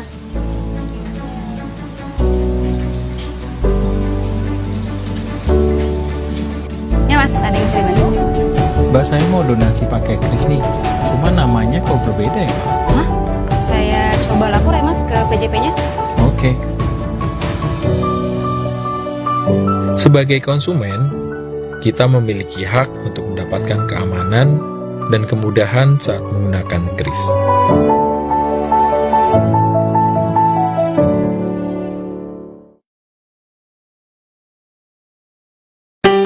Rp8.000 aja, Mbak. Iya, makasih. Biar aku saja yang bayar, sayang. Hah? Gimana sih pacarmu itu, Mbak? Zaman udah serba cepat, masih aja pakai uang cash. Buang-buang waktu aja loh kalian ini. Lihat tuh, dia harus keluarin dompet, keluarin uang, belum lagi aku harus ngasih uang kembalian. Mbok hidup tuh yang simpel-simpel aja gitu loh.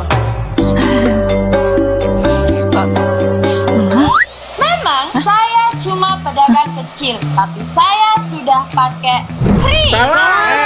Maksud saya kris. Hah? Nah, bayar. Udah, ayo. Udah. Mau romantis aja sulit, makanya pakai Kris.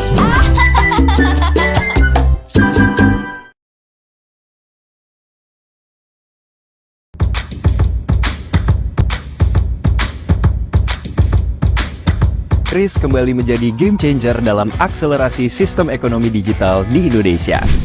Mengambil peran besar dalam lanskap pembayaran digital di Indonesia, Bank Indonesia terus berinovasi melalui fitur terbaru Kris yang kini dapat digunakan untuk tarik tunai, transfer, dan setor tunai. Tuntas. Kris Tuntas mengubah transaksi untuk semua. Memperluas akses layanan pembayaran dan menjangkau seluruh lapisan masyarakat.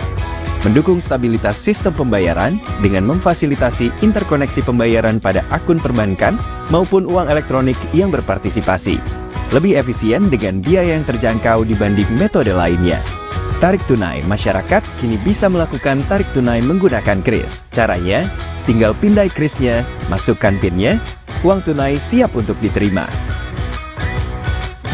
Transfer, masyarakat bisa melakukan transfer dana ke antar pengguna Kris lainnya. Caranya, pengirim pindai Kris milik penerima, penerima melakukan input nominal dan PIN di aplikasi pembayaran milik penerima. Pengirim input PIN di aplikasi pembayaran, penerima bisa langsung menerima dana. Setor tunai, masyarakat bisa melakukan setor tunai dengan menggunakan Kris. Caranya, agen menerima uang tunai dari user, penyetor scan Kris, input nominalnya, input PIN di aplikasi pembayaran, setor tunai berhasil. Untuk menambah kenyamanan transaksi bagi masyarakat, inovasi Kris Tuntas juga bisa digunakan di seluruh ATM yang berpartisipasi. Dengan harga yang lebih efisien, menyasar seluruh lapisan masyarakat yang belum terjangkau layanan perbankan di berbagai wilayah Nusantara. Kris Tuntas siap diimplementasikan secepat-cepatnya 1 September 2023 dan selambat-lambatnya 30 November 2023. Krisnya satu, menangnya banyak.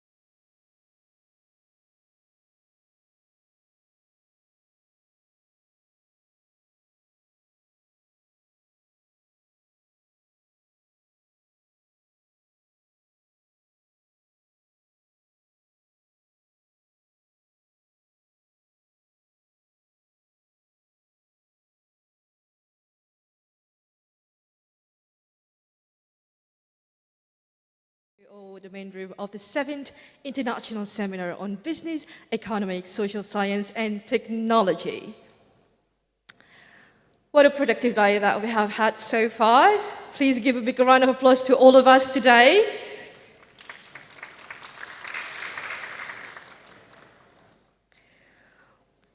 Right, before we carry on with our agenda, I would like to ask all of you who is coming on site here, are you still excited to carry on with the next agenda? Are you still excited to carry on with the next agenda? Yes. All right. So today we have witnessed remarkable presentations and also discussions that has marked the incredible work that's been done in these related fields. And now it's the time for us to celebrate the excellence and innovations that's been done in the related fields. And that's why, ladies and gentlemen, let's take our attention to these team award categories that we're going to have. So we're going to have the announcement of the award categories that we have for the seminar today. And for your information, we will have 3 types of award categories today. Let's start off with the first award category. The first award category is from competition on public sector innovation. This COPC award, it honors outstanding contributions in the public sector innovation. But before we carry on to the announcement of that, let's take a little bit of a moment to watch the recap video of COPC 2024.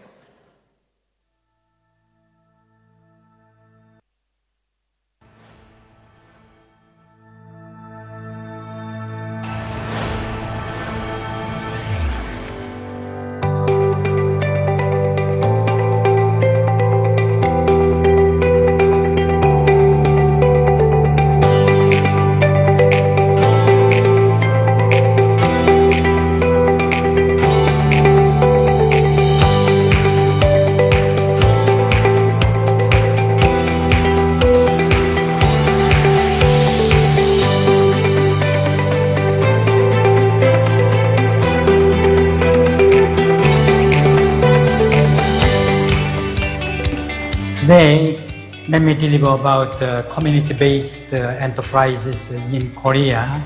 And then, as you know, community-based enterprises has been rooted long ago from the agro-based society tradition. For example, cooperatives and then shared common labor forces to cultivate some agro products like gotong royong in Indonesia, for example. And then these roots innovated and evolved to the current situation to fit or to learn social enterprises or community-based enterprises at village level in the community, I mean. So it will be very, very important for us to share the common experiences from the agrarian society, not to, for example, not to destroy our good tradition, just to cultivate our good tradition in modernized enterprises at village level. It will contribute to strengthen our solidarity, in other words, to accumulate the social capital in the community. So it's why I will focus on community-based enterprises or businesses in Korea, and for NAPUSIA, the focusing on in Malaysian case like this. Thank you so much. COPC is a competition for innovation in public sector, and I'm glad that Universitas Terbuka created this competition to make aware, to people out there that public sector too are very innovative people. You know, we can come up with all kinds of innovation. But then again, when we do innovate and create systems, ideas, and so on, I do hope that it doesn't stop there. You just create and enter competition, but I think it's more than that. Yeah, we create ideas and then we put it into action, and we hope that all these ideas become products or systems, and then it will be used by the public sector at large to increase the efficiency of the services provided by the public sector. And I think that is the main focus here, to increase productivity and efficiency of the public sector. And not only that, we hope that the innovation that is here today, I heard there are quite a number of innovations to be recognized, not just in Indonesia, but it will be competed in worldwide and being recognized by a global market. So again, congratulations Universitas Terbuka Indonesia for having this competition. As one of the judge in the innovation competition organisasi by the University Terbuka, I feel very happy for the opportunity. This event not only provides space for students to express their critical and innovation, but also the young generation is in solving various problems. From start to finish, I was impressed by the professionalism of the committee. As a judge, we were given clear guidance to the assessment criteria.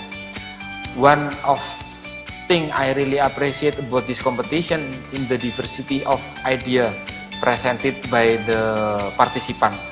Each group have the innovative solution in various fields such as technology, environment, health, education, and society. This shows how the students have the understanding and insight responding of global challenge, and then the potential to be future development. As a judge, I look at several important aspects, and first, the originality, and then the second is the sustainability and impact a good innovation. Competition is not only about the competition, but also about the learning. I saw the participants from each other, they study from their student, and then overall this innovation competition has provided very important for all of the students all over Indonesia. And then I feel proud to be a part of this competition, and I really looking forward to seeing how the brilliant student and with the brilliant idea in the future. Thank you to all committee participant and the University of Terbuka already have a heart to organize this event. I'm sure this competition has provide good inspiration for all of the students.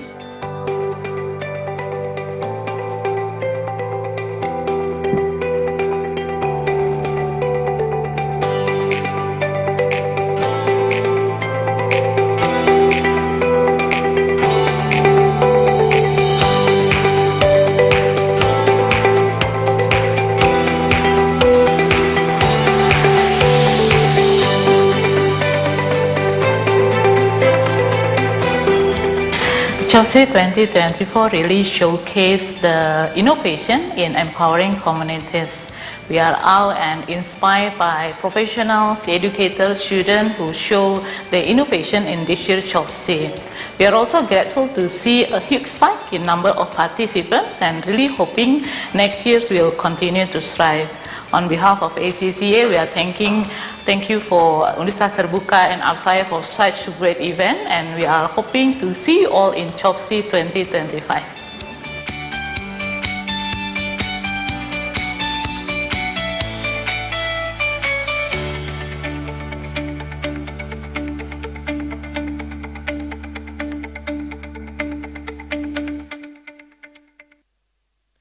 Ladies and gentlemen, please welcome Professor Dr. Muhammad Masrin to announce the winners of the COPSI Award category.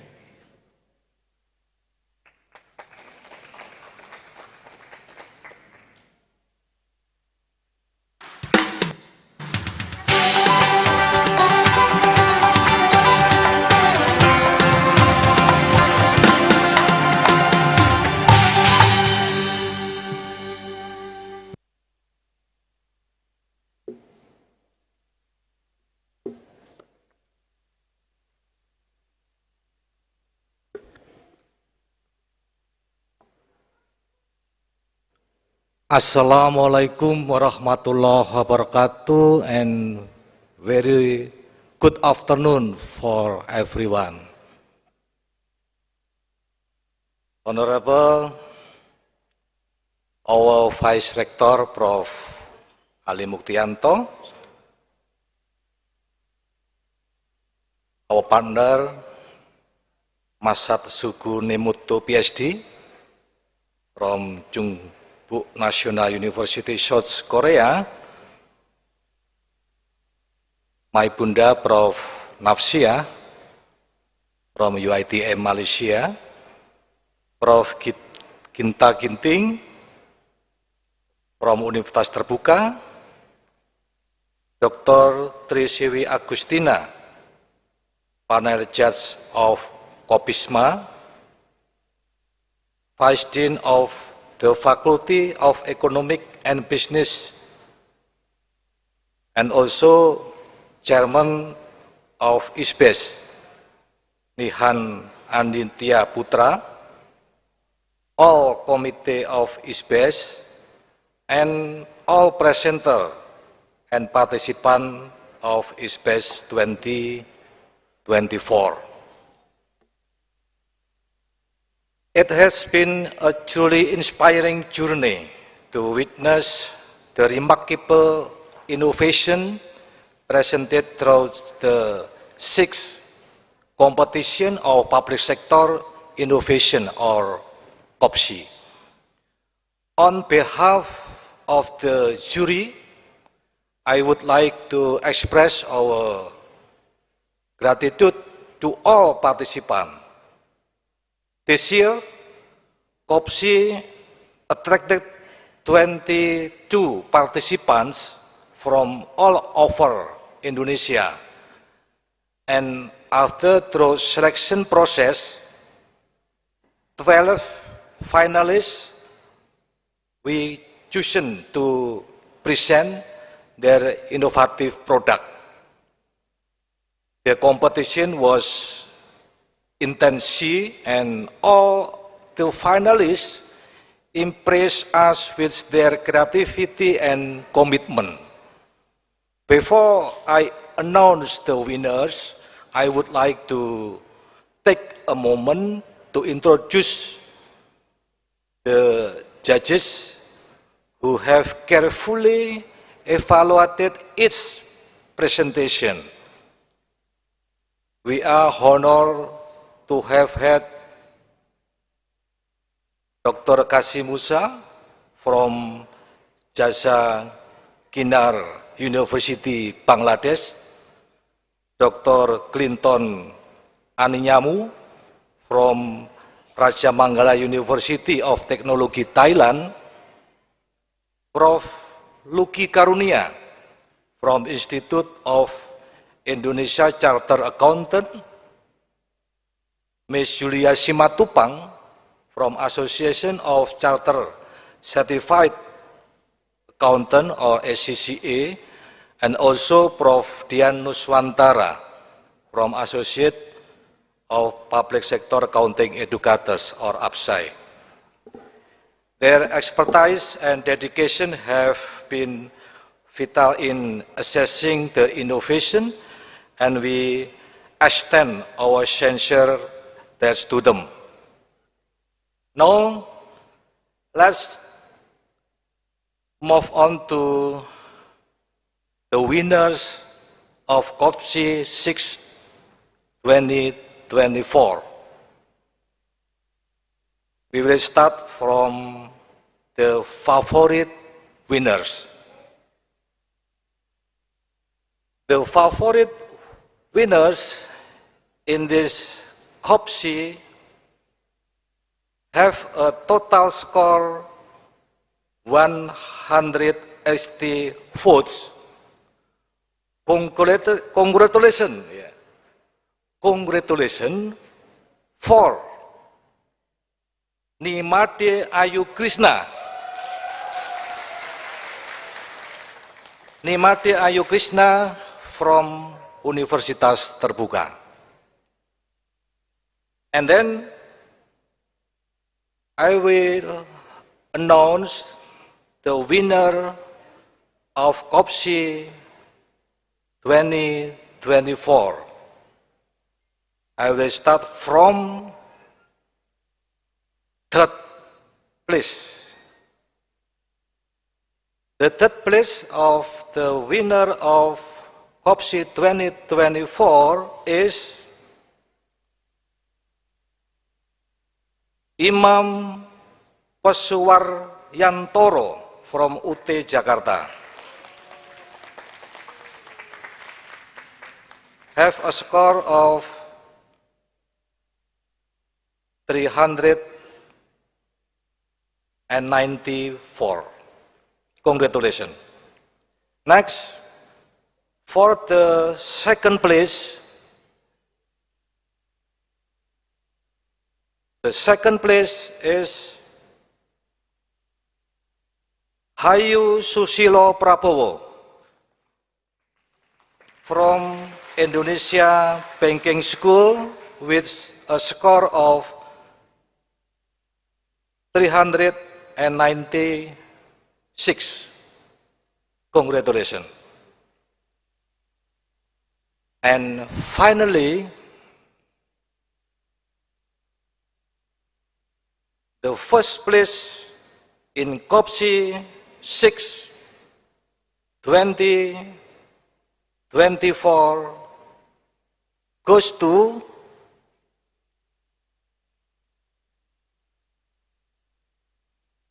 Putri Wulandari from Institut Teknologi 10 November Surabaya with a top score of 409. Congratulations on this outstanding achievement. So, to all winners, we offer our heartfelt congratulations. Your innovation have not only impressed to the jury, but will also make a meaningful impact on community-based enterprises. Thank you again to all participants for hard work and dedication. Also to all committee of COPSI 2024. We hope this experience will continue to inspire you to innovative and contribute positively to your communities. Congratulations to our winners, and thank you for being part of this wonderful event. That's all from me. On behalf Juri Board, Muhammad Masun.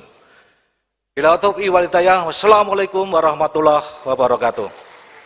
Waalaikumsalam warahmatullahi wabarakatuh. Thank you very much, Dr. Masun, for announcing the great winners of the COPSI award category. All right, ladies and gentlemen, we're moving on to the second award category, that is from COBISMA, Competition on Business and Management. So this award recognizes excellence in business and management field. Without further ado, we would like to invite Erno Corte to announce the winners of the COBISMA award category.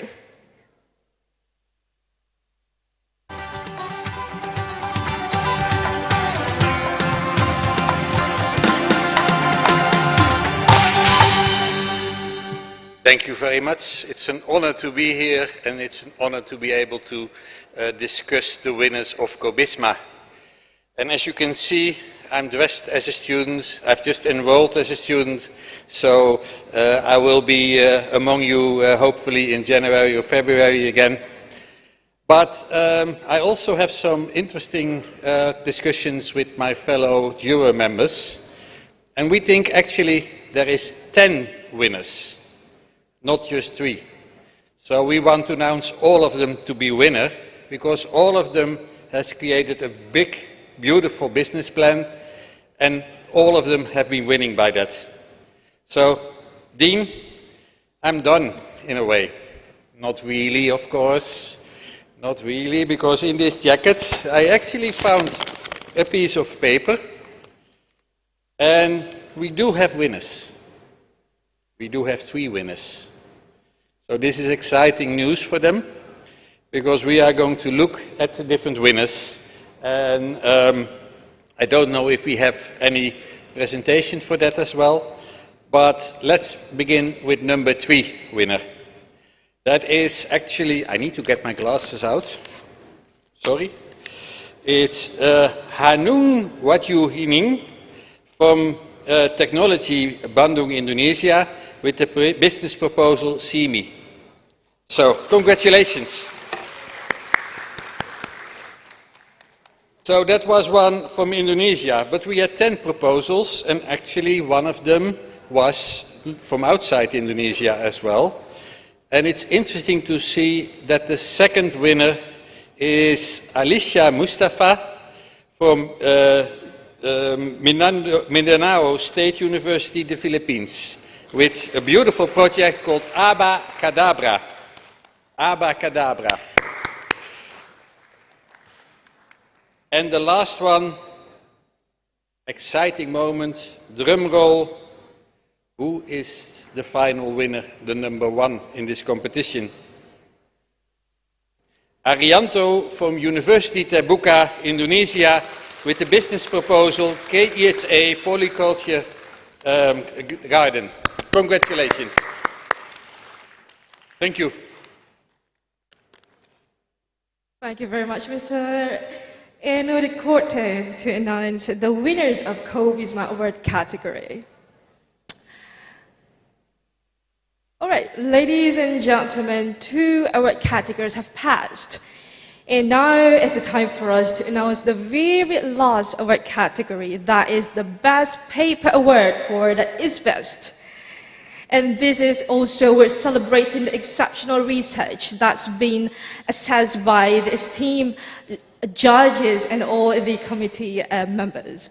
And for that reason, we have 5 winners in this category. It's very generous. And I would like to start with the 5th winner of the Best Paper Award. So I would like to ask assistance from the committee members to present the winner. On the 5th place of the Best Paper Award goes to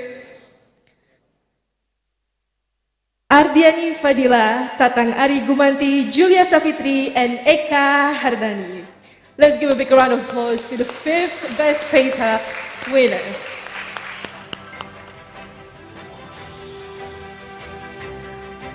All right, we move on to the 4th place in this Best Paper Award category.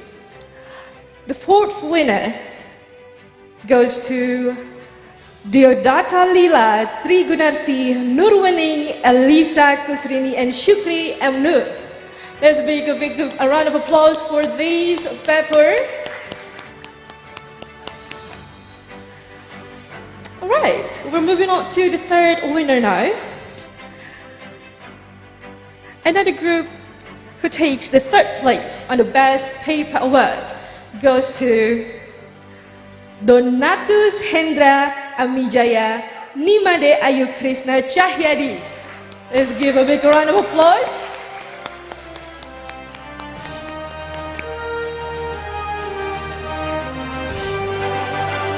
We're getting closer to the moment of truth, and the 2nd winner of the Best Paper Award goes to Shafika Dea Takia Ramadhani and Farfisa Muzaka Abdullah. Let's give a big round of applause to the 2nd Best Paper.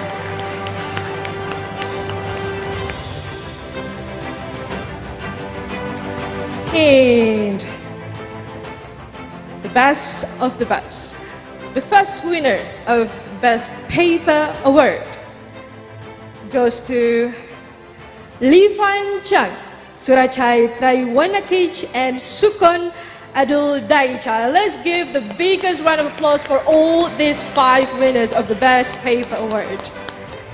So, unfortunately, these people, these winners, they are not coming on site today, but if all of you are watching us today through the YouTube, rest assured that our committee members will be in touch with you and to be in contact on how to claim the prize and the appreciation certificate. Thank you. And also congratulations to all the winners from all award categories.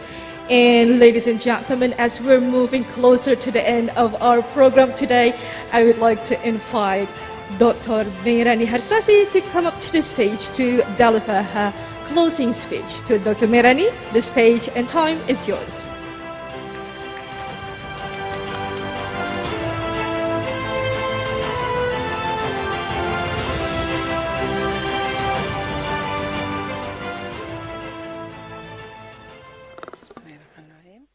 Assalamualaikum warahmatullahi wabarakatuh.